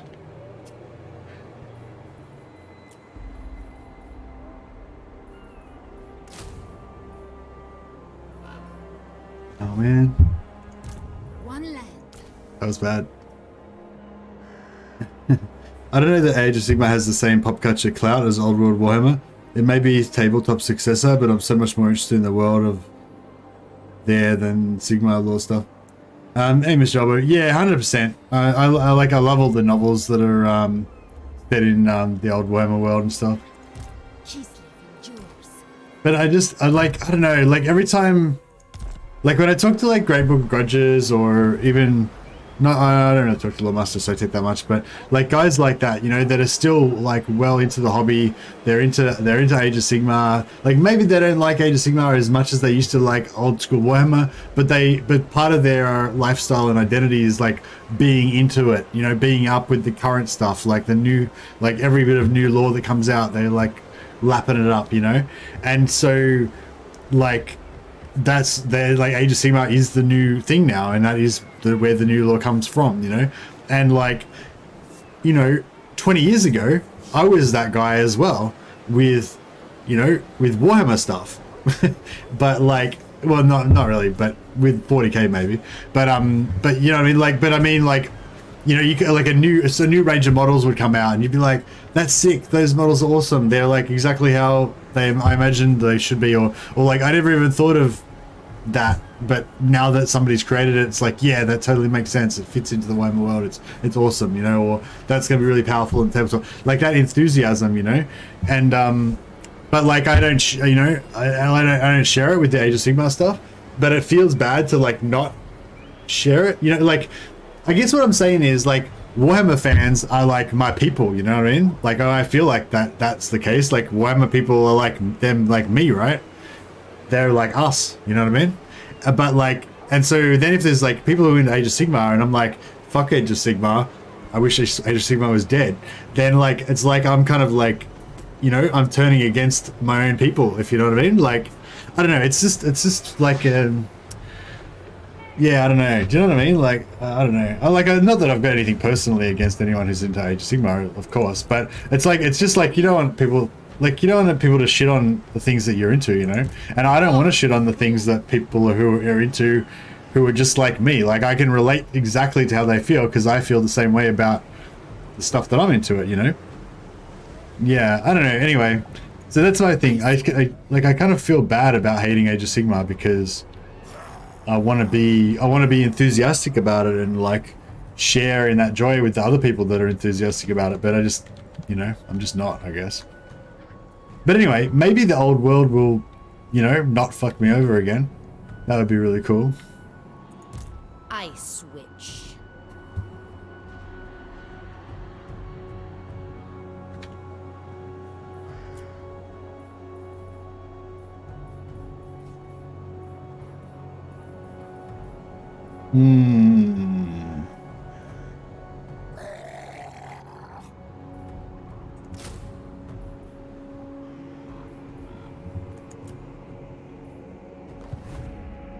I switch. What am I gonna do? They're all gonna die. Like, and I've got least stupid things. I hate these armored Kossars with no shields. Fuck, they survive. Why did they survive? Why didn't the Zargard survive? It's because the Zargard have got, like, they're unbreakable. They would have just fought into the death. Defy chaos. Like the Chads they are. One land.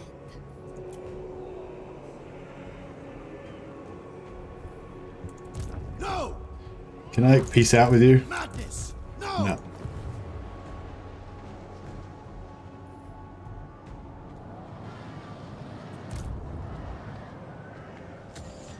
Freaking that guy's not at war. No, he's at war with me. Right, obviously. Because that's why he's attacking my shit. We've got to like do a rescue mission to go and try and get the Tsarina back. Or I guess I could just dump this whole squad. There's 4 units of archers in there that we want. Shite. The Tsarina.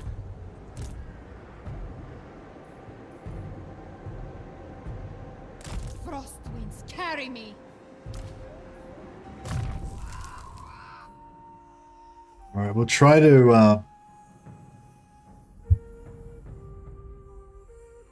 oh yeah, we lost the snow leopard as well. My rule grows. Alright, we'll try and like commando sneak her out of there. But I think she's deeply fucked. All cold is barred. Elegantly I go. We cannot hesitate.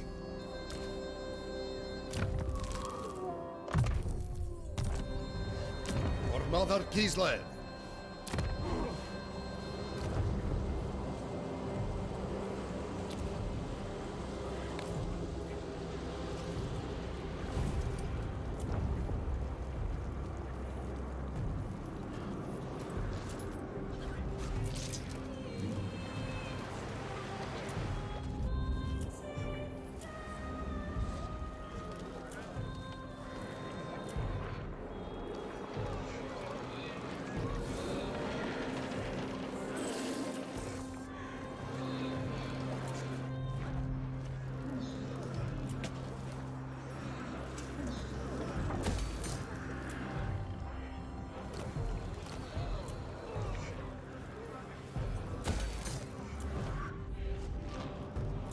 Alright. I think we are good.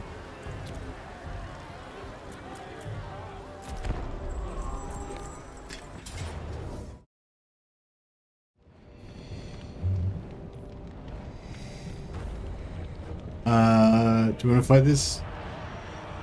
Maybe. Maybe. See how it goes. I'm not. See, I like waiting for the third set of towers, but because they get that AOE, but no, I'm not loving it.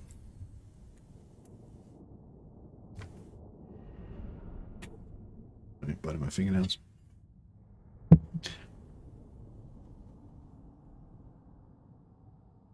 Yeah, I like waiting for that the tier 3 tower because it's got that magical AOE damage thing. But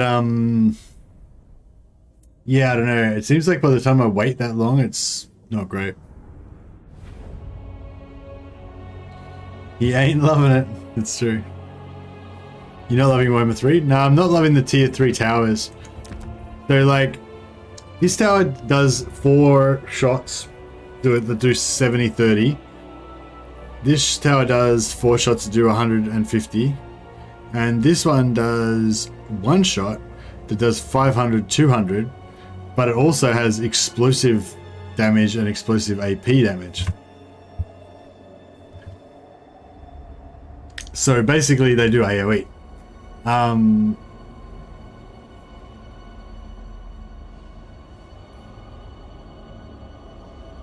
So basically I feel like, so it's like 400 base, this one's like 500 base, but it's got that extra AoE. Yes, I don't know, maybe it's not even worth it. Maybe the smaller ones are the best.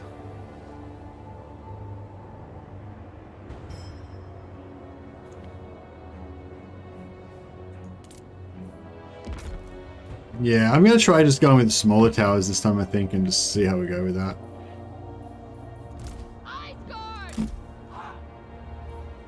Defenders of Kislev!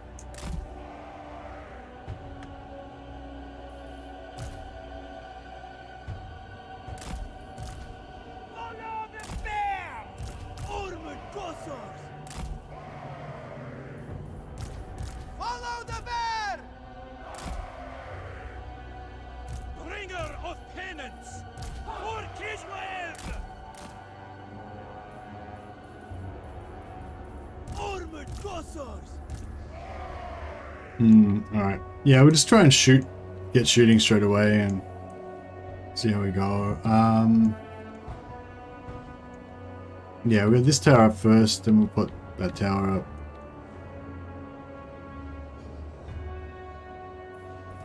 AoE! Exactly. Need some AoE. No, I'm loving Warhammer 3, the joint. Well, I'm not loving it. I'm liking it. I'm enjoying it. I'm not loving it as much as I was in the heyday of Warhammer 2. But yeah, I feel like we're kind of a bit caught in the middle as now, because it's like, yeah, Warhammer 3 isn't Immortal Empires, that's what we want. But then Warhammer 2 is kind of old and shit now, so it's like, you're kind of damned if you do, damned if you don't. It's not like a really great place to be, but it's only temporary. And in the meantime, there's lots of interesting stuff in Warhammer 3 to explore still, I think, you know. Even if I'm not having, like, the most fun that I could have if I was having, like, my proper... What the fuck? Oh, shit, they're going that way.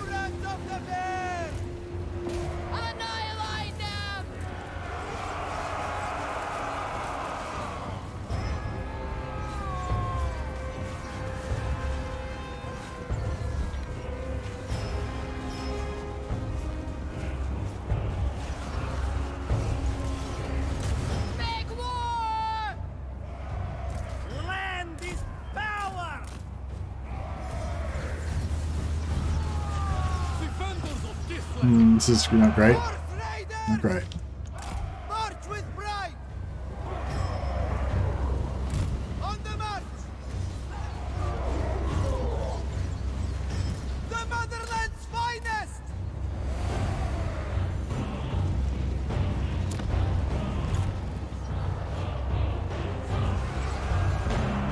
No, I got chariots. Bogus. That doesn't do anything to me.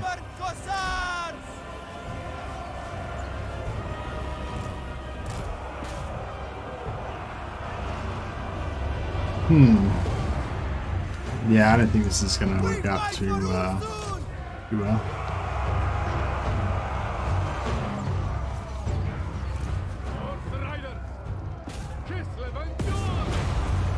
Taking point.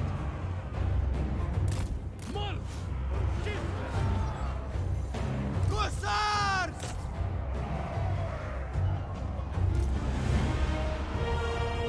Taking position!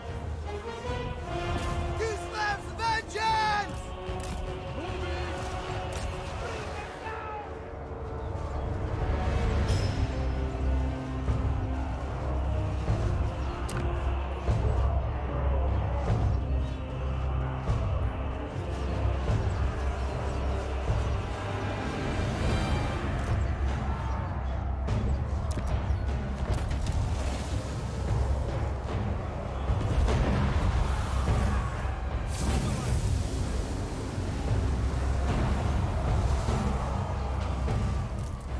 The bear! Kislev sends us forth! Hussars! Pain is duty! Annihilate them! Horse Raiders!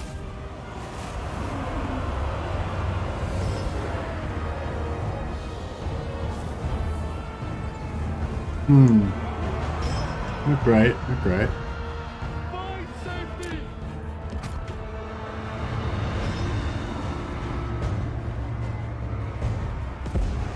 These chariots are just getting everywhere. All up in our grill. I scored! Taking position!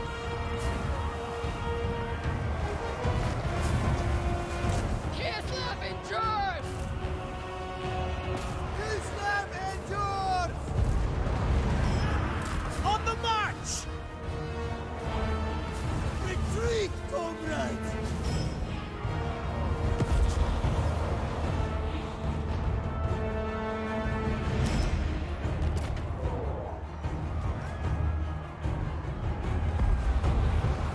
Horse riders! Excellent! Kislev sends us forth! Kislevites moving! That's how I was doing that cannon thing's not very good. Getting the impact damage on that? No. Maybe a little, not really. Hearts of ice! Hearts of ice! Obey! Obey!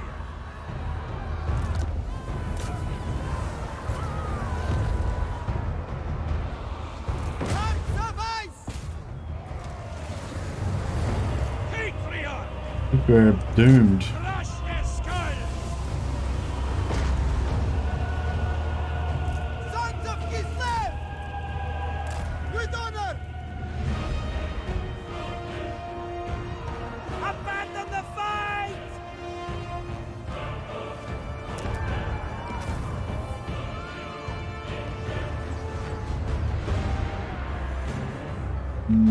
Yeah, it's so bad.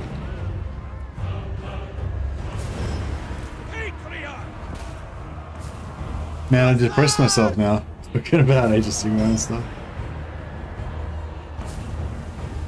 Patriarch! Slice them all! Alright, well, we gave it a good try.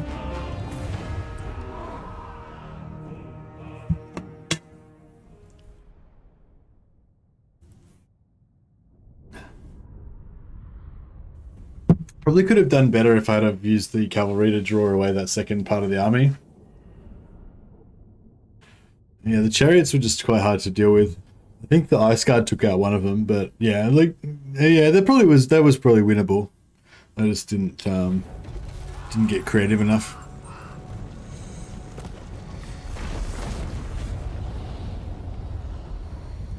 But yeah, I'm not really too worried. I just want to try to just consolidate the majority of Lower Kislev, including the 3 capitals.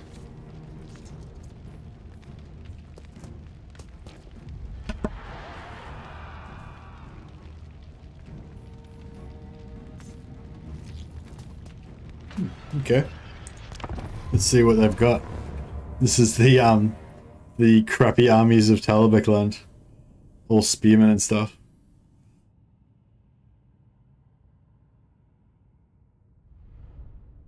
I'm tempted to sort of let them die a bit, but to see if they get weaker, so we can, you know. Oh well, we've already got a pretty good relationship. We don't really need to make them weaker.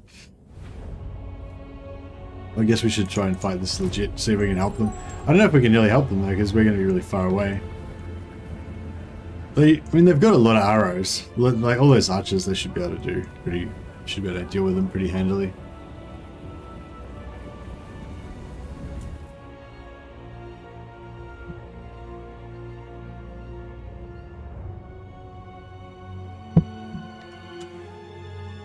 You get a lot more ally battles in Warhammer 3, which is pretty cool. I'm surprised you don't get more actually. Because like, yeah, basically if you're both at war with the same faction, even if you're not in a defensive or military alliance, then you'll join in if you're within range. As long as you're not at war with the actual initiating army as well. But yeah, it's pretty cool. Like, it makes it so you get a lot more of these battles, but it's not like it's still not that many. Like, it doesn't happen that often, but it's like at least it happens sometimes, you know. Whereas like with Warhammer 2, it's like super rare to get any like reinforcing any battles, you know.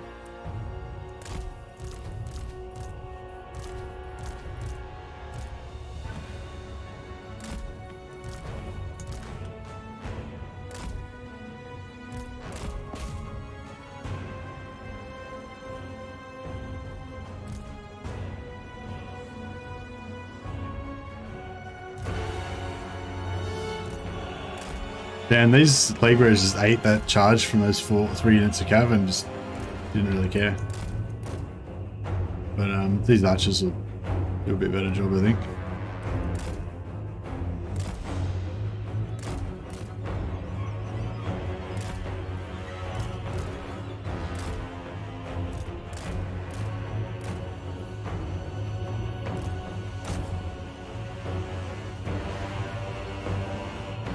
Did nothing. I think they've must have pretty good mass, the plague bearers. Yeah, there's not much impact damage, a bit of charge damage.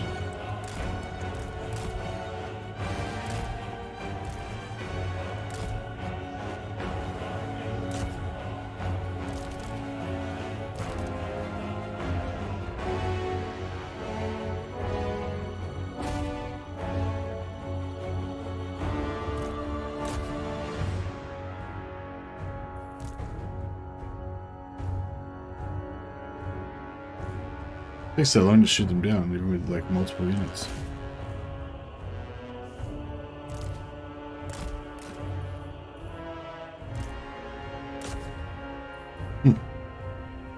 Yeah, AI versus AI with me as an ally. Pretty cool.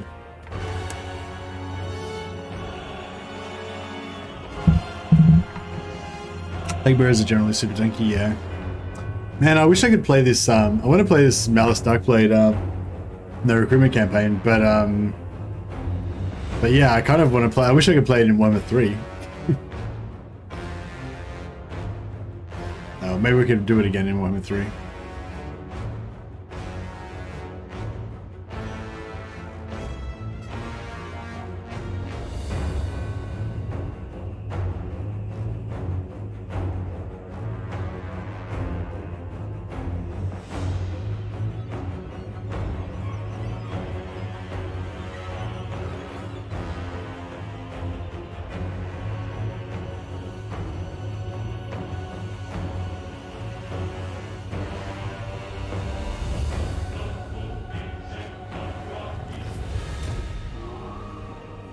Congratulations, finally defeated him.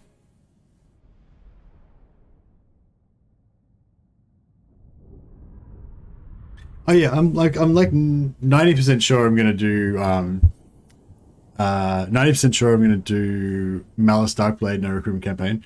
But if anyone's got any ideas for a high elf no recruitment campaign, they might be possible with Elithanar, I'm not sure. If anyone's done a no recruitment with Elithanar successfully, I'd be interested to know. I think was it Liz that maybe Liz or yeah, I think maybe it was Liz or someone. No, maybe it wasn't Liz, maybe it was somebody else that did one with somebody else, not Empire.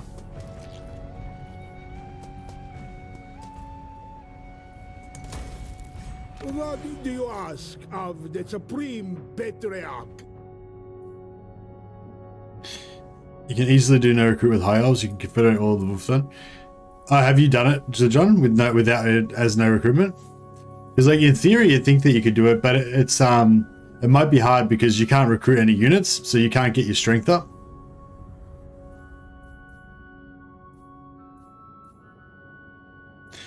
But yeah, do you reckon you can confederate, like if you're playing as a Lithanar, do you reckon you can confederate Tyrion with no army?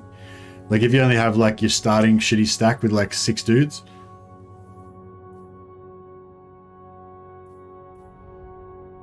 You did it with Teclis with no units?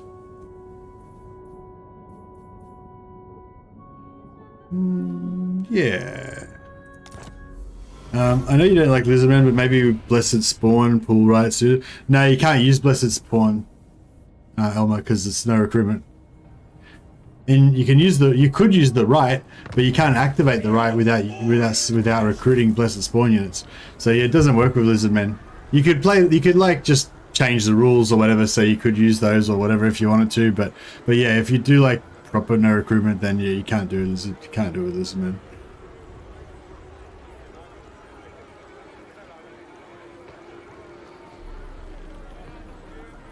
But yeah, but when you linked it to Ulthuan and Confederate, you weren't playing no recruitment, John. You were just playing normal, if I recall correctly. Or are you saying you didn't recruit? You just went there. You didn't recruit anything.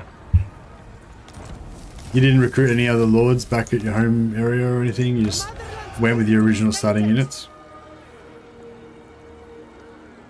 You did it no recruit. Oh, okay. Nice. I don't want to play Teclis, but that's still good information. But yeah, I guess I need to test it and see if you can do it with Lithanar or not. It's pretty fast to test it because there's not really you can auto resolve and there's not really much that you need to do. You just flick turns basically till about turn 20.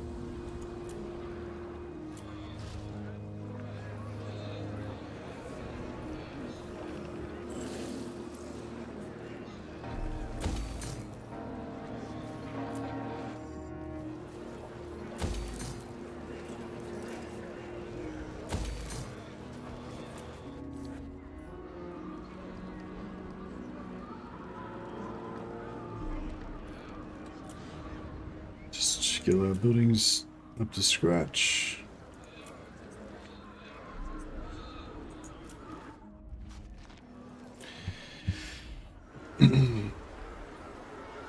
Grass Keep, yep.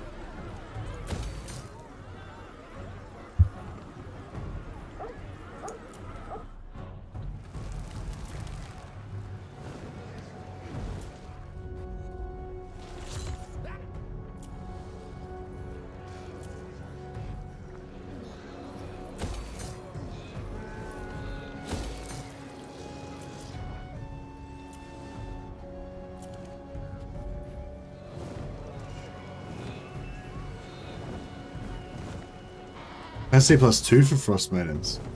And then is the last one capacity +3? Yep. That's pretty cool.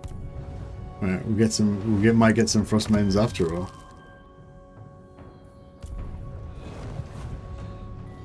Oh, here's some Wood Elves. It'd be cool to get some Wood Elves in our squad.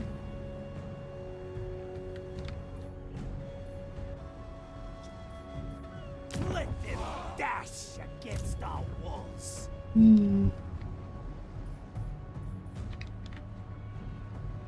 The ice spreads. We march forth. I think we'll be able to get there next turn. What the fuck? Why are we taking attrition? Oh, plague. God damn it. Okay, Katarina's on a commando mission to try to make it home. A crude attempt to subjugate.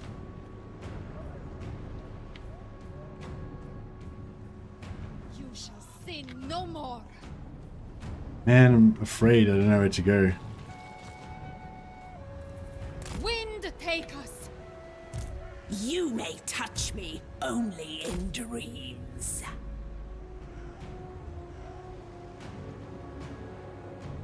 I find flowing water to be strange. Experimentation What is Kugath? is my I could kill him. master. We'll hunt down Kugath. Be fun. Alright, there's still no other people in here, so one more turn and we can go. Kostaltyn. So yeah, so has somebody already got the Slanesh one? I don't know. Betrayers! Betrayers all around! Dark Prince's Realm. Now we can go to Slanesh again. That's really cool. So basically we just kill this guy and then we wait one more turn so no one else can come into the realms. And then we go to Slanesh's realm and get some more mad shit. Hopefully get the Sycophant. Or we can even take the Paramour. Could be good at this point. I think with the Lithanar it's a lot harder. Why do you think it'd be harder with the Lithanar? The Lithanar gets to start off with the oh, he only starts off with one unit of Shadow Walkers, doesn't he?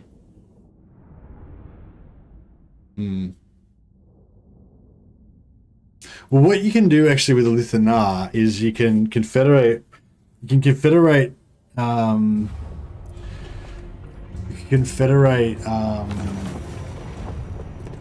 If you can get the early Confederation on Tyrion, then you know you're kind of golden to a degree, and then you just make friends with everybody else, but don't confederate anybody, and then yeah, you got to get that early Confederation with Tyrion. That's the only problem. But yeah, assuming you can do that, and assuming it's like 100%, then you can just turtle and go around trying to do what you can do, and then strategically confederate different factions just to get their units, and then like basically abandon their provinces again, so they re-recruit. I don't know, it's just really tricky, but it's sort of fun because it makes it like you can't just be like, okay, these guys are coming, I'll just go fight them. You've got to always be like trying to reinforce your allies and like sucker the enemy into attacking your allies, settlements so that you can reinforce them. And I don't know, I feel like if I could guarantee that I could confederate Tyrion with a Lithanar, I feel like defending Ulthuan with a no-recruitment campaign from a Lithanar would be even more fun than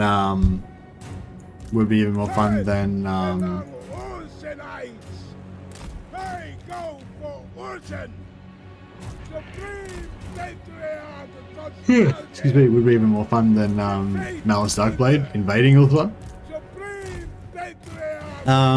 The other option would be Eltharion. Eltharion could probably do it because yeah, I don't know. The thing with Malice, I know that I don't know if it's doable, but I know that I can get the Malekith Confederation. So yeah, I don't know if the invasion of Ulthuan and everything would be doable, but if I could at least get the Malekith Confederation, which I know I can because I tested it yesterday, then like we're in the game, you know what I mean? Like I can get started. Oh, look at that charge impact. They all like bang bang banged him. He got like 5 charge impacts. He just got smashed.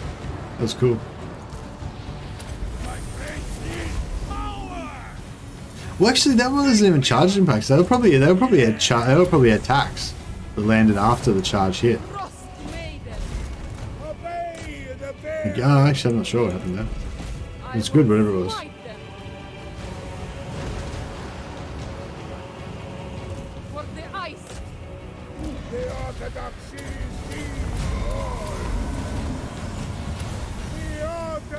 she's alive!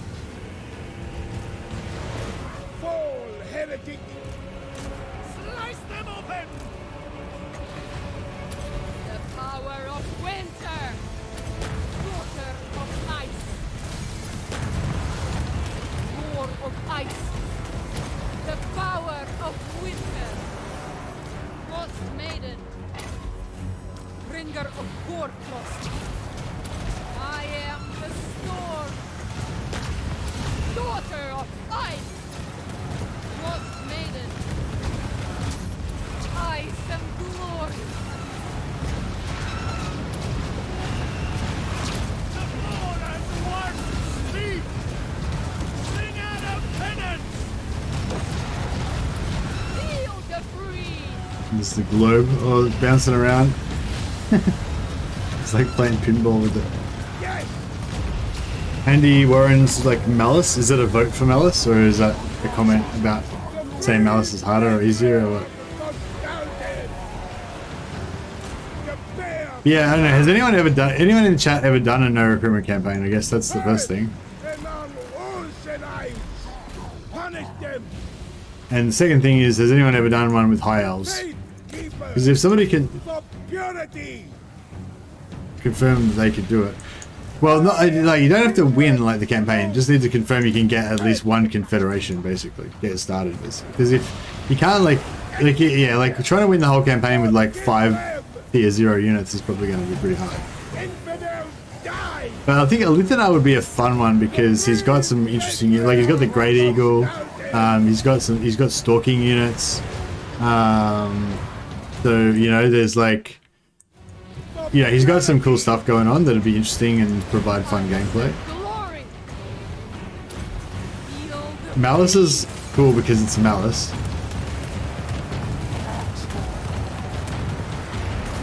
And also Malice has got one-man doomstack potential as well, so that's pretty cool. Especially for a no recruitment campaign. So if everyone dies, then like worst comes to worst, Malice can just kill everything by himself if he can get powerful enough and get the Sword of Cain and stuff.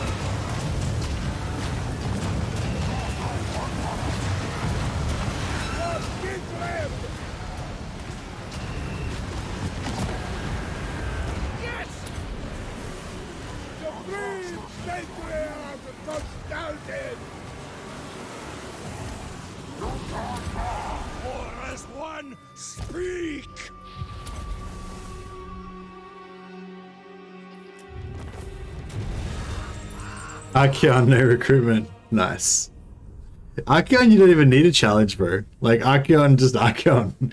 Just like Archeon campaign. It's already a challenge.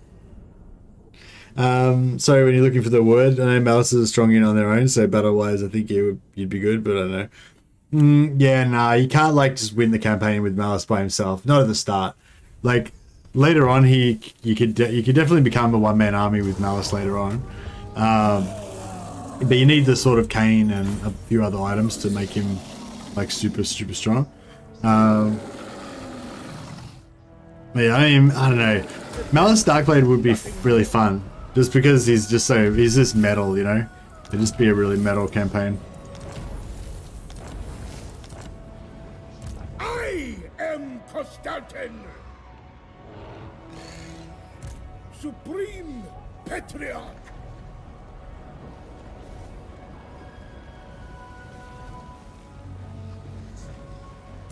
I am truth.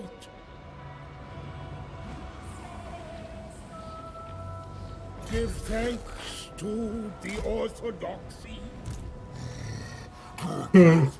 He could just make it to me. That would be cool. If he just makes it to me, then we can get a battle before the end turn.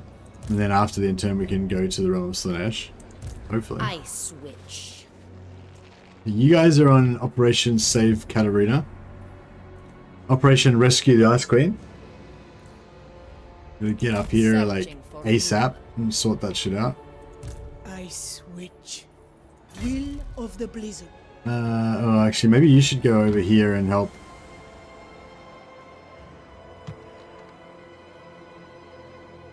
Wait, where did... I speak for Kislev. So you're... Yeah, right. So no shit. Where's oh there she is. So yeah, so your job is actually to transfer your units into this army, so that you can then go away, save us some upkeep. Good night, Mercy the Boyar. We won't forget your sacrifice. A tool fit for a lord.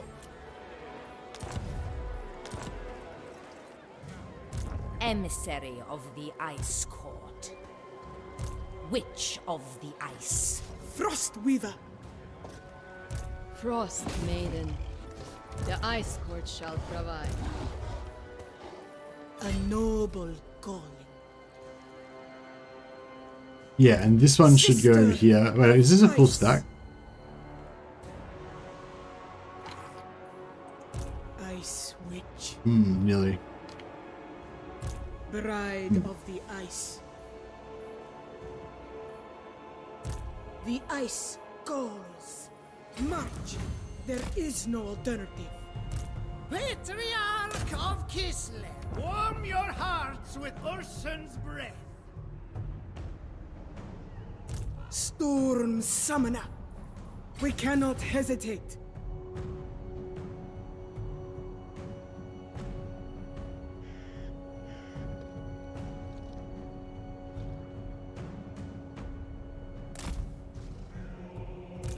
The ice calls. The ice spreads. Seeking intrigues.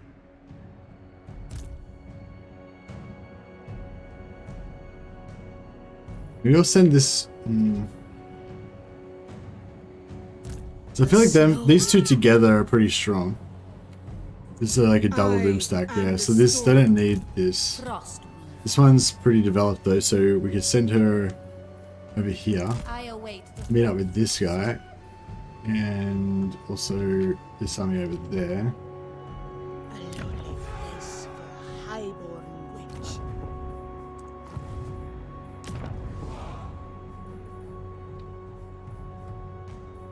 Ice Witch. What about Noringrad? Okay, here we go. It's like half, I guess. And then he can go over here, meet up with this posse.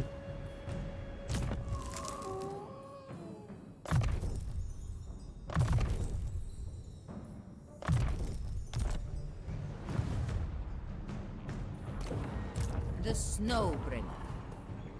And this one also wants to go over there and meet up with that guy. But we can... You may touch we me don't want to do that. only in dreams. Right. Mistress of the Blizzard. Alright, maybe we'll go... We beat... What's the ghost like? There's Dushka. Any heals? Ice calls. No heals. Shiver in atonement. Unwavering beauty. None but Slanesh may dominate me.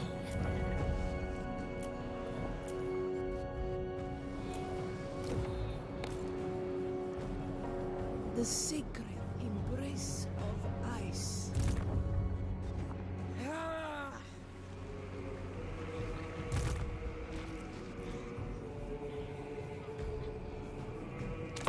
Alright.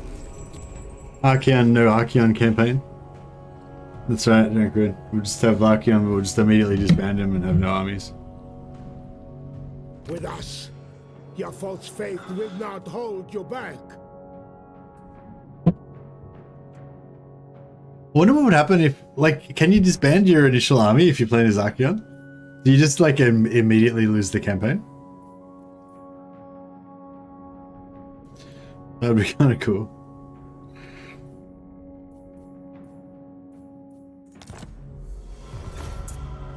We should be getting Wood Elf allies soon. That'd be pretty cool. Oh, and hopefully we're going to get Vargolfs, because the AI has definitely got Vargolfs. So it's just a matter of whether we can actually recruit them or if there's a special like lock that just doesn't let you take them at all. Hey Annabeth, how you going, man? Just finished solving my homework. Had some idea about most of my exam as well. Going to solve it overnight. Going to be done soon. Oh, good work, man. I'm glad to hear that you're working hard. Sister of You know, once you get it done, you'll feel really really satisfied, and you can, you know, relax a bit and feel like you have a well-deserved rest. Sister of ice. If the frost asks, make them. Alright, we'll reclaim this for the motherland. Accept suffering. I speak for Kislev. Live and die for Kislev.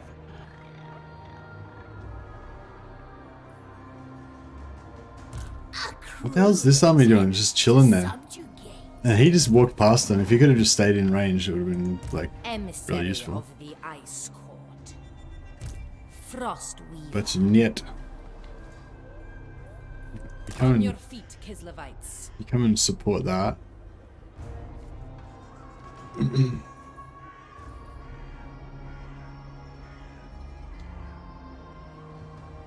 Winter is our comrade.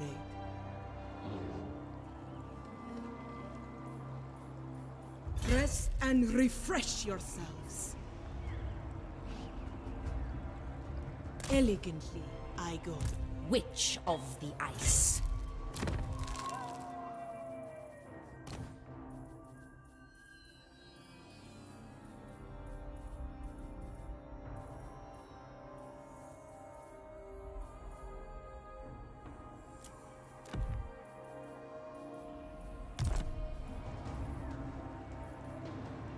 Searching for rumor.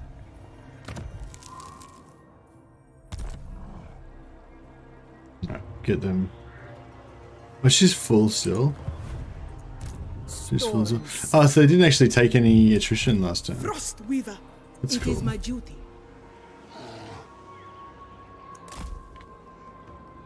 The ice calls. Elegantly I go. We cannot hesitate. We march forth.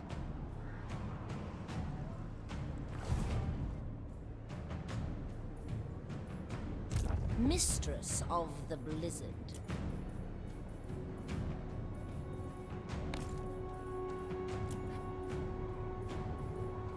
Outpost level 1. Still leveling up.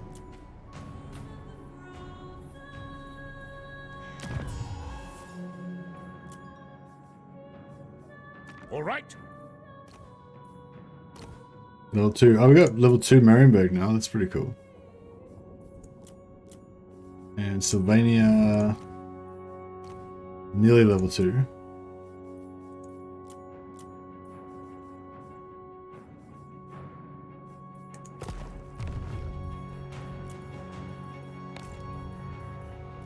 Ooh.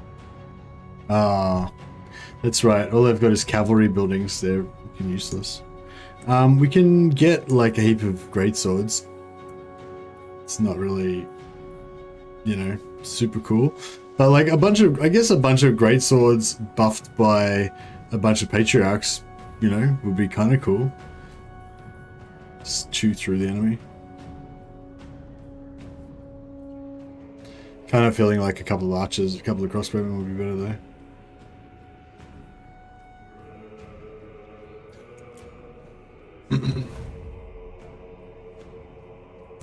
Faith eternal. Stay healthy, Kislevites.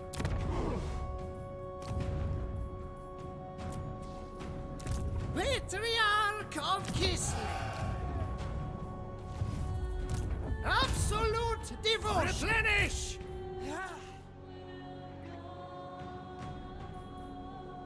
Follow the path.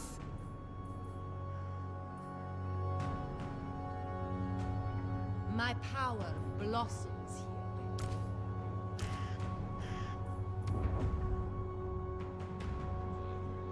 The Snowbringer. The bluest of blood. Endless veneration. Tsarina Catherine of Kislev. Oh yeah, where's Kugath? Stop running away, Kugath. Not a chance. Mistress of Ice. Kislev sail. Oh.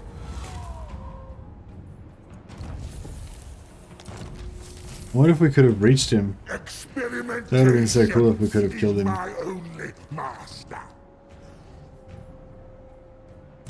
I speak for Kislev.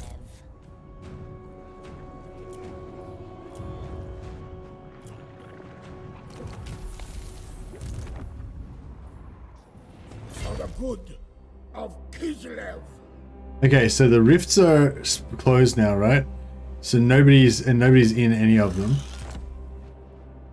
So Make haste, fools. we can enter the Dark Prince's realm. We lost all our chaos weapons, but that's okay.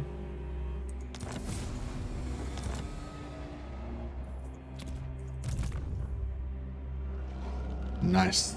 First, we pray. We can go back and get more. Yeah. So basically, every time we, so basically every time the rifts open, we go to Khorne's realm. We just kill everybody in there for like 15 turns, so the rifts close. Then we go to Slaaneish's realm, spend 8 turns in here getting the best gifts that we can get in here, and then you can just stay in there forever. As long as you can only go in during where the rifts are up though. So that's why we had to stay in there until the rifts closed, so that nobody else could get in and steal the soul. Because basically the strategy is that we're just never going to let anyone steal the Khorne soul. So they can have all the other souls that they want, but they're just never going to get the Khorne soul. And then once they've got all the other souls except for the Khorne soul, then when we go to Khorne's realm, they'll just be all going to Khorne's realm and just getting wrecked by our doomstack over and over again. That's the plan anyway. And we'll just keep going to Slaaneish's realm at the end, getting a treasure trove of sick items, gear out all of our heroes to the gills until they're just indestructible, and all be fun and games. That's the plan anyway.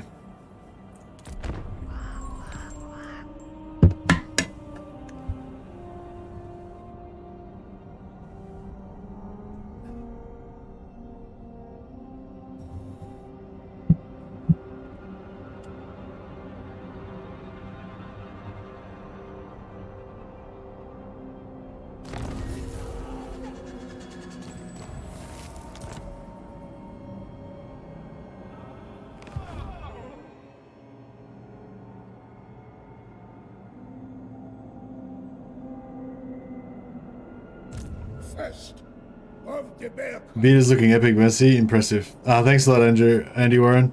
Much appreciated. I'm actually thinking about shaving it off. I was thinking about doing a Malice Darkblade cosplay. I'm pretty much like Malice Darkblade's probably like the character I look the least like out of anybody in Warhammer.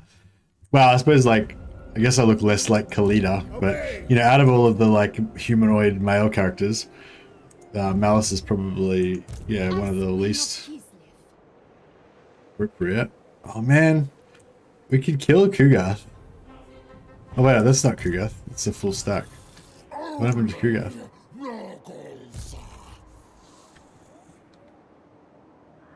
Man, she's gonna die. We're gonna lose this army. I can't go anywhere because those guys are I'm like surrounded on all sides. We could try and oh fuck, I don't know where to go.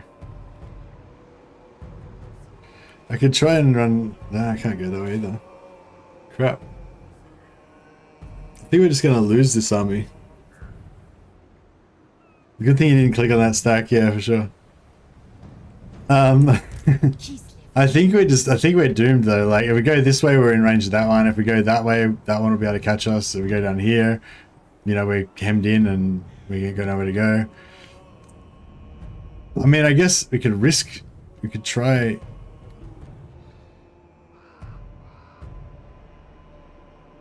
Row! No! Ice Queen.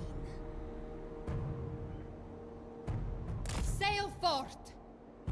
Fuck, this guy could come out and get us now as well. Man, we gotta rescue them. Are they rebels? Oh, they're rebels. Cool. Okay. How much points we got? 137. Emissary. This one's got 172. Oh, but that's because they're in force much. A noble. Normally got 122. Okay, so this one's got more movement. Okay, so we'll take this one. Of the ice. Face the... And we'll sack this. We'll just sack this so that we could bring back the bring back those rebels. Marcus Wolfhart cosplay. I don't even need to do a cosplay for Marcus Wolfhart. I already am Marcus Wolfhart. I just need to put one of those like furry hats on and I'm good to go. That would be pretty fun though. I could do Marcus Wolfhart cosplay.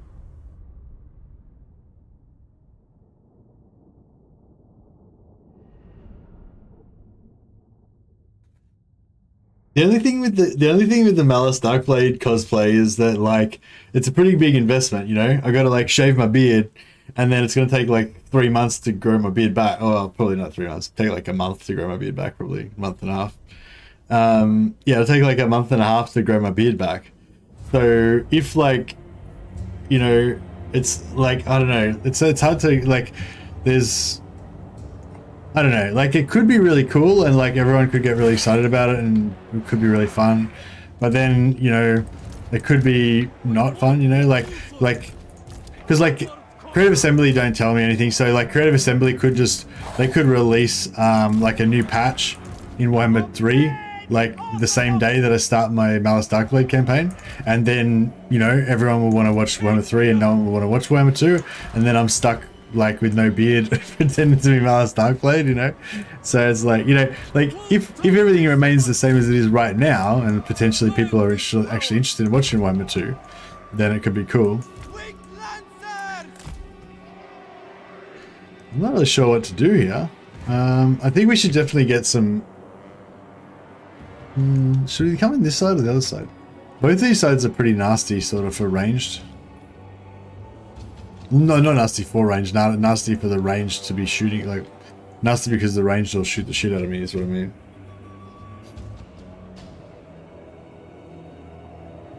Ask them to simultaneously release a beard patch, yeah. Could work, could work. Mistress of ice.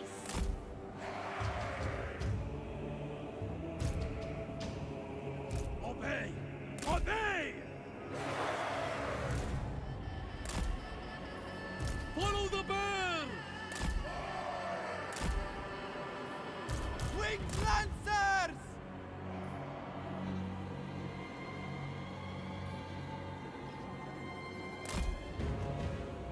Alright, so they should set up all their stuff on that side, because our wing lancers are showing themselves, they're visible there.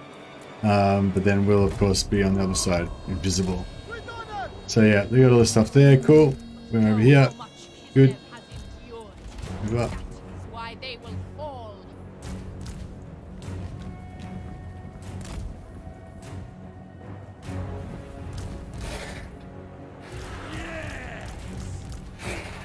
Yeah, this is our front line. We don't really care if we lose them, so it's good.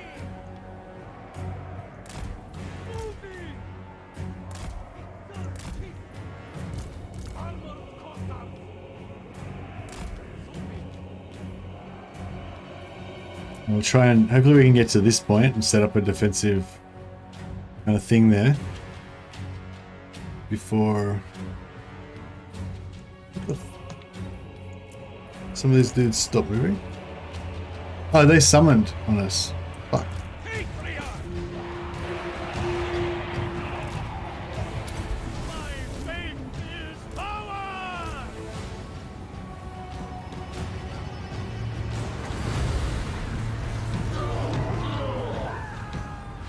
That's cool, we didn't really lose any units there. Considering they're bloodletters, I think they were trying to like move at the same time as fight or something, so they didn't really function.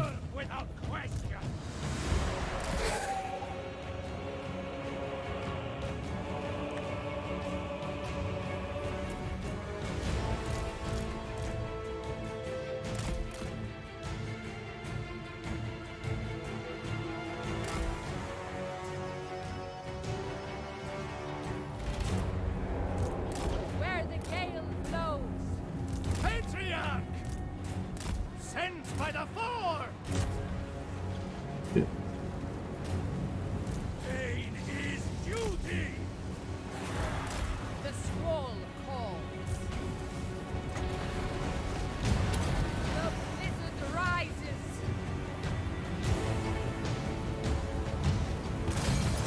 Sons of Kislev! Suffer the frost. March for Kislev! Kislev sends us forth! Whatever Urson asks, so be it. Yes! The heretic dies! Patriarch! Blessed by the Orthodoxy!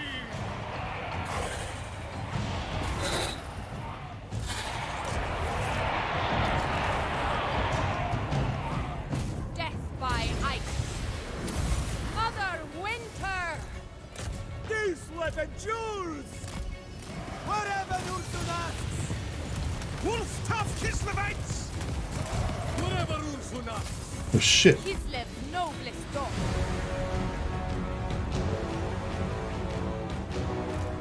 Defenders of Kislev! Bringer of penance! Patriarch! Mighty power!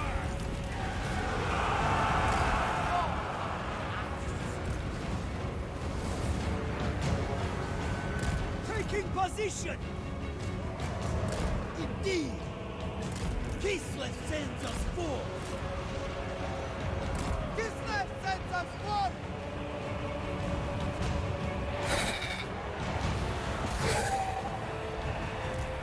I aid Kislev. The wind of winter. The blizzard comes.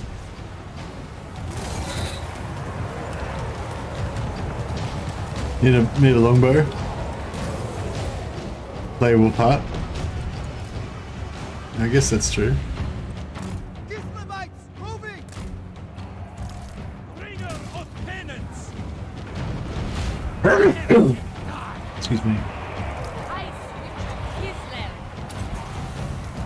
Armored Kostaltyn! Oh, what the fuck's she doing in there again? Jesus, where is she? I don't find her. Oh no, she's over here. Okay, that's better. Oh, she's fighting. I switch moving. I go for Kislev. To battle! Where the gale blows. Go with honor! For the ice court. We fight for Urson! Priest of Kislev! Patriarch! Oh shit, he needs to It is my get that. blood! Seeking heresy! Observe my location!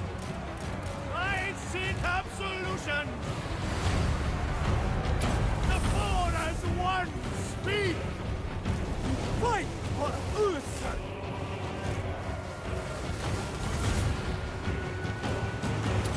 Mother of the ice. These guys are getting wrecked. Comrades of the bear! March with pride! And his power!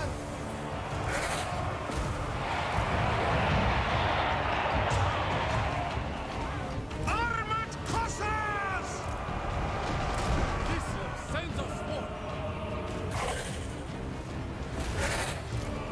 For Kislev!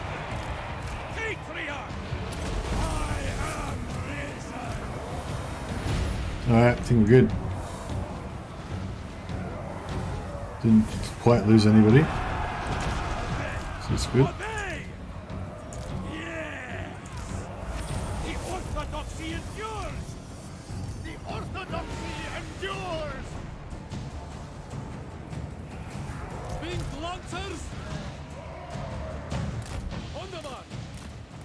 March with pride! Pain is duty!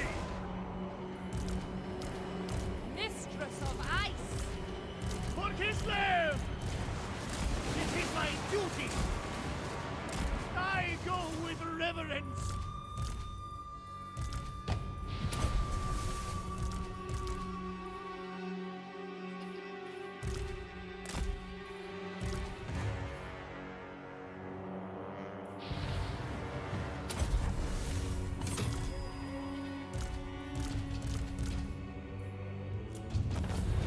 Ordered. Thought that was a dog growling. What, me sneezing.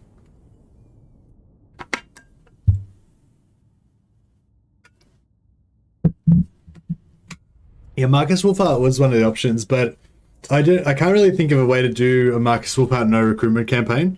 If we did a Marcus Wolfhart campaign, it would be like a Marcus Wolfhart no recruitment campaign. It would be pretty epic. Like it would be a pretty epic adventure. But the thing is, like with Mark, like it'd be I don't know, maybe impossible. It'd be very hard. But what was I gonna say? But the thing with Marcus Wolfhart is like one of the cool mechanics that he's got is being able to use his supply, Imperial supply units. Like he's got this sort of special regiments of renown that he can use. So with a no recruitment campaign, you don't do any recruitment, so no recruiting regiments of renown, etc. You know. So I feel like, you know, one of the coolest things about Marcus Wolfhart you wouldn't be able to use if you did a no recruitment campaign with him. So it's sort of, you know, not great. Whereas like factions like Marcus, like Malice, he's got like some special. He's got two different special mechanics that actually like play into no recruitment campaigns and make them better, kind of thing. You know. They cannot remain a threat.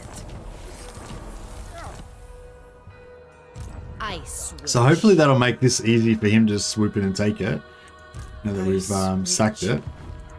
The ice calls. Now these guys want to march. There is force no march at least to there. Calls.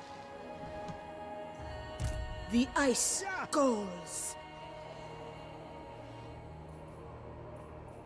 Overcome your Basically, exhaustion. if we can sucker these guys into attacking them, well, hopefully I'm suckering them and they're not just going to kill us, but yeah. And then maybe, just maybe, this guy can survive.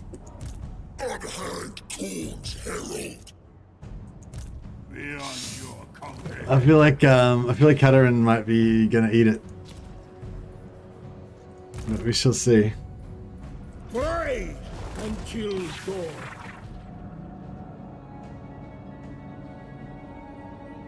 This is cool. Just go in and like kill everyone in Khorne's realm, then come in here. We just like spend our whole time in the rifts. Like it's funny. Like a lot of people, they want to get rid of the rifts and not have them in their games, so they can play sandbox, you know, campaign map, kind of like old school style, or just normal Total War style. And yeah, instead I'm playing like where I just stay in the rifts permanently and just never leave, just like an alternate version. The ice spreads. Kind of fun. Patriarch of Kislev. Patriarch. Patriarch of Kislev. Stay healthy, Kislevites. Frostweaver. Yeah, we'll just kind of stay there a bit more. Patriarch of Kislev. The blizzard, take them. Endless veneration. Stay healthy, Kislevites. Eradicate. The Wood Elves seem to be pretty good allies. Alright, see how we go with this. They hate the rifts, while you've just adapted to it differently. Take advantage of the best perks. Yeah, for sure. Maybe you could do an only Imperial Regiments Wolfhart. Yeah, I could do that, Andy Warren, but I'm kind of leaning more towards like a hardcore no recruitment campaign, because like right now I'm doing like a sort of no recruitment light kind of soft version of it, you know, and it's kind of fun, but yeah, I kind of feel like it'd be cool if it was like more difficult. Like the cool thing, like I don't know, like for those of you that were there for the Empire no recruitment campaign, there were so many different cool things about it. Like there was all these times when we were just like commandoing around trying to like not get annihilated by much stronger armies, and just trying to find like somewhere we could jump in and like assist, you know, and assist an allied army in a fight somewhere or whatever, you know. That like it's just, I don't know, it's just like a totally different game you're playing basically, and it was really fun. So that's sort of what I want to recreate. I want to, you know, I want like be a bit more difficult, like, because I'm essentially still playing this pretty normal, you know, like it's not really that different. Alright. Let's... Like, we've got a shit army. Look at these pistols.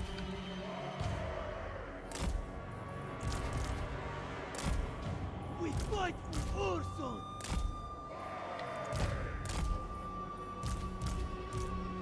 Patriarch! Alright, well,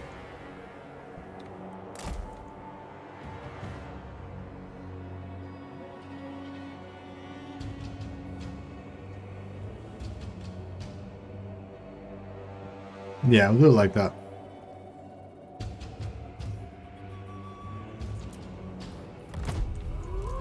Defenders of Kislev. Repositioning.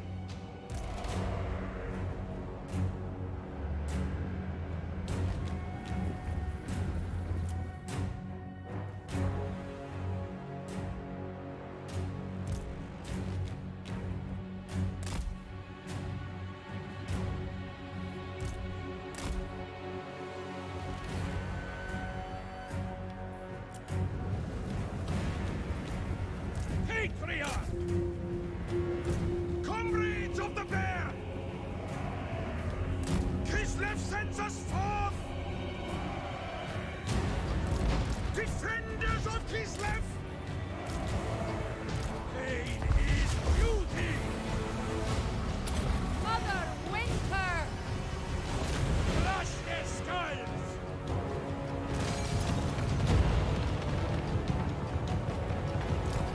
Follow the bear. Our duty, sir.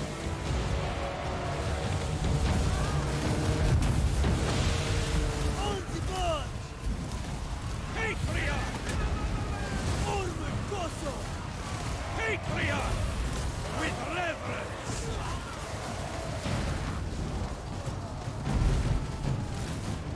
For Kislev! No, that's good. Cossacks.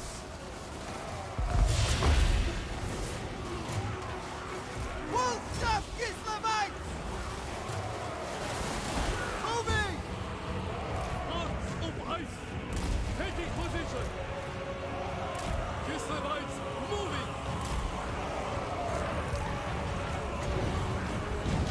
The winds of winter!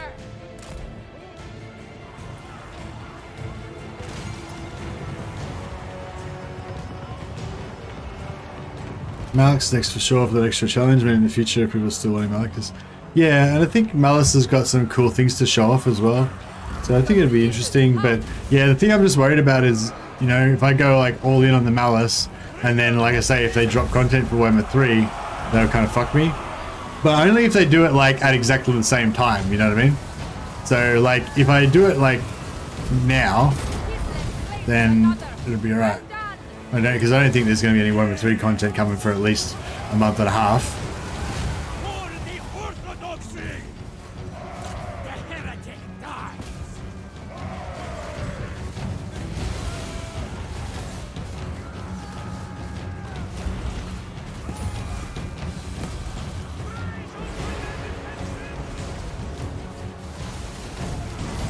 Patriarch! Sons of Kislev! Bring them down!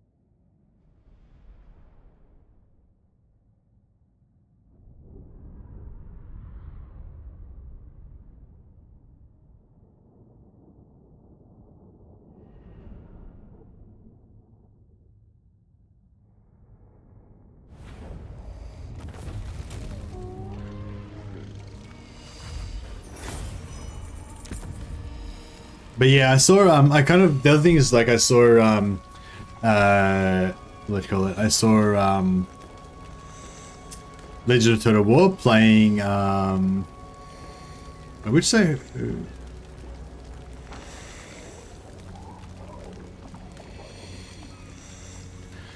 really want to stay here for a while, don't we? Their wealth is undeserved. 37.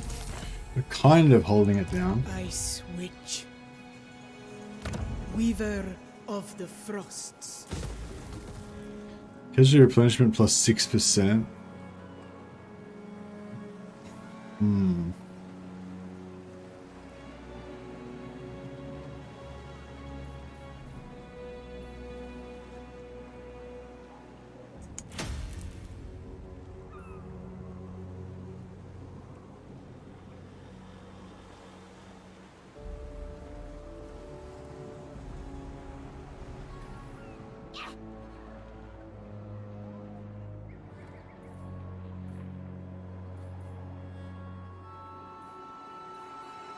Ice Witch.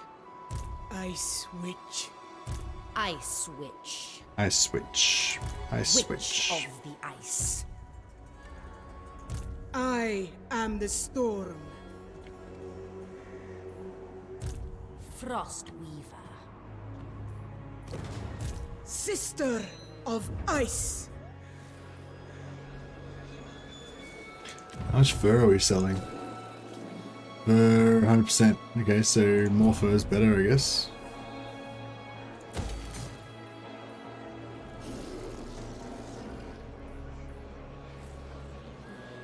$50 bundles. It's like slightly more fur, I guess.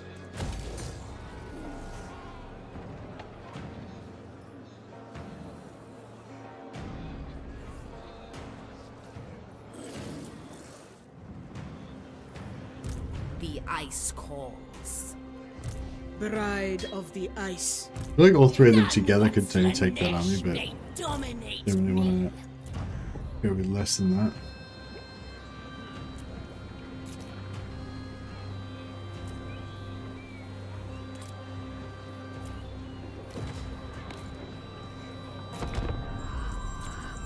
I switched, I imagine a Klondike bar with Urson on the wrapper.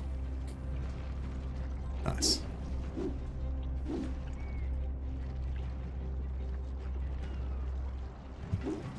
But yeah, if anyone's got any ideas for a Malice campaign, for the Malice no-recruitment campaign, then yeah, just at me in the Dark Elf Science channel on the Discord.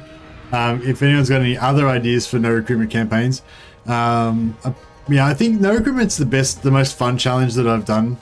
I mean, maybe I should just do like a This is Total War or something, but like that'd be pretty hard, but I don't know if it'd be as much fun.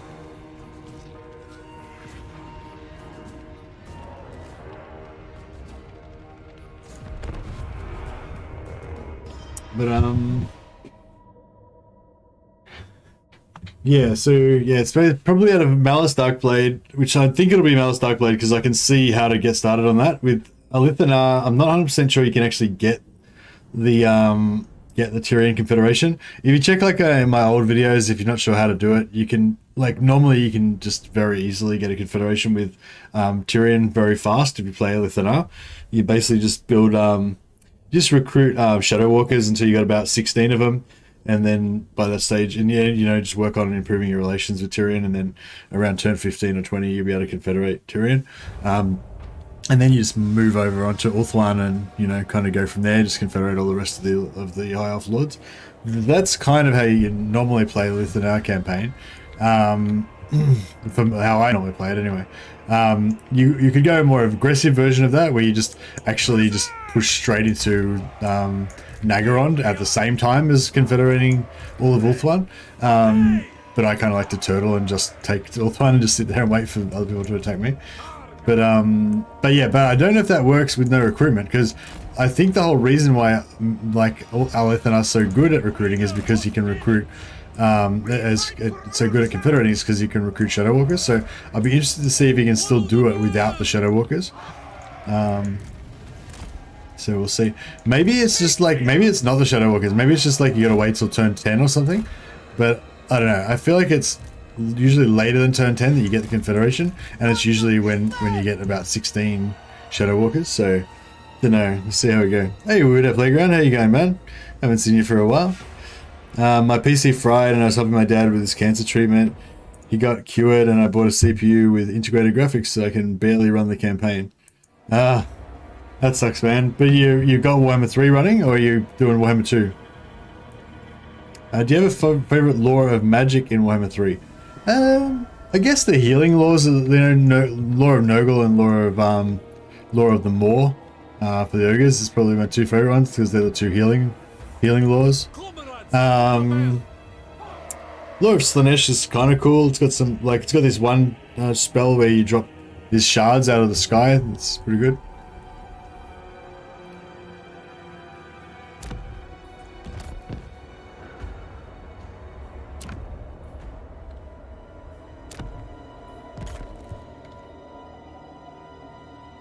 Oh shit, I didn't realize that was controlled by that end. Okay, it's not as good.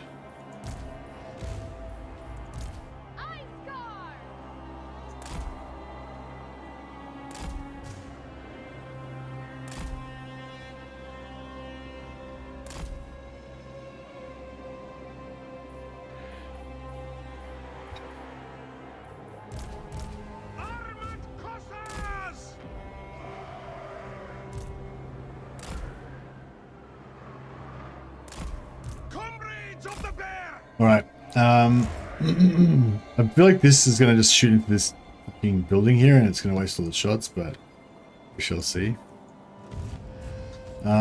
Meanwhile, these guys are just going to tank this shit like bosses. Tank it like bosses.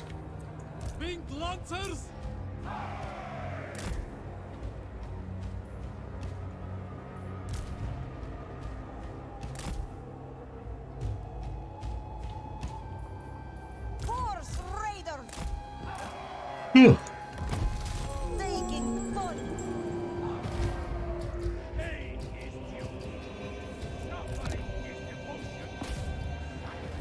Everything for Kislev and the four as one! March with pride! On the march! Hearts of ice! Taking point! March! Kislev! Yes! Kislevite moving! Bring them down!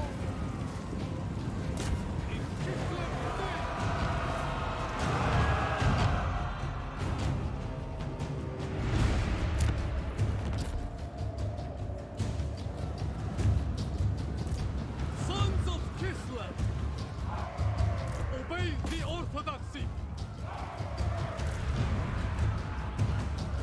It serves Kislev.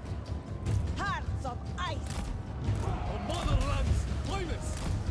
Taking position! Whatever rules for now! Follow the bear! Moving! Repositioning! Looks pretty under control. The motherland's finest! Land is power! Do a sweet recharge. Wolf-tough Kislevites! Put some more towers up. Put another tower somewhere. Put down. Don't know if this tower actually reaches anywhere, but I do. Horse Raiders! Comrades of the bear!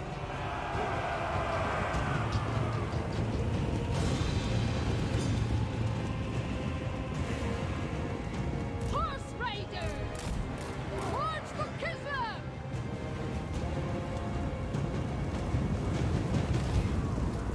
Armored Cossars!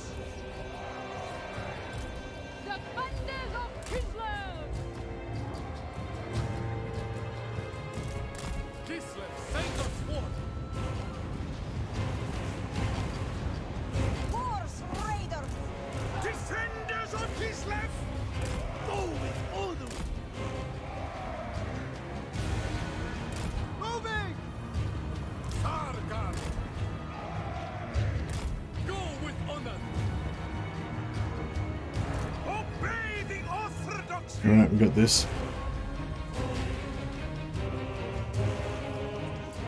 Yeah, sorry, yeah, of course, happy, yeah. Glad your dad's better. I was like reading in order, and I was like thinking that it was, you know, glad he's better, and then the last thing I read was about the computer, so I just kind of responded to the last thing. But yeah, obviously the fact that your dad's better is the more important part of that story. Sorry, I'm like, you know, trying to concentrate on multiple things at once, I guess. And also I'm a bit of a social retard.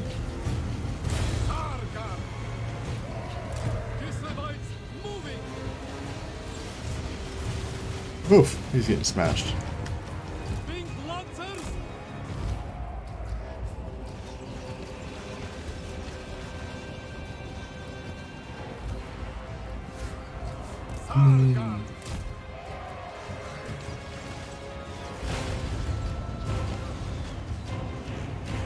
Did you oh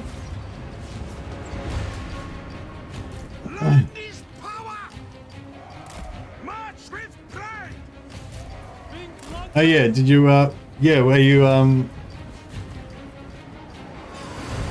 oh you're running Warhammer 3, but you can only do auto resolve.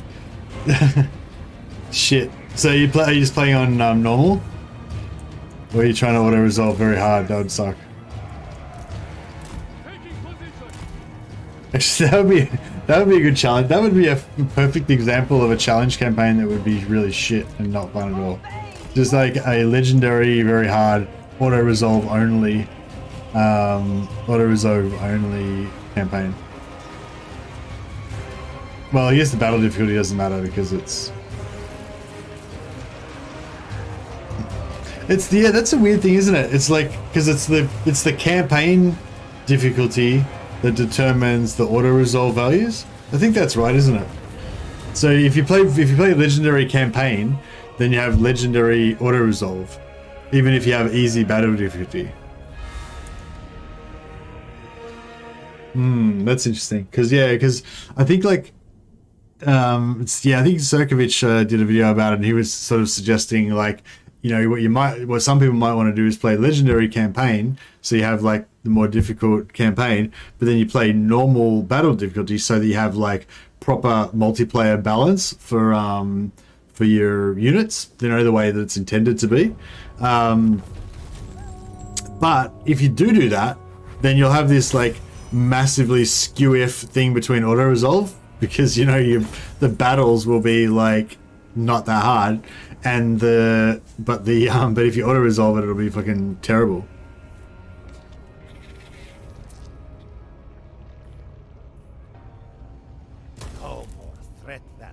Hey Wuda, I'm a messy bad enjoyer, so I got to challenge myself all the time. Nice one, Wuda. Yeah, I like to keep it fresh.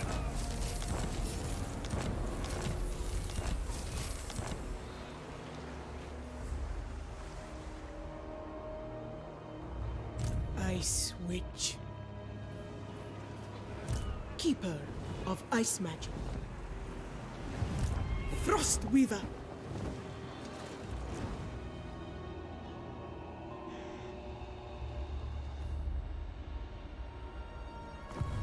you know nothing.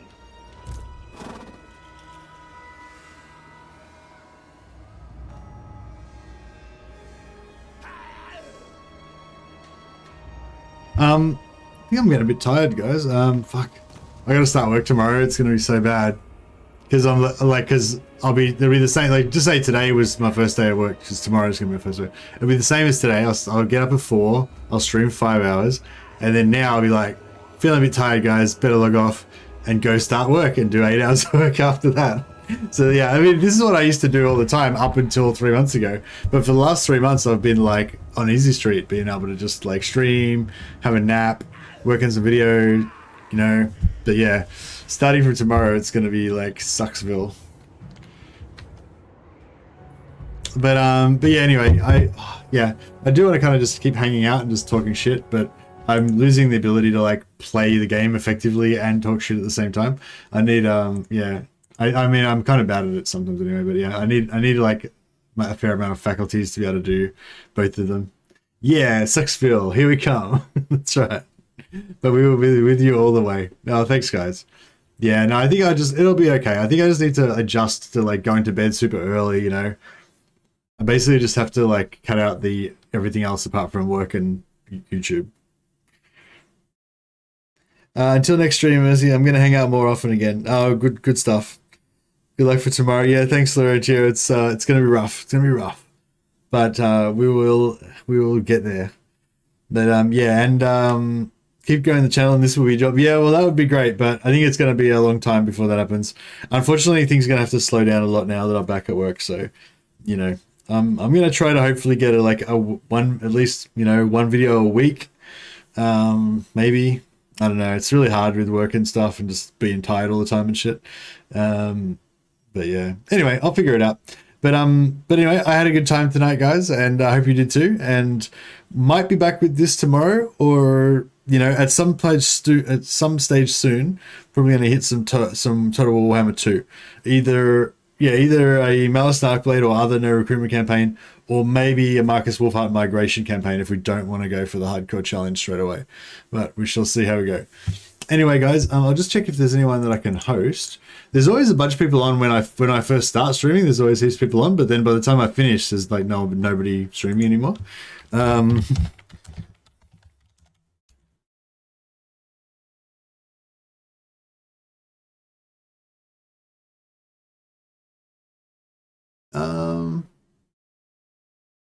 There's somebody streaming Warhammer 2. Is he speaking English? Don't know. Not speaking. Yeah, this seems to be working well here. Shadowgrave's on. Shadowgrave, I hosted Shadowgrave the other day. He's only got 58 subscribers. He's only got 2 people watching him. But he's playing legendary. He's playing legendary sandbox campaign. Yeah, so he's playing with no rifts, with the chaos realms turned off, basically. So I know a lot of people are talking about that. Like I know everyone's always asking me, oh, what did you try this mod, try that mod? Like I know I'm always like, nah, no mods. So anyone who wants to see the modded campaign with no rifts, check out Shadowgrave.